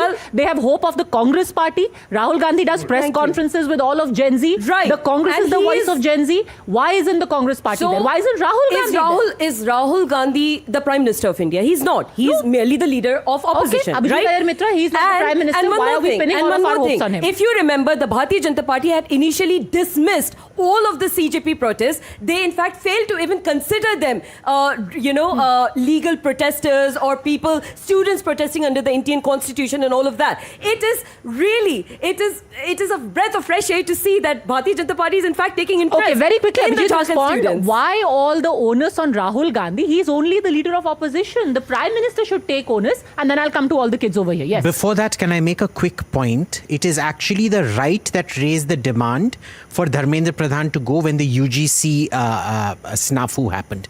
Remember what had happened out there? First, a normal set of guidelines was issued. 2 weeks back later, that was withdrawn, and a new set of guidelines which criminalized based on just mere suspicion was introduced. That set off a full-on right-wing revolt, and there was the demand for Dharmendra Pradhan to be dismissed. Since then, it has not receded. Now, sorry, can I finish? July I'm sorry, I didn't interrupt you. Please, Thank go you. ahead. Now, when we come to ma'am's point out here, Rahul Gandhi is doing something politically very smart. I never thought I'd say this, but he's doing something very smart, because remember, whom did Aam Aadmi Party undercut? Who did their rise undercut? It undercut the Congress in Punjab, it undercut the Congress in Delhi. They realized that this is a movement that was going to undercut them, which is why Rahul Gandhi paid no attention to it. In none of his tweets, in none of his, only one guy, I think Pawan Khera, went there. But other than that, nobody went there. They've played it politically very smart. He wanted a picture of him being dragged away. He got his picture. Imagine going to the Prime Minister's Then house. all the more reason for the Aam Aadmi Party to go to Ranchi, right? To pay them back in the same coin, because it's a Congress JMM government over there. Here is the issue, Padmaja. We are all hypocrites, right? None of us are shorn of hypocrisy. The problem is the CJP's hypocrisy is, madam, please don't get me started on AAP. AAP has a monopoly on hypocrisy. Absolutely not. Absolutely big time, not. big time. That big may be time. your personal We'll come to opinion. Saurav Das's finances A lot and of his people beg to connections with differ. AAP. India begs to differ. That's The a different students beg to matter. differ. Madam, you are not even in one state. You're in one state right Doesn't now. Please matter. don't talk about Doesn't India. matter. Just the fact that Aam Aadmi Anyway. Party stood for the students. Can Rahul I- Gandhi ji is excuse standing me, for the can I Why are they students. standing with the students in Ranchi? They Again, are. If you're going They to keep are. making that See, claim, But they the are. issue here, Padmaja, They is will- Let him their finish. hypocrisy is so astounding and in your face. It's not even funny. On day one, they're all down with typhoid. You know what typhoid does to the body? Your immune system is so badly compromised. He's saying everybody is down with typhoid while drinking Coca-Cola. Do you know the first thing they tell you not to do when you have typhoid is drink aerated drinks? Then there's a whole bottle of Amrut whiskey going in there. 5,500 rupees, a carton of it going in there. Okay, come on. Okay, they're students. next day They're they're all students. coming out. They're all coming out. But they were down The with right typhoid. to celebrate. They have, yeah. One of them with had typhoid, the Lovely. rest did not. No, he said And the rest everyone were was celebrating. down. He said everyone was down with typhoid. And you can't target them. They're mere students. Excuse me, why They're do you keep students. interrupting? I don't They're interrupt you. students. It's bad manners. You know They're that, students. right? I It's know bad that, but manners. I'm just Good. correcting you. Good. Okay, One fine. second. Let so us then finish. Juliet, Romeo, Romeo, wherefore art thou? And they have time for everything. Then they come out and do one after the other press conferences. They have time for that. They have time to go file a WAPA case against me. They have time for that. But they don't have time to go to Jharkhand. Okay, so the hypocrisy is showing. Anyone who wants to ask a question, quickly put up your hands. But before that, ask your question, ma'am. But before that, I want to show you something very interesting. The Congress, at a time when students were sitting on dharna in Ranchi, their Jharkhand page put up a post. Now, you know that Rahul Gandhi has been doing a Chhatro Ki Goonj across the country. On the 8th, it is set to happen in Prayagraj. You know what the Congress Jharkhand page did? They put up a post. What happened is that you know that on the 8th, the Congress is going to hold a Chhatro Ki Goonj, its latest edition in Prayagraj. Now, the Congress Jharkhand page on Facebook decided to put up a post in support of not what's happening in Ranchi, literally a kilometer from where they are, but saying, let's rebuild India's education system, join Chhatro Ki Goonj on the 8th of August in Prayagraj. What about those who are sitting right there? Yes, ma'am, go on. Greetings to the panelist. My question is, from a very long time I've heard, sir, I've heard, ma'am, you are just blaming everything on the BJP. Isn't it the responsibility of the opposition also to take a stand for the students in Ranchi? अगर सिर्फ prime minister Narendra Modi की responsibility है तो आप लोग जंतर मंतर क्यों गए थे फिर? May I answer that? Also, ma'am, my question is to all the panelists. What I'm witnessing is all the nitpicking about non-intricate details about the protest. What I believe is everybody is trying to put the onus and blame on the lower strata of the institutions. When you are seeking institutional reforms, what I believe is political parties also comprise a part of it. And why do they not seek an institutional reform within themselves? Ma'am, here opposition is doing selective politics, not collective politics. Opposition is doing selective politics, not collective politics, because where ruling states are there, they ignore, they where opposition states are there, they ignore that matters. But where ruling government are there, they highlighted that matters. That means from Kerala, Lathi charge happened, water cannon happened, no one raised there, but Jantar Mantar everyone. And same thing in Jharkhand is going on, no one go there. And by the way, Huda Zariwala, yesterday the Congress and the BJP, leave the BJP, the Congress went and protested against the paper leaks that are happening in Punjab. They were water cannoned. Paper leaks are happening in Punjab. 6 of them have happened over the last several years, and the government there water cannoned. I thought you were all about the students' issues. Yes, go on, ask your question. So why can't we see the pattern over here? We always saw that first, even Jantar Mantar, they had a food strike, and that is what is happening here. So you said that यहाँ पे people are taking accountability, CBI सब कुछ कर रही है. So वहाँ पे you said कि वहाँ पे तो लाठी चार्ज कैनन हो गया. Are we waiting कि रांची में हो जाए? Then only we give attention to the students. उससे पहले can't we give attention and बताइए विवेक जी, पहले विवेक जी बताएंगे इधर हुडा जरीवाला. किसका इंतजार कर रहे हैं आप? विवेक साइलेंस. नहीं इंतजार किसी का नहीं है. वहाँ की जो सरकार है वो बिल्कुल संवेदनशील है. और वो ऐसी कोई घटना क्या हुई है वहाँ पर? क्या कोई लाठीचार्ज हुआ? कल जो क्या किसी स्टूडेंट को मारा गया है? वहाँ जो मंत्री हैं, क्या कोई वाटर कैनन चला है? क्या हुआ है वहाँ बताइए? A minister there, Irfan Ansari, he said that ये क्या? Let me actually not quote him. Let's play out what he said. Let's listen to what Irfan Ansari said. जो सांसद जीत कर गए हैं वहाँ पार्लियामेंट में, और भी तो भाजपा के सांसद हैं. उत्तर प्रदेश में पेपर लीक होता है, तो उत्तर प्रदेश के सांसद लोग क्यों नहीं धरना दे रहे हैं पार्लियामेंट के पास? बिहार के सांसद लोग क्यों नहीं दे रहे हैं पार्लियामेंट में धरना? बेवजह यहाँ नाटक किया जा रहा है, झारखंड की छवि को खराब की जा रही है, युवाओं को इस तरह से दिखाया जा रहा है गलत गलत वीडियो कि यहाँ ये हो रहा है, यहाँ हो रहा है। कुछ नहीं, यहाँ धरना है, हम युवाओं के साथ हैं, युवाओं के जो भी मांग है हम बात करेंगे और विकल्प के रास्ते हम लोग खुले रखे हैं। बेवजह का नाटक, आपको झारखंड की छवि खराब होने की प्रॉब्लम है वहां पर, कि यहाँ पर अगर वहां पर 500,000 बच्चे निकल कर आए हैं, so you are more concerned about the image of Jharkhand rather than the future of the kids who are sitting there. I think this was quite a irrelevant and absurd, statement. Sir, he is given. a minister there. I know he is a minister. Do you know that in the last 24 I'll- hours, one minister said we have formed a committee of people who was going to talk to the students. Another minister said we have formed a committee to keep an eye on what is happening. How serious is the government? You are saying they're sensitive. How serious do you think the government is? Let's talk about. I'll give you an example about Uttar Pradesh as well, ma'am. Sir, give an example for Jharkhand Just before coming to Jharkhand, let me say. In Uttar Pradesh alone, 28,368 schools have been shut down by this government. 1 lakh students, 1 crore students are being deprived of primary education in Uttar Pradesh itself, and 21 paper leaks have been done in Uttar Pradesh since Yogi Adityanath's tenure. So you will for the protest last only year. in Uttar Pradesh and Jantar Mantar. Now let me come to Jharkhand. Yes. Whatever this gentleman has said, it's not that any person talking or stating from the opposition, we are going to support it. If something is wrong, it's wrong. Where, sir? When will this support happen? Sir, it's not. I believe it's not a Jharkhand versus UP question. Not at all. When it's about resources, we go to Jharkhand, but we deny and we fail to see how many students are suffering, what are the repercussions in terms of healthcare for students who are coming from tribal areas. That we dismiss. Don't pit one state against another. Yes, that lady in red. I have a simple point, like right from, today we are sitting at 12th day of the Jharkhand protest, right? And the CGP protest, it went for 34 days approximately. So these are two, uncomparable parameters, first thing. Next is, right from day one of the CGP protest, we had words like anti-nationalist, anarchs. Why are these words not being used against the students who are protesting right there at at the Jharkhand protest? I think you should ask this question to the BJP supporters.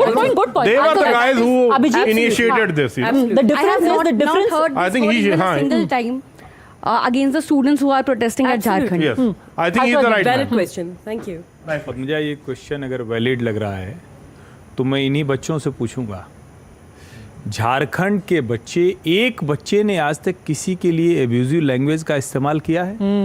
Jharkhand के एक minute language का भी मेरी बात जब आपने water cannon चलाया, जब आपने लाठी चार्ज किया, जब आपने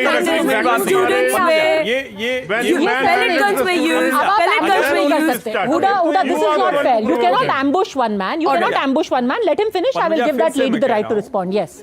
सीजेपी का प्रोटेस्ट किसी नीट पेपर लीक के खिलाफ नहीं शुरू हुआ था। फैक्ट सबसे पहले सीजेपी, एक कमेंट आया सीजीआई का, उसके बाद ये आया, और जिस तरह से ये प्रोटेस्ट हुआ वो मैं आज तक कहता हूं कि वो इररिलेवेंट है, उसकी बात अभी नहीं करते। लेकिन बेसिक क्वेश्चन जो आपने पूछा, झारखंड का कोई भी बच्चा, क्या उनमें से किसी के ऊपर ये सवाल है कि वो कहां से आकर खड़े हो गए, कौन से स्टूडेंट हैं? वो वहीं के स्टूडेंट हैं, और उनमें से कोई भी, वो कह रहे हैं कि हेमंत सोरेन के खिलाफ भी मत बोलिए, हम उनको गाली नहीं दे सकते, वो हमारे चीफ मिनिस्टर हैं, हम व्यवस्था परिवर्तन कह रहे हैं, हम सिस्टम चेंज करना चाहते हैं। यहां क्या कह रहे थे? यहां नरेंद्र मोदी से लेकर पूरी सरकार को जो गालियां दी जा रही थी, मैं उसका जिक्र नहीं कर सकता। यहां बाकायदा जिस तरह की फोर्सेज उसमें थी, और क्या अमृतसर पुलिस, वो तो आम आदमी सर्कमस्टेंसेस अलग है यहां पर, गालियां नहीं, वायलेंस नहीं हुआ। के बाद जब बच्चों पे लाठीचार्ज हुआ, पैलेट गन का यूज हुआ, उसके बाद गालियां निकली। आईएसआई बैक टेरर मॉड्यूल जो Okay, wait. Abhijit response. Then this young lady. Abhijit, then this young lady. Yes. Can I just read out Saurav Das's tweet from the 13th of October 23? Chief October? 23. 23. Okay. Saurav Das, the Chief Justice of Pakistan has said, we have seen what they have done to their constitution. I don't know what they are going to decide. Article 370. Let us see the independence of the judiciary there. Then he adds, it's a long quote. The world is watching. The Indian Supreme Court is an open, Article 370 is an open shut case, a grave assault on the Indian Constitution. What's your point? The point is, this fellow doesn't sound anti-national to you. Okay, I'd like to cover. So you're saying Then one second, I haven't finished. Arundhati Roy says that India's liberation of Goa is a colonialism. She says that India is a colonial oppressor in Kashmir. That doesn't sound anti-national to you. May I come in? May I come in? Padmaja. So I'm sorry, but if you associate with a certain kind of people, the fundamental thing is that anti-national tag will be applied. Padmaja ji, I'd like to come in. See, honestly, you're not going to nitpick Saurabh Das or Arundhati Roy or any of these people and malign the protest. This was about the students. Students were literally hit with shock batons, pellet guns, all of that. Lathi charges. The world has seen it. Allow me to speak. Please don't heckle. Allow me to speak. At this point, I'd like to mention to the BJP, जब जुल्म के अंधेरों का जोर बढ़ता है, जब जुल्म के अंधेरों का जोर बढ़ता है, तब हक की सदा और बुलंद होती है. हर सर झुकाने से इज्जत नहीं मिलती, सर झुकाने से इज्जत नहीं मिलती, हक की खातिर उठना ही हिम्मत होती है. This हिम्मत was shown by all the students. Entire India, entire world witnessed it. CJP stood for the right of the students. CJP stood for what is constitutional, which is right to dissent, right to protest. Now, if you're going to right to protest does not involve the right to riot. Announcing you're going to march in parliament and violate section 144 is not the right to protest. No, it was a calculated riot. Please don't heckle. They are rioters. I did not heckle. Please don't You did heckle. heckle. They are rioters. Please maintain the decorum of the debate. Thank you. They are rioters. As far as the Jharkhand protest is concerned, the question should be asked by the BJP because they are the ones sitting in power at the center. As far as Jharkhand government is concerned, they did not. They are ready to talk to the students. They are not going to, water cannon, lathi charge, bait and. Then number one. Number two, everybody supports the students in Jharkhand. It's not like the opposition is opposing the protest. It is not like the opposition is speaking against the Jharkhand students or even the. Ma'am, you don't have to oppose a protest. Go on. You don't have to oppose a protest. You only have to show solidarity. Even in Jantar Mantar, it was never about opposing or agreeing with the protest. It was purely about showing solidarity. बच्चों की नौकरियां बिक जा रही हैं, सरकार नौकरी बेच रही है और इस तरह से और वहां पर बहुत कमाल की बात है, झारखंड और जंतर मंतर को उसका कोई कंपैरिजन है? जंतर मंतर पे आए हुए लोग अमेरिका से उड़ के आते हैं, कोई बैकग्राउंड नहीं पता है, कुछ नहीं पता. My question to the BJP. My question to the BJP is will it dismiss? Sir, I have a question from you. You just said that CJP protest was irrelevant. Like जिस तरह वो आगे बढ़ा, it was irrelevant. Can you just list the facts? कि वो irrelevant कैसे था? The students were compelled to come on streets that are supposed to study in classrooms. Bravo. How was it irrelevant? CJP protest अगर relevant होता तो देश के किसी भी स्टूडेंट की प्रॉब्लम उनको अपनी प्रॉब्लम लगती है. सबको सीजेपी ने इस एक सीजीआई के कमेंट का इस्तेमाल करके उसको एक गवर्नमेंट के खिलाफ इस्तेमाल किया. उसमें भी मुझे कोई इशू नहीं. लेकिन क्या सीजेपी ने देश के किसी और हिस्से में स्टूडेंट्स के जो इश्यूज थे उस पर कोई बात की? जवाब है नहीं. दीप के, सौरभ दास, राका ये एक तरह की अपनी पॉलिटिकल पोजीशनिंग कर रहे हैं. ये पहले आम आदमी पार्टी के साथ थे. इनको जो व्यूज हैं वो बहुत ही एंटी नेशनल, तो मैं किसी को नहीं बोलता हूँ, लेकिन उनके जो व्यूज हैं वो extremist supported the CJP. Come on. CJP is irrelevant. Right now they are irrelevant. CJP irrelevant था तो इस्तीफा क्यों हुआ है? Sorry. Sir, you are changing the statement. Earlier you said that it was irrelevant. अब आप कह रहे हो कि it is now irrelevant. Children are spending a significant amount of money for traveler in travel and in accommodation due to these retest and जो इतने भी paper वापस हो रहे हैं, and you are saying that it is irrelevant. Brilliant. Before anything, sir, I would like to ask one question to you. Firstly, fact that are you considering CJP protest and student protest as synonymous? Because if you say that the protest was not relevant, you mean to say that all of the problems that were raised by the students are irrelevant, which then makes the situation altogether what you're saying irrelevant. There are many layers in that protest. You all need to understand that. CJP जो कर रहा है वो उसका अपना political motive है. They are curated by some external forces.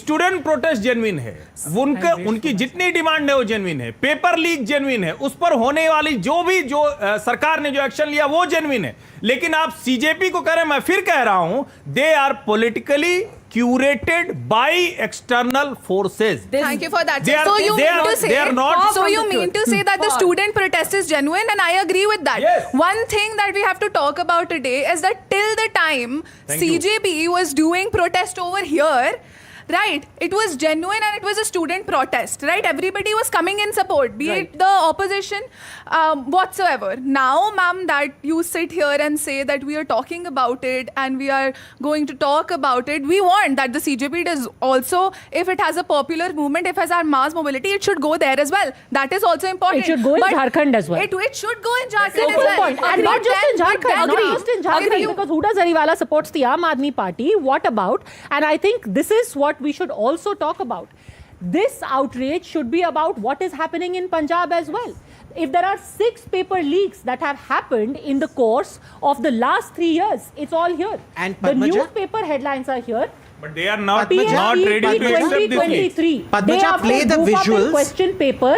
2 GNDU professors suspended. This happened in Punjab. These are all newspaper headlines. Play the visuals of how Punjab police beat up the protesters. Then you've got 2023 February, class 12 English exam. Punjab Minister Harjot Benz orders high-level probe into question paper leak. All of this is happening in Punjab. And when people are asking questions, cockroach Janata party तो वहां भी नहीं गई, पंजाब भी नहीं गई, कम से कम कांग्रेस गई वहां पर, बीजेपी गई वहां पे. Yesterday there were water cannon in Chandigarh. Okay. Why? तिलचट्टे कहीं नहीं जाएंगे पंजाब, मैं बार-बार कह रहा हूं. I believe the question was targeted And here, at me. Punjab School Education Board exam. Here it is. Okay. So Don't all of these students, and let's take a look. This is just a few examples here. 6 alleged paper leaks, pharmacy officers recruitment exam, PSSSB Group B Officers Exam 2025. Then you had the Agriculture Development Officers Exam in 2024, PSTET Exam 2023, and you've had the PSEB Class 12 English Exam 2023, नायब तहसीलदार exam 2022. जब से सरकार है हुडा जरीवाला, तब से paper leak पे leak इतने साल से हो रहे हैं. अभी जुलाई में there was another allegation of a paper being leaked. Why didn't the CJP go there? So, you remember, we all remember Bhagwat Maan Saab clearly addressing the issue and actually confirming that there was in fact no paper leak whatsoever. Number one. And number two. How is it confirming the issue when he said there is no cases that paper leak was discovered? The High Court, cheating was discovered. Swift action was taken, right? So that was a question of cheating, not a paper leak. It's a stark difference. You're talking only about one that happened in July. Exactly. In the last 5 years, there have been 6 paper leaks, and many of them are sub judice, ma'am. The High Court is still investigating. And by the way, at a time when all of these investigations were happening in Punjab, Manish Sisodia came to Jantar Mantar and said, I will sack the education minister if anything has happened in Punjab. Absolutely. So there's the action taken right then and there. And I'm very sure that it will be taken into cognizance. At least this is a government that believes in accountability. Aam Aadmi Party has been delivering on education for the past 10 years. It is the one party that literally talks about education and does work on education. New York Times has mentioned the education model of Aam Aadmi Party. United Nations talks about the health model of Aam Aadmi Party. You can take that clipping and frame it and put it up. Now can something be done about these repeated paper leaks? New York Times का क्या अचार डालेंगे वो बच्चे जब paper leak हो जाएगा? This young lady, go on. Action will be taken. We're sure of that. Yes. Sir, let me repeat you one statement. Cockroach Janata Party is a political pressure group. It is not a political party. वो pressure group है, वो pressure बनाएगी sir. First thing तो ये है. और दूसरी बार इतनी leaks हुई हैं. आज नीट का लीक हुआ है, नीट का लीक पहले नहीं हुआ है. तो नीट का लीक पहले हुआ है. आज we are standing today, we are making it a big issue. That's why somebody is resigning. Why it is because okay, I agree. Cockroach Party आई थी एक comment से. आपका सवाल क्या है? So I am explaining the point as he is saying it's irrelevant. Explaining the point. Yeah. कि Cockroach Janata Party relevant क्यों है? Relevant and it's more about that you can't just be like तिलचट्टे यहाँ नहीं जाएंगे वहाँ नहीं जाएंगे वो वहाँ यहाँ नहीं जा रहे हैं एक चीज तो कर रहे हैं वो कौन सी पार्टी कर रही है? नहीं बहुत अच्छी बात है. बीजेपी ने किया जंतर मंतर में you support them great. But क्या उनका support बाकियों को भी मिलना चाहिए? I'll criticize also. One phone call कि हमें टाइफाइड हो गया हम नहीं आ सकते is not enough for the people of Jharkhand. It's not enough for the people of Ranchi. One phone call is not enough for any student. मैंने जो कहा वो ही आप भी कह रही है. सीजेपी जिस भी इशू से आई हो, जैसे भी आई हो, वो इशू बच्चों का इशू था. इस देश में लगभग हर स्टेट में हर परीक्षा, हर नौकरी, उसमें पेपर लीक हो जाता है. कहीं कोई रिक्रूटमेंट बिक जाता है, कहीं सरकारें बिक जाती हैं, कहीं पूरा का पूरा आयोग बिक जाता है। मेरा सवाल सिर्फ ये है कि अगर वो सचमुच प्रेशर ग्रुप है, ऑनेस्ट प्रेशर ग्रुप है, तो देश के किसी भी इशू पर उनको एक जैसी बात करनी चाहिए, लेकिन वो ऐसा करते नहीं दिख रहे हैं, ऐसा करते नहीं दिख रहे हैं, वो बेईमान लोग हैं। इसीलिए मैं कह रहा हूँ तिलचट्टे कहीं नहीं जाएंगे। It is talking about transparency. It is talking about paper leaks. It is talking about the lives. Ma'am, I have a very simple question. Let me make this simple. You cannot say that accountability in Jantar Mantar is a resignation, and accountability in Punjab is we have taken cognizance. Agree. Accountability should be the same everywhere. Agree. What is sauce for Jantar Mantar is sauce for the Jharkhand. paper leak in As simple Punjab, as that. like you said, the matter is sub judice. Let the point be proven. Let the तो matter was sub judice in Jantar Mantar also. Jantar Mantar students have committed suicide. A re-examination of which had to be conducted. That is proof enough. That is proof enough. बच्चों का paper leak हो जाए, हम मानेंगे नहीं। This is the example of the AAP education model. It's not even about Jharkhand or even about Jantar Mantar. It is about the students. Okay, Abhijit and then this young man. Abhijit and then this young man. Oh, hold on just a second. With them. You know, the notion that a suicide negates the sub judice nature of a thing is the classic example of the AAP education model. There are much bigger questions out here where nobody is answering. Why is there such a paucity of education? Today, parents will, and kids also, are so desperate they will commit suicide when exams don't go their way. It is such cutthroat competition. No child should have to endure it. But you have an education mafia in this country which has kept education artificially a scarce commodity. That's true. Artificial supply scarcity. Nobody wants to talk about it. Nobody. Medical seats. Why? इतने सारे लोग हैं medicine करने वाले. Why does the medical council control the number of seats? Engineering इतने लोग करने वाले हैं. You want to control the number of seats? Humanities, where everybody goes when, you know, I couldn't get into engineering, I couldn't get into medicine. So whom does Nobody wants to talk about it. Whom does the education department belong to? Who is responsible to take these steps? And education ka budget every year keeps going lower than before. We have such a low education budget. Just a second. I want to come back to the student here. Yes, go on, young man. Yes. I have a very simple question from all of you. Like the CJP and the opposition party don't join the student protest of Jharkhand, Karnataka, Kerala, Punjab. Is this only because this state are मतलब वहाँ पे BJP government नहीं है? Not at all. Not at all. Not at all. 100%, bro. I think let me complete my question, ma'am. Let me complete. We all are happy with the resignation of the Mr. Pradhan, but what about the Bangarappa resignation? What about the Harjot Singh resignation? Please answer this question. Thank you. Andhra, don't forget. The Chief Minister and I want to point out that 2 weeks ago this question was asked on this very show. Madhu Bangarappa, when is he going to resign? Harjot Benz, when is he going to resign? They are also 2 weeks have passed and abhi tak cognizance hi chala ja raha hai. So on this matter, I am definitely with the students, and the entire opposition stands with the student. Chalo. Right? So accountability is standing with the students. Matter sub judice hai. Let it be Accountability is proven. standing. There is no resignation, only accountability is standing. Whether it is the Bharatiya Janata Party or it is the opposition ruled states. Okay, this young gentleman. So Justice first of all, to answer Tripathi sir, first of all, sir, be that as it may, sir, the use of pellet guns in our country is unprecedented, and that it has happened, but not in that large scale. Don't say it's unprecedented. So apologies, sir. There is a threshold in which You use pellet guns against Absolutely, students. it's legal. Shock patents. Apologies, sir. That's It was what happened before. It has happened before, but not at this. Lathis attacking private knives into your Let me speak. The use of pellet guns is not having any guidelines. That is true. That is true, sir. There are actually guidelines. Sir, there are no. In the Supreme Court, the matter is going on. Even the Solicitor General said there has been no guidelines. But there are guidelines. Sir, you are denying the Solicitor General at the same time. How is this relevant to Jharkhand, my friend? Come to your question. I'll come to that. Tripathi sir was Jharkhand छोड़ के सारी बात करेंगे. No, sir. मैं झारखंड की सारी बात करेंगे. उनको तो छोड़ दिए त्रिपाठी जी. झारखंड के पीछे क्या पड़ गए? Let's stick to the issue. What is your question? Please, everyone shall also stick to the issue as well. The tender which was given, the company which was there at the Jharkhand state, right, it was not legal. The same issue arises in SSC as well. right? Again, we are again talking about politicization. Why are we not talking about structural reforms, right? That is very important. Yes. I am with you. No one is that. But at the end, everyone is talking about political senses, which is not required here, ma'am. Please talk about how structural reforms in specific states can be done. Why and what are your recommendations? 100% right, my friend. And here is the problem, that when it comes, I was looking at a lot of timelines. Suddenly, when it is about Jharkhand, the same people who are saying Dharmendra Pradhan istifa do are saying system की गड़बड़ी है। अब अचानक सबको system याद आ रहा है, जहां पर आपको धर्मेंद्र प्रधान दिख रहे थे। बात तो कर रहे हैं। धर्मेंद्र प्रधान 5 साल में 3 नीट पेपर लीक करा दिए। Why aren't you asking for the education हर एक धर्मेंद्र प्रधान का एक प्रहलाद जोशी जी आएंगे। मसला ये है, राइट? हमें स्ट्रक्चरल चेंजेस चाहिए।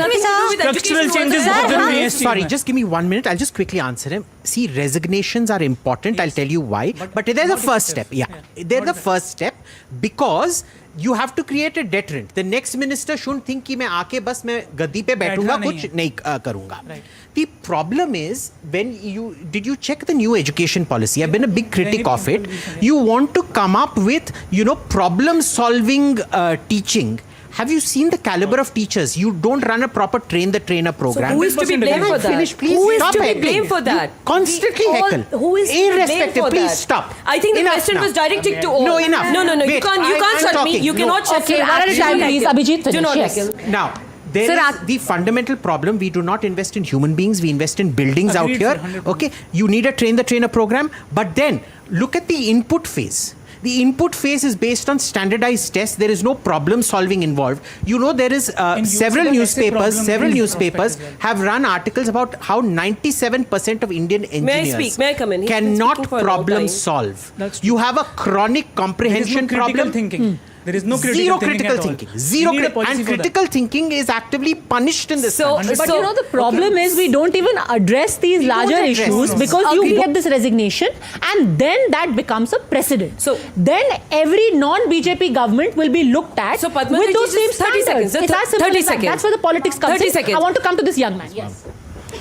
सर मेरा नाम साहिल है, मैं पत्रकारिता का विद्यार्थी हूं। सर, देश में जो चीज़ें पहले पत्रकारों के साथ होती थी कि टैग देना, वो प्रोटेस्टर्स के साथ हो रहा है। क्योंकि हम क्या ये मान ले देश में, मैं राजनीतिक लोगों से नहीं पूछूंगा सर, त्रिपाठी सर आपसे और अभिजीत सर आपसे मेरा प्रश्न है कि क्या इस देश में ये मान लिया जाए कि सरकार कोई भी हो, पेपर कोई भी ढंग से नहीं करा सकता? क्योंकि आप उस प्रोटेस्टर्स के अंदर देखते हैं कि कांग्रेस कितनी है, भाजपा कितनी है, आप उसके अंदर दर्द देखिए ना, आप उसके अंदर देश देखिए कितना है। क्योंकि जब आप देश देखना शुरू करेंगे तब आपको महसूस होगा कि जब वो बाप अपनी बेटी को 400 किलोमीटर दूर पेपर ले जाने के लिए ले जाते हैं, चाहे वो कोई भी स्टेट हो, चाहे वो कहीं भी हो, वो दर्द बराबर है हर जगह। तो इसको राजनीति के चश्मे से हटाकर मुझे इतना बता दो कि क्या इस देश में ट्रांसपेरेंसी आएगी, क्या अकाउंटेबिलिटी आएगी, या हम मान ले कि this is the new normal? This is what we started with. Vivek Silas, you have to answer me. Yes, we can answer. Please go to my Twitter timeline. I've been raising this for 7 years now. I'll tell you what is the problem. Can I finish? Yeah, please. And what This needs to be reformed. I have been calling for Dharmendra Pradhan's resignation for 2 years now. 2 years, not 7 months, not since UGC, because of the compound screw-ups that have happened in that ministry. If the man is not interested in ministry, he had no business occupying that position. Okay. So nobody made this political till the CJP came in. All right, the CJP made it political. And I think Vivek Silas, this is what we started by asking, that when you start branding that this is a Gen Z whose voice we are going to listen to, and this is a Gen Z we are quietly going to ignore, or we are going to give them platitudes like we have taken cognizance, or we are going to say things like paper leak तो हुआ ही नहीं है, ये पागल है, जो बोल रहे हैं पागल है, वाटर कैनन कर दो। विवेक साइलेंस अभिजीत दीपके ने कहा हम प्रेशर ग्रुप है, तो ये इंसल्ट नहीं है विपक्ष की, जो काम विपक्ष का होना चाहिए, क्योंकि लोकतंत्र के लिए जितना नुकसान इस देश में विपक्ष कहाँ है? नरेंद्र मोदी को डिक्टेटर कह रहे हैं, अगर वो लोकतंत्र को नुकसान पहुंचा रहे हैं तो एक कमजोर विपक्ष भी लोकतंत्र के लिए उतना ही बड़ा खतरा है, ये हमको समझना पड़ेगा। मैं सिंपल सा तो आपसे बोलता हूँ, if God comes and asks you for a wish, I think God came to Narendra Modi and asked him for a wish, and he said, I want an opposition leader like Rahul Gandhi. Okay, Vivek Silas and then Harshavardhan Tripathi. Just a second. Thank you for taking the initiative against Dharmendra Pradhan. I'm very happy to hear that. The problem आपने आम आदमी party के प्रवक्ता को बिठा दिया, Samajwadi party के प्रवक्ता को बिठा दिया। आप ये भी तो देखो 6 महीने बाद इलेक्शन है, कैसे जाएंगे रांची? रांची चले जाएंगे तो पंजाब नहीं जा पाएंगे, रांची में बैठ जाएंगे तो यूपी में नहीं बैठ पाएंगे। इंडी अलायंस बैठा है यहाँ पे जो हर बार बदल जाता है। लोकसभा चुनाव में इनकी दुकान एक साथ होती है और जब विधानसभा चुनाव होते हैं तो अलग अलग रेडी लगती है। सीधा सवाल है, सीधा सवाल का सीधा उत्तर ही है। एज फार एज रांची की बात नहीं कर रहा हूँ, एज फार द एजुकेशन की बात किसे बुलावा आएगा तब जाएंगे, हमसे बुलावा आएगा तब जाएंगे हम। वैसे ही रांची हो गया, राम मंदिर एक तरफ रांची हो गया। राम मंदिर अभी तक बुलावा नहीं आया। राम मंदिर के चोर तो बैठे ही हुए हैं भारतीय जनता पार्टी में, वो तो हम देख ही रहे हैं। और आरएसएस ने क्या कहा मैं भी बता दूं। टी.जी. मोहनदास ने क्या कहा आपको याद है? उसने कहा मेरा बस चलता तो मैं घेराबंदी करा के सबको गोली मरवा देता। और दूसरी बात सुन लीजिए, उन्होंने कहा जो लड़कियां वहां थी they are fond of rape. क्या जवाब देंगे? ये देंगे? जवाब देने की जरूरत भी नहीं है, उसका खुद संघ ने जवाब दे दिया है। कर रहे हैं बंबई में, आप क्यों बुला रहे हैं? He is associated with the RSS. आप क्यों मोहन भागवत बुला रहे हैं जैन जी को बंबई में? Hello sir, and good evening to all, and thank you so much for this opportunity. And I would like to I give a respect to each and everyone's opinion because everyone has their own thoughts of emotions. So sir, मैं ये बोलना चाहती हूँ कि अभी जो NEET protest हुआ था जो कि बहुत फेमस गया था सोशल मीडिया में, तो सर मैंने देखा कि जैसे जब स्टूडेंट पे लाठीचार्ज या जब वांगसुक जी की जो लंबी जब प्रोटेस्ट हुई थी तब जाके ऑपोजिशन के सारे लीडर गए थे, तब जाके सब गए थे। अभी उनको पता चल गया कि इतना बड़ा प्रोटेस्ट होने के बाद स्टूडेंट पे क्या बीती होगी, क्या चल रहा है। तो उस हिसाब से झारखंड में इतनी देरी क्यों कर रहे हो आप? वहाँ पे जब चीज़ें स्टूडेंट के ऊपर जब अटैक किया जा रहा था, सब जब चल रहा था, तब सारे पॉलिटिकल पार्टीज ऑपोजिशन वाले चले गए थे और उसमें से उन्होंने अपनी भी ब्रांडिंग कर दी कि that we will take action in this, we will do this, we will do that, they are wrong, they are right. So but now the Jharkhand, why you are waiting? So nobody, why you are waiting, still waiting for that? Nobody is saying that the students in Jharkhand should not be supported, or the students in Punjab, or for that matter and anywhere students else, right? are saying, but we talk about structural reforms in education. Ma'am, but just when you one talk line I about want to say structural reforms that. in education, it is the BJP that is in power. Yeah, see, our education budget is I want literally to say a just laughing one line, matter. one line, just. A matter One line I want to say a that joke out here. Our freedom press index to my little brother, to my younger brother out here, because I've been a journalist in 3 different countries, right? We are 151 out of 180 countries. We literally have had no freedom whatsoever. So the point is that it is the Bharatiya Janata Party. She is asking you about Jharkhand. JHARKHAND. So Jharkhand ke saath entire opposition is standing, right? Just because they have not reached there as much as they have reached in the Jantar Mantar does not mean Jharkhand की social media reach जो है वो बहुत कम है जंतर मंतर से, क्योंकि जंतर मंतर पे जो लोग गए थे आज वो इन्फ्लुएंसर बन चुके हैं, लेकिन झारखंड जाके वो इन्फ्लुएंसर नहीं बन पाएंगे। मैम को उतनी लाइक्स, इतने कमेंट्स, मैम आपको उतने लाइक्स और कमेंट्स नहीं मिलेंगे झारखंड में। Skill development or any form of learning. Huda Sariwala, I think you need to listen again to what this young man said, because now there is this new meme saying, what happened, darling? Ranchi is not aesthetic enough for your Instagram story. Jharkhand is not enough aesthetic for you, ना? Ma'am, the reason is you guys are not going to Ranchi क्योंकि रांची की social media reach Jantar Mantar के बराबर नहीं है। जंतर मंतर क्योंकि जंतर मंतर में जो लोग इन्फ्लुएंसर बन गए हैं अब वो बेचारे उतने कमेंट और लाइक्स, आपकी पोस्ट पे भी उतने लाइक नहीं आएंगे जब अपने हाई हॉल में बैठ के स्टूडेंट्स का ख्याल आ रहा है। I think that is the biggest development out here. Number 1. Number 2, everybody stands with the students of Jharkhand, right? वहाँ पे बच्चों के साथ stand how? In video call. Not being shock baited. You'll stand with students via video call. Girls are not being hit with danda and lathis on their private parts. Waiting for that to happen before you actually take the flight and go there. Jharkhand government is not going to do that. They're engaging with the students. They're talking to the students. They are not engaging. Basically, they are talking to the basically you're saying that the students in Jharkhand, basically you're saying the students in Jharkhand, they're actually committing a mistake by being peaceful. Because the only way they will catch people's attention is by engaging. It was the Delhi police that did the entire barbarta, the violence from the Delhi police and the rapid action force people. It was the Bharatiya Janata Party. It was Amit Shah who had asked these people, Delhi police, to do this violence against the students. Okay, go on. This young lady, go on.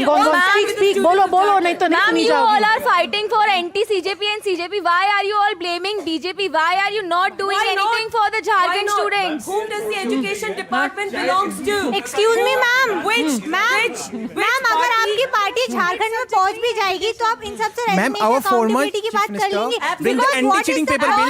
Because what is the cause कि किसी भी government के time पे paper leak होते हैं, वो outsourcing कर देती है अपनी रिस्पॉन्सिबिलिटी, आप प्राइवेट एजेंसी को आउटसोर्सिंग कर देते हैं और फिर आप बाद में रेजिग्नेशन हर गवर्नमेंट से मांगते हैं। पेपर लीक के टाइम पे Jharkhand protest is a right protest, right? It is by the students. Everybody stands by the students. The police in Jharkhand is not going to do the same violence that happened in Delhi at the instructions of Amit Shah. Because ma'am उन्होंने अपने उस पे लगा रखा है। Number two, the government is in engagement with the students. That is the basic core difference between the Jharkhand and the Jantar Mantar protest. 30 seconds, Harshvardhan ji.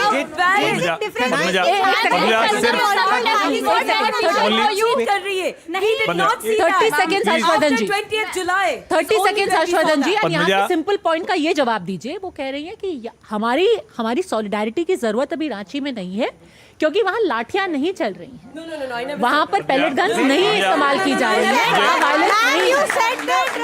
Harshvardhan जी। झारखंड के छात्रों के साथ खड़े होना, यहाँ मत खड़े हुई। झारखंड के छात्रों के साथ खड़े हुई, यहाँ मत बैठ जाइए, बैठ जाइए। पद्मजा, इस पूरी डिबेट में बच्चों ने जो कमाल की बात कही है, मुझे लगता है कोई भी जिन्होंने मुझे भी क्वेश्चन किया हो, ये सब के सब समझ रहे हैं कि ये नेता लोग बेईमानी कर रहे हैं। इन सब को समझ में आ रहा है कि ये वाला स्टेट, वो वाला स्टेट, हमारी पार्टी, हमारा कोलिशन। और जो साहिल ने कहा वो सबसे जरूरी बात, आपको स्टूडेंट के मुद्दों पर बात करने के लिए भी नहीं समय मिल रहा है, टाइम नहीं मिल रहा है। और क्या जब संसद में इस कानून पर बहस हो रही थी तो किस पार्टी के किस नेता ने कौन सा सजेशन दिया, आप लोग जरा खोज कर देखिएगा। क्या लीडर ऑफ ने, क्या दूसरे नेताओं ने, उन्होंने कोई ऐसा सजेशन दिया कि वो बेटरमेंट हो पाता? असली मुद्दा Jantar Mantar you said big promises, we are with youth, and when and prevention of unfair means act आया, आपने 2 दिन हाउस चलने दिया। Ma'am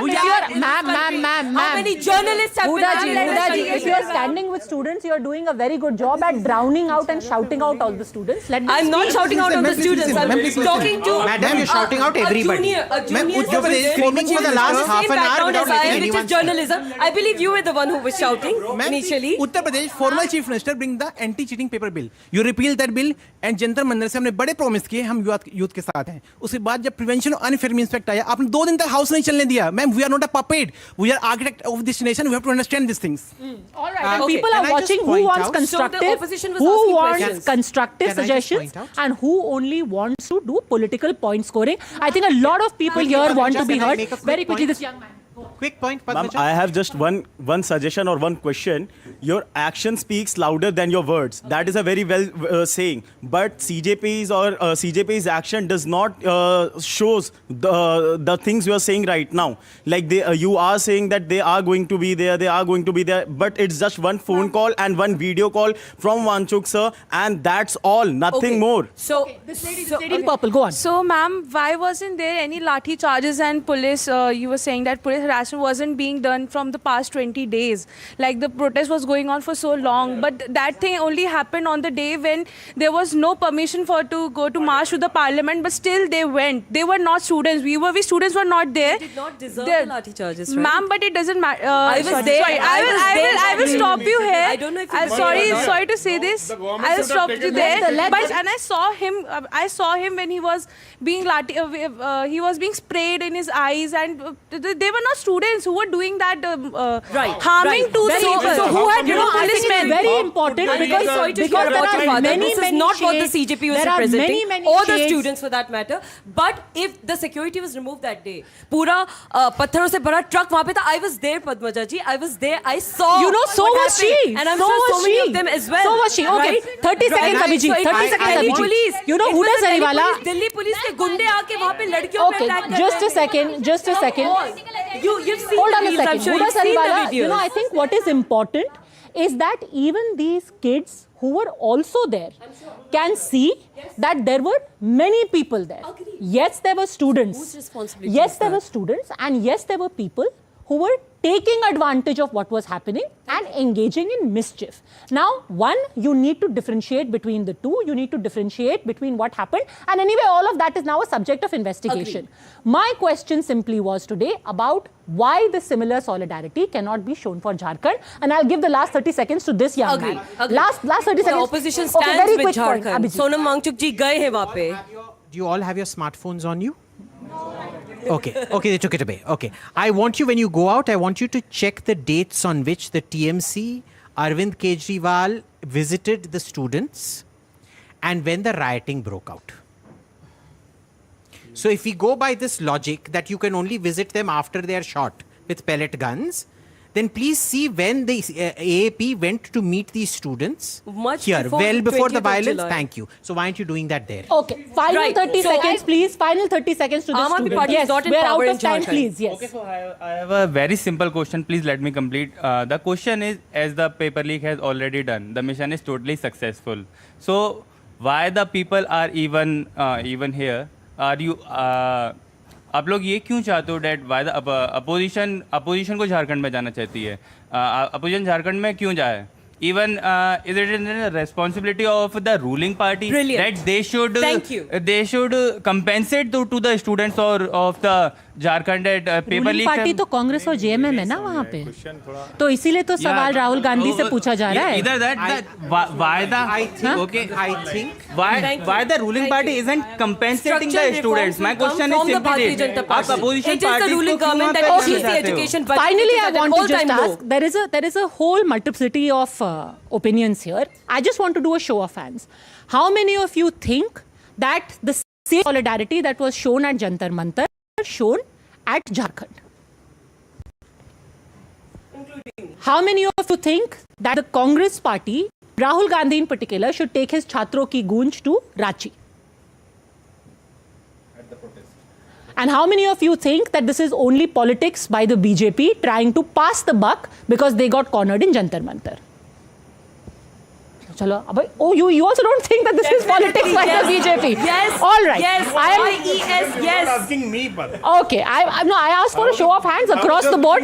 But you know, the thing is very simple. That politics and partisan politics will continue irrespective of what the issue is. But when it is about the students sitting on the streets, the very least that they deserve is a shoulder to cry on, a patient ear to hear what their problems are, and solidarity from everyone across the board, irrespective of which party you belong to. In that hope, thanks very much to this lovely audience, gentlemen and Huda Jariwala, for joining us today on People's Sunset.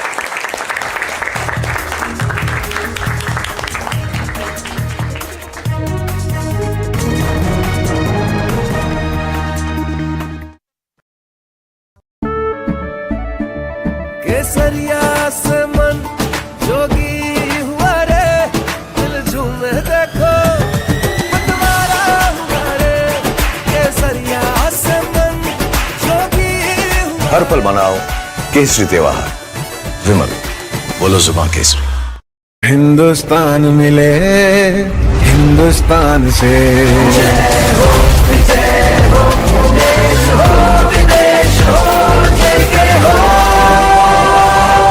देश का tyre JK tyre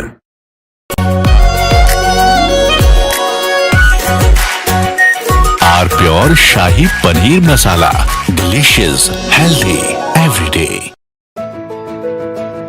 जानते हैं मैं elite matrimony क्यों recommend करता हूं? 17 years of experience, largest database of elite profiles और 100% confidentiality. Elite Matrimony, India's most successful matchmaking service for the elite.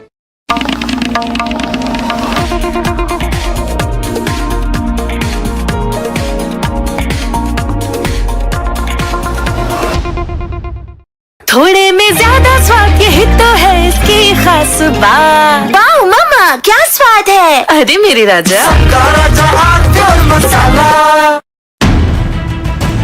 The gift city in Gujarat stands at the heart of India's global ambition and Prime Minister Narendra Modi's vision to connect India's growth with global capital. How far has the idea progressed and what remains to be done? Finance and policy leaders weigh the challenges and map the road ahead. HSBC, a pioneer at Gift City, and NDTV present Global Connect, only on NDTV. मीठा या नमकीन, चाहे जैसे खाओ, 100% सूजी से बनी are pure vermicelli, स्वादिष्ट, सेहतमंद हर रोज। ऑक्टोरोमा मैनुअल वाइंडिंग, 4 लोगों के पास है। कुछ इससे भी अनोखा। कमला पसंद, सिर्फ एक अनोखा स्वाद। कमला पसंद पान मसाला।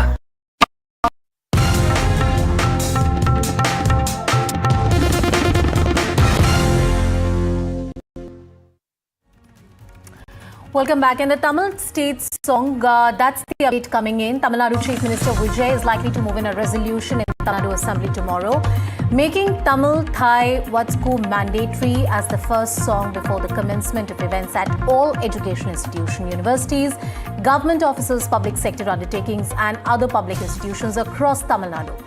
Now, amid the controversy during this university where Tamil state song was pushed to the third after Vande Mataram national anthem recently, 21 MPs had written a letter to the governor. That's the controversy that has been brewing in for some time. Let's take in a perspective from my colleague Vijay as well, who's joining us on the broadcast to give us more details. Vijay, tell us more about this resolution.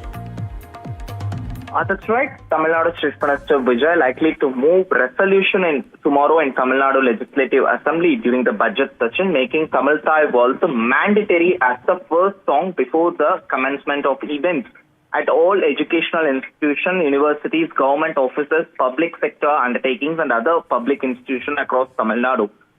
You remember this last few days back there was a controversy erupted in Manonmaniyar Sundaram Pillai University, where Tamil Thai Valtu was rendered after following Vande Mataram and National Anthem. This has sparked huge controversy. Even Higher Education Minister boycotted that event for the change in order, and also very recently only TVK like-minded parties including Congress, CP, left parties, VCK and MDMK, IUML had written, 21 MPs had written a letter to Governor Arlekar over this controversy, urging Governor to follow the old custom and old traditional order in Tamil Nadu, saying that first Tamil Thai Valtu should be rendered and only during the conclusion of event only the national anthem should be rendered. So Governor had to respond to that letter. Meanwhile, Tamil Nadu Chief Minister is decided to likely to move a resolution in the Legislative Assembly. It would be interesting to see how other parties going to react over this, because remember DMK and other parties have been criticizing TVK over on various occasions. Tamil Thai Valtu was pushed to a third in order after Vande Mataram and National Anthem. This has been a huge controversy. Even during the Legislative Assembly, which began in the starting of this session after TVK formed the government with Governor's address, Tamil Thai National Anthem was rendered twice. Even then, DMK questioned the TVK government why this has happened. So, in a way, TVK is sending a message. They also are fighting for the Tamil Thai Valtu, so it is a political move on behalf of TVK also. It would be very interesting to see how other parties going to react. All right, Vijay, thank you so much for getting us all those details. We're playing out a sound reaction and a soundbite from Mr. P. Chidambaram. And this is something that he spoke on the 6th of August. This is his son, Karti Chidambaram, who had spoken in the public domain on this issue on the 6th of August. Listen in. All in Tamil Nadu is that all government functions start with Tamil Thai Valtu. We want that protocol to be adhered to.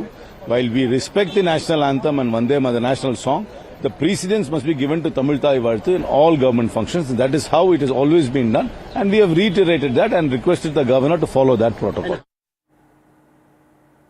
Well, that story and much more is up on our website. For now, slipping into a very short break.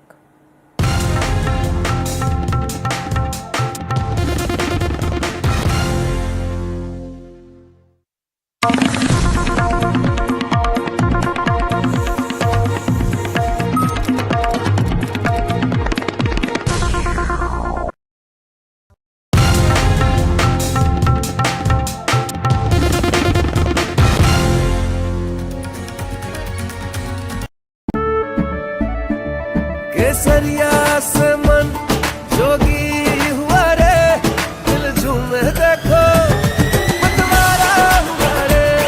केसरिया से मन जोगी हुआ। हर पल मनाओ केसरी त्योहार। विमल, बोलो जुबान केसरी। हिंदुस्तान मिले हिंदुस्तान से। जय हो, जय हो।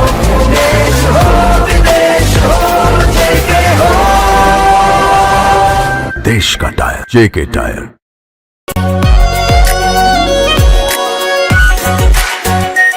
Are pure shahi paneer masala, delicious, healthy everyday.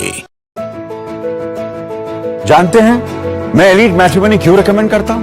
17 years of experience, largest database of elite profiles, और 100% confidentiality. Elite Matrimony, India's most successful matchmaking service for the elite.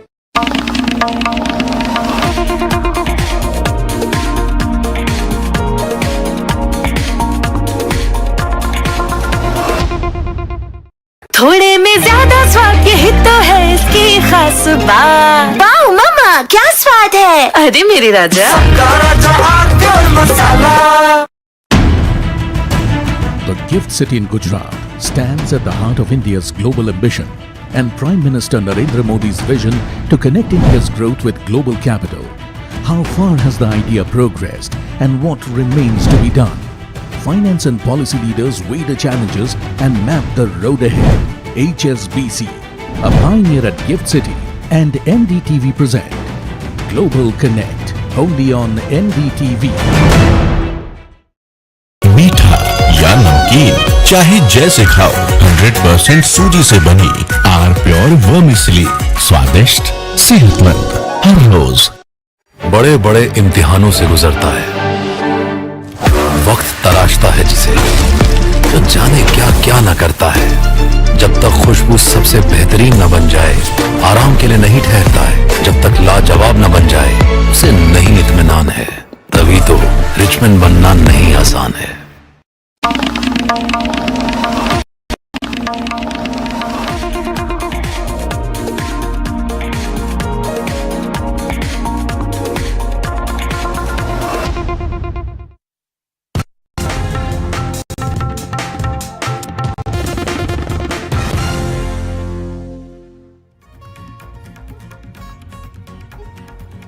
The Civil Aviation Ministry has termed the recent Air India turbulence incident involving a Phuket-Delhi flight as serious, with both pilots taken off the flying roster pending investigation. The move comes after the aircraft encountered severe turbulence that injured several passengers and the crew members. Round talks between government and Jharkhand students end in a deadlock. Students call in for the march on the 10th of August. Government proposes ED probe, but protesters are firm on CBI investigation. Rahul's Prayagraj visit sparks row. Rijuju questions Rahul priority, asks why did Rahul skip Ranchi. Congress chief Kharge defends Rahul, says will rake student issues no matter if they are from Prayagraj or Jharkhand. And Dharmendra Pradhan breaks silence on resignation, claims Gen Z was misled over NEET protest, says he had no personal issue and the post was never important to him. Congress chief Kharge hits back and questions the remark over students being misled.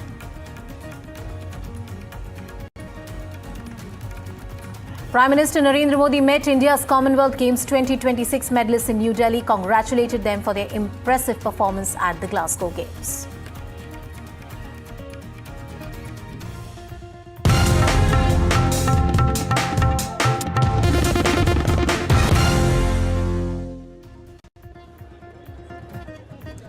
Good evening and welcome. Thanks very much for joining us here on NDTV. I'm Padmaja Joshi, and the big story of the day, everyone is trying to reach out to students across the country, but the focus squarely now is on what is happening in Jharkhand, in Ranchi. On this ground, you have got multiple groups who are now protesting.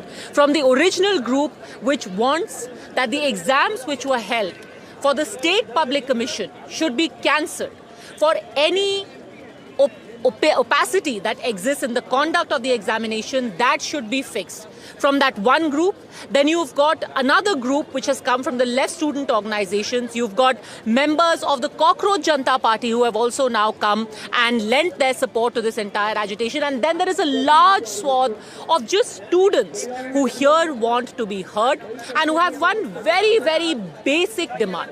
Two main points to that demand. One is that the JPSC exams which they believe were not held in a fair manner, which were opaque, and where jobs were sold. That should be cancelled. And in addition to that, there should be a central investigation, a CBI probe. That has been the outstanding demand of all of these students. But right now, it seems that ahead of the big march that is going to take place tomorrow, at 10 in the morning, which is when these students plan to go and march towards the State Assembly. Now remember, the Assembly is in session. The Chief Minister and the government have said very clearly that we've had 2 rounds of talks with these students and that the only way forward is through a dialogue. But it seems that the sticking point right now is the CBI probe.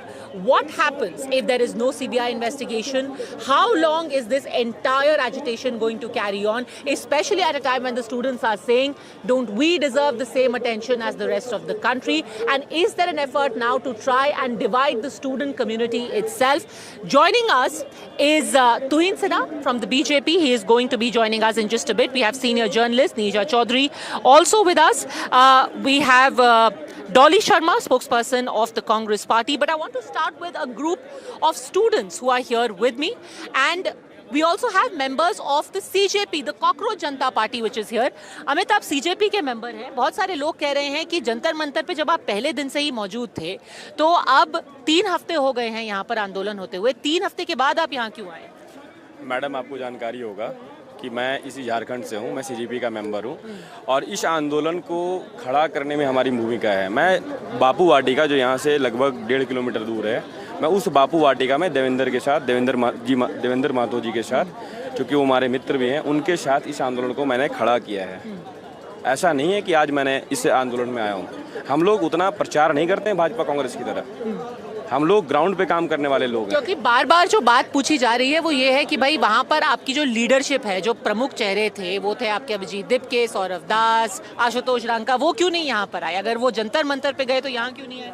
नहीं, वो आएंगे. उनकी CJP की तरह के साथ जाके उनसे पूछिए कि वो क्या डिमांड्स कर रहे हैं, CJP से वो क्या चाह रहे हैं. तो हमने यहाँ आके पूछा तो उन्होंने ये कहा कि आपने जंतर मंतर की उस ऐतिहासिक लड़ाई को कैसे लड़ा और कैसे जीता.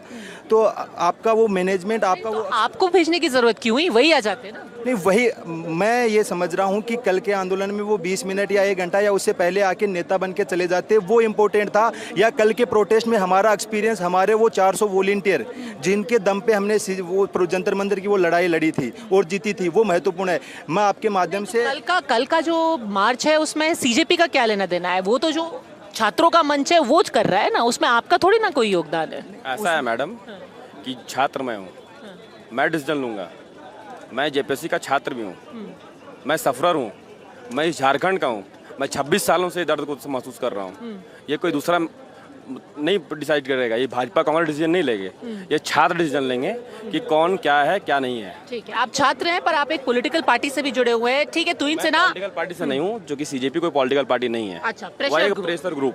Pressure group, CJP pressure group से जुड़ा हुआ है. So that Tuhin Sinha, that has been your argument for a very long time. So before you respond to that, I actually want to give the space to the kids who are over here.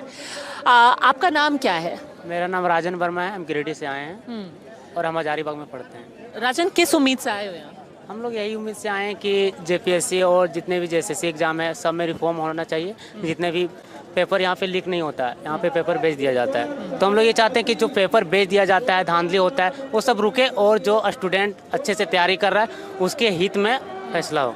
ऐसा नहीं हो कि जो जिनके पास पैसा हो, हरियाणा हो, UP वाले, जितने मतलब दूसरे स्टेट वाले आके हम लोग का सीट को खरीद लिया जाता है. क्योंकि सरकार अब कह रही है कि तो 6-6 साल पुराने पेपर हैं, उनको आप रद्द करने की मांग कर रहे हो. वो लोग तो नौकरी कर रहे हैं ना, आपको कैसे कैंसिल हो जाएंगे? वो उसका इन्वेस्टिगेशन. मैम, वो तो ठीक बोल रहे हैं कि आपको जब पहले ही ये प्रोटेस्ट हुआ था इसके जैसे CGL के, जब उस समय धांधली हुआ था, तो आपने नियुक्ति पत्र कैसे बांट दिया?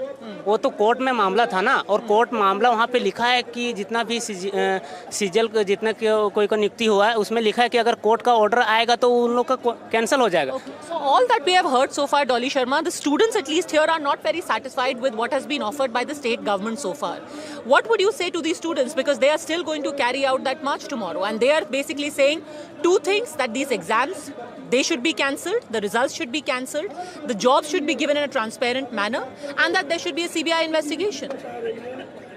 See, we are, like our leader says, with the students of this country. from any state, from whether they are fighting for NEET, they are fighting for state examinations, they are fighting for CBSE. Rahul Gandhi ji is standing firm with the students of this nation. So we stand by the students of Jharkhand, number one. Number two, like we said earlier, our leader said earlier that the system in the country needs to be changed. Because this system, ये जो यहाँ चल रहा है, पूरा system overhauling मांग रहा है, दुरुस्त नहीं है, तभी बच्चे सड़क पर है। और इन बच्चों को भी मैं सुन रही हूँ, इनकी जो डिमांड्स है वो जायज है और मुझे लगता है सरकार को उस पर काम करना चाहिए और करेगी भी।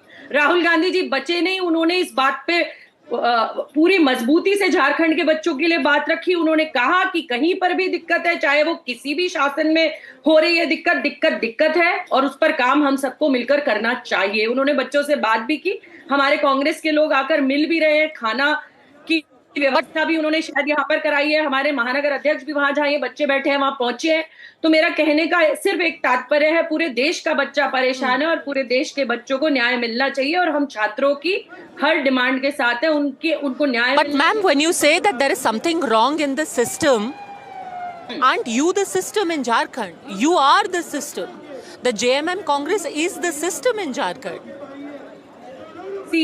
पद्मजा जी बहुत अच्छा बोला आपने और इसी कारण आपने एक बहुत मेजर डिफरेंस देखा होगा झारखंड में और दिल्ली के प्रोटेस्ट में। झारखंड में कई राउंड की बात बच्चों से चल रही है और दिल्ली में बच्चों के ऊपर गोलियां चली, पैलेट गन्स चले। बिहार में आपने देखा कि AK-47 चल गई, एक बच्चे को गोली लगी कंधे पे, एक बच्चा मारा गया।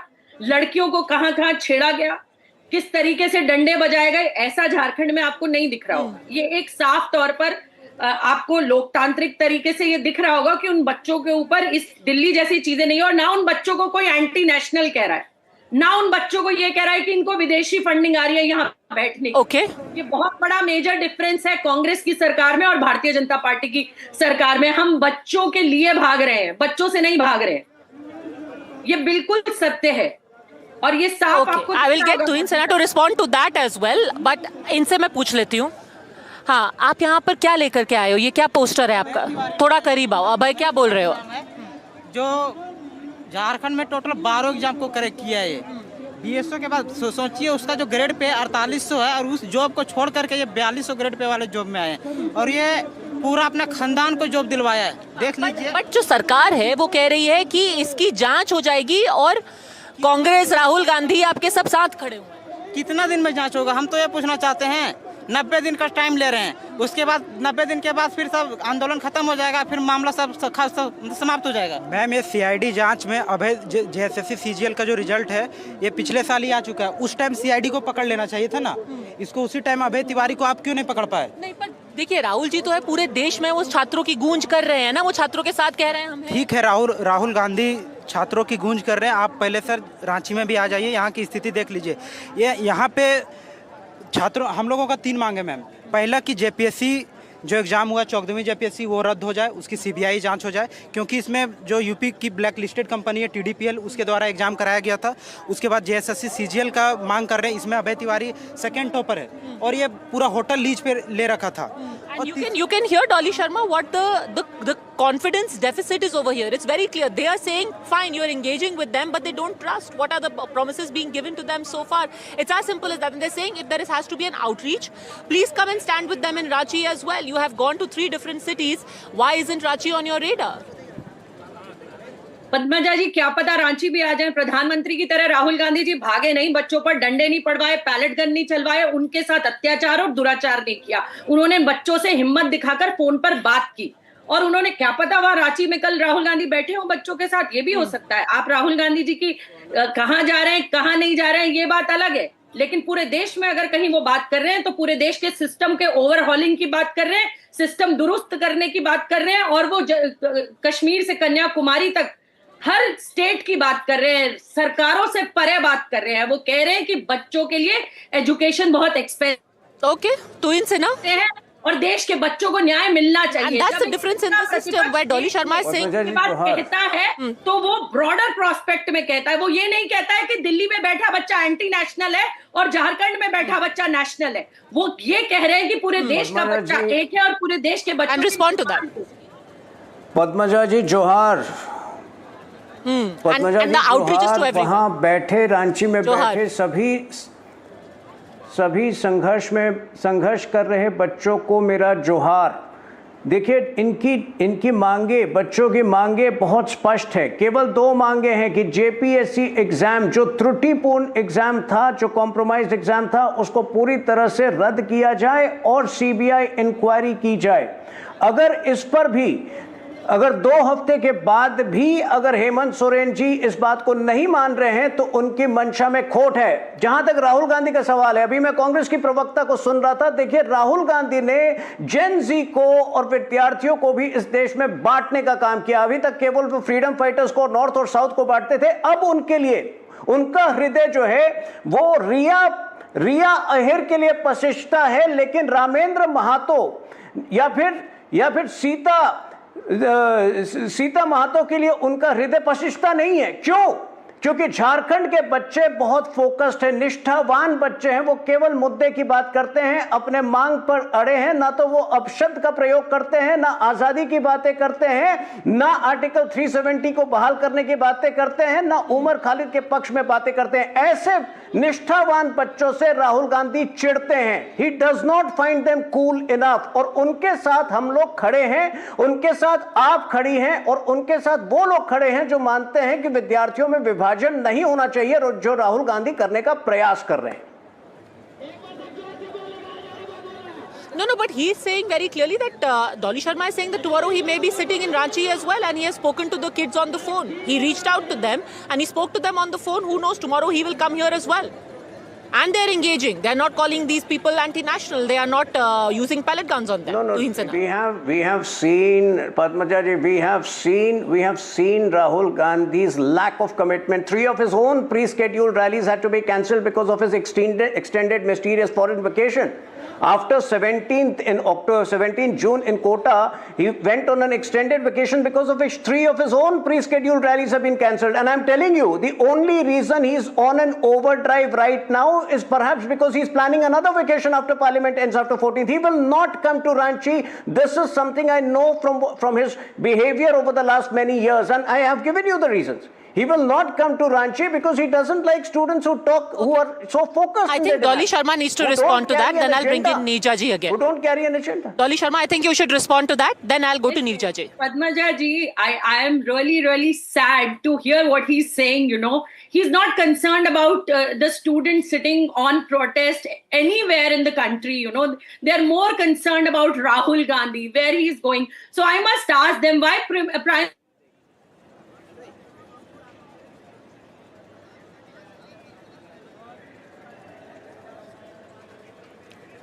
Can you hear me? क्यों melody I seem to have lost the line with Dolly Sharma there for just yes. So, why did he go to Italy? Because he was not concerned. और दिल्ली में बैठा बच्चा anti national है. दिल्ली में बैठा बच्चा anti national है. Who is creating a divide? The students who were sitting in Delhi, they said कि उनको फंडिंग विदेश से हो रही है. ये एंटी नेशनल है. ये देश विरोधी है. इनकी गतिविधियां देश विरोधी है. डंडे चलाओ, पैलेट गन चलाओ, बिहार के बच्चों पर AK-47 चलाओ. This is the real face of the Bharatiya Janata Party. Okay, that's a $1 million question. भरे हुए ट्रक मंगाओ और that really is the $1 million question. Who is creating a divide? लेकिन जेनजी ने दिखा दिया, इस देश के बच्चों ने दिखा दिया कि तुम जो कुछ करोगे हम तुम्हें झूठ बोलने नहीं देंगे. You know what we are witnessing between Rahul Gandhi and CJP and Aam Aadmi Party today. I'm calling Aam Aadmi Party because CJP is a full-fledged subsidiary of Aam Aadmi Party. This is something we know. What we are witnessing between Rahul Gandhi and Arvind Kejriwal is a competitive, toxicity to highlight issues which are exaggerated in nature and they are completely pessimistic. I will give you one example. When he talks about a Blinkit person Chairman, when he talks about a Blinkit, somebody who works for Blinkit and works for 10 hours, he calls him a bonded laborer. Has Rahul Gandhi not heard of inspiring stories where even 30 years ago people have studied under a lamppost and qualified for civil services example? Or, former President APJ Abdul Kalam was a classic example of that. So, for Rahul Gandhi, any hard-working student in the country today is a bonded laborer. I think this is the attitude of Congress Party which it needs to get over. It needs to stop manufacturing anarchy and indignation for no reason. We have brought in a historic legislation right now with the Prevention of Unfair Means Amendment Act. We thought that after we brought in the legislation, please don't barge in between. After we brought in the historic legislation to Prevention of Unfair Means Prevention Act, we thought that only people agree. Before we change something as intangible as attitudes, first we need to change the very, very real loopholes, very real problems that you have in the examination system, and you need to acknowledge the problem. And if you have children who have very specific demand right now of a CBI investigation, why the hesitation? Neeja Chaudhary, sorry for coming to you this late, because I remember right at the beginning when that entire Cockroach Janata Party agitation had started at Jantar Mantar, we had spoken at that time and you said that the leadership should have reached out right in the beginning.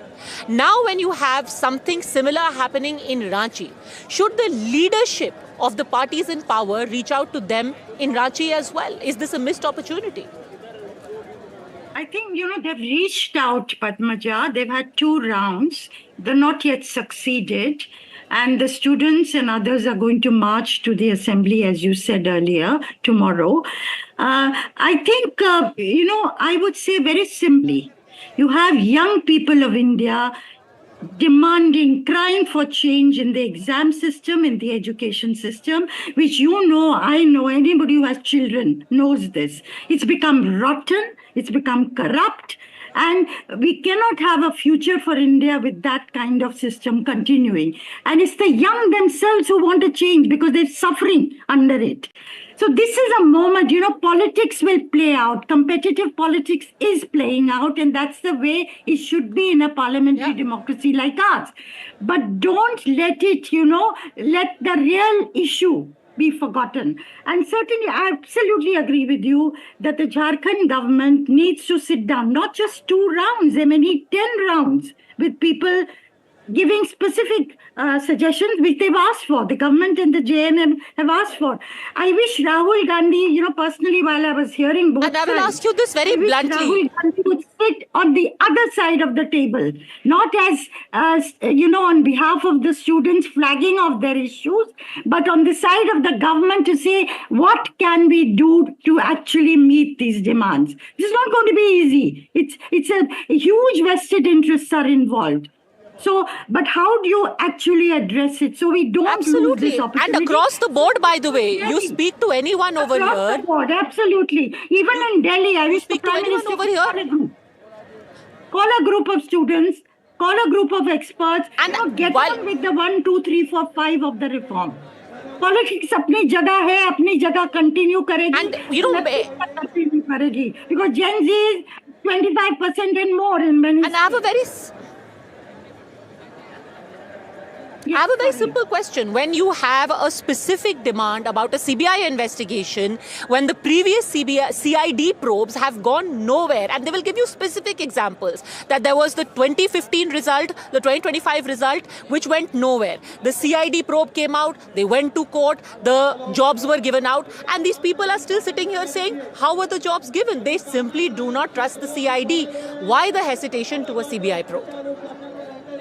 That is because the hesitation would be of the government. CBI would be under the central government and may be used by the central government. We've known what the courts have said about the CBI in the past, even in UPA's term.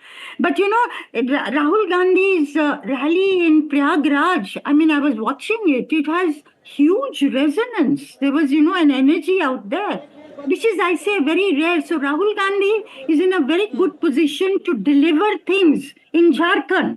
Very concrete, ठोस चीजें निकल सकती हैं वहां से. So, so also the central government, the PM has reached out. Mohan Bhagwat, the RSS chief, is reaching out. Everybody knows the importance of what the young people are saying. But I would say don't use this opportunity. Politics hota rahega, hamesha hota hai. Use it, seize it to do solid reforms this time. Both at the center, Jharkhand, Bihar, wherever these voices you want to come in are there? being raised. Yeah, but Muja, Yeah, and if you have that momentum from Prayagraj, please use it from where you are in power. See, Padmaja, ultimately, whether it is Kota, whether it is Delhi, whether it is Jharkhand or any state for that matter, I would not quote Uttarakhand that 2 papers leaked recently in Uttarakhand. And there were a number of papers leaked in UP, more than 21. I'm sitting in Uttar Pradesh in Ghaziabad. And many papers leaked in Gujarat. There were many, papers leaking in the BJP ruled states also. I'm not saying, I'm just saying one line that my leader has said clearly that we need overhauling of the entire education system in the country, and it needs to be done quickly. And you will see Rahul Gandhi ji is not raising the voice of one state, one student. He's raising the voice of entire generation, by the means of Chhatron ki Goonj. Chhatron ki Goonj is for... Okay, fair enough. But to be very, very blunt, it was a specific demand. It was a specific demand and not a lament about the system, which we heard in Jantar Mantar.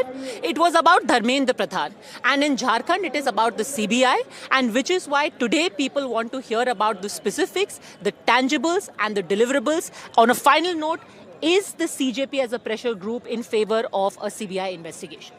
Hindi में बोल रही है madam. Hindi में CBI investigation CJP चाहती है, आप pressure group हो, CBI investigation मांग रहे हैं बच्चे. सीबीआई चाहिए, लेकिन एक उसमें भी दायरा हो, एक समय टाइम बाउंड हो. पर सीबीआई हो ना, सीबीआई हो, लेकिन चूंकि इस राज्य में पहले से ही सीबीआई 2 एग्जाम, जो प्रथम जेपीएससी और सेकंड जेपीएससी को आज 20 सालों से वो जो एग्जाम हुआ था उसमें अभी जो उसमें नियुक्त हुए थे भ्रष्टाचार के सीआईडी था वो. नो मैडम, सीबीआई था. अच्छा, आप उस सीबीआई की बात, प्रथम जेपीएससी में आप कह रहे टाइम बाउंड तरीके से. टाइम बाउंड तरीके से आज 22 साल हो गया उसका, और आज तक उसमें कुछ नहीं हुआ. और अभी भी जो लोग उसमें हैं वो जिला संभाल रहे हैं, एसपी बने हुए हैं, आईजी बने हुए हैं और पूरे का पूरा शासन को चला रहे हैं. Imagine then we talk about a rotten system. आखिरी के 30 सेकंड आप बताइए, अगर कोई भी नेता इस वक्त आपको सुन रहा हो, आप उसको 30 सेकंड में क्या बोलेंगे? क्या उम्मीद है आपकी कल के मार्च से? ये सब हमारे हमको पता नहीं है, हम जूनियर, ये सब बारे पता नहीं हमको कुछ नहीं. अच्छा, चलो, इनको कुछ पता ही नहीं है. And the whole debate, imagine a whole problem which is being addressed by students over here, and then you've got some who are still wondering what is the cause that they are fighting for. But on a parting note, this is a serious issue that has festered and it has rotted over the years, and you've got people driven to the point of desperation who've come here from Dhanbad, from Giridih, from Jamshedpur, people whose parents are earning 10,000, 20,000 rupees a month and are still sending them money in the hope that one day they're going to crack that exam and that job which they have fought so hard for is not going to be sold. In the solemn hope that there is going to be a very tangible solution to this, thank you very much, Tuhin Sinha and both ladies, for joining me. Thank you also to these students who joined me here. Thanks for watching.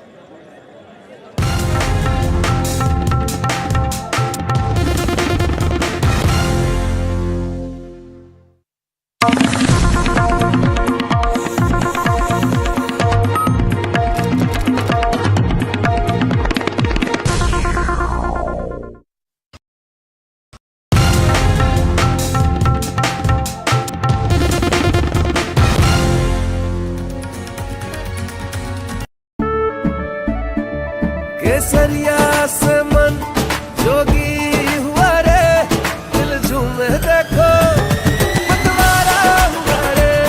केसरिया से मन जोगी हुआ. हर पल मनाओ केसरी त्योहार.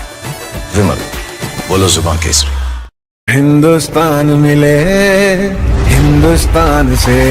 जय हो विदेश हो जय के हो.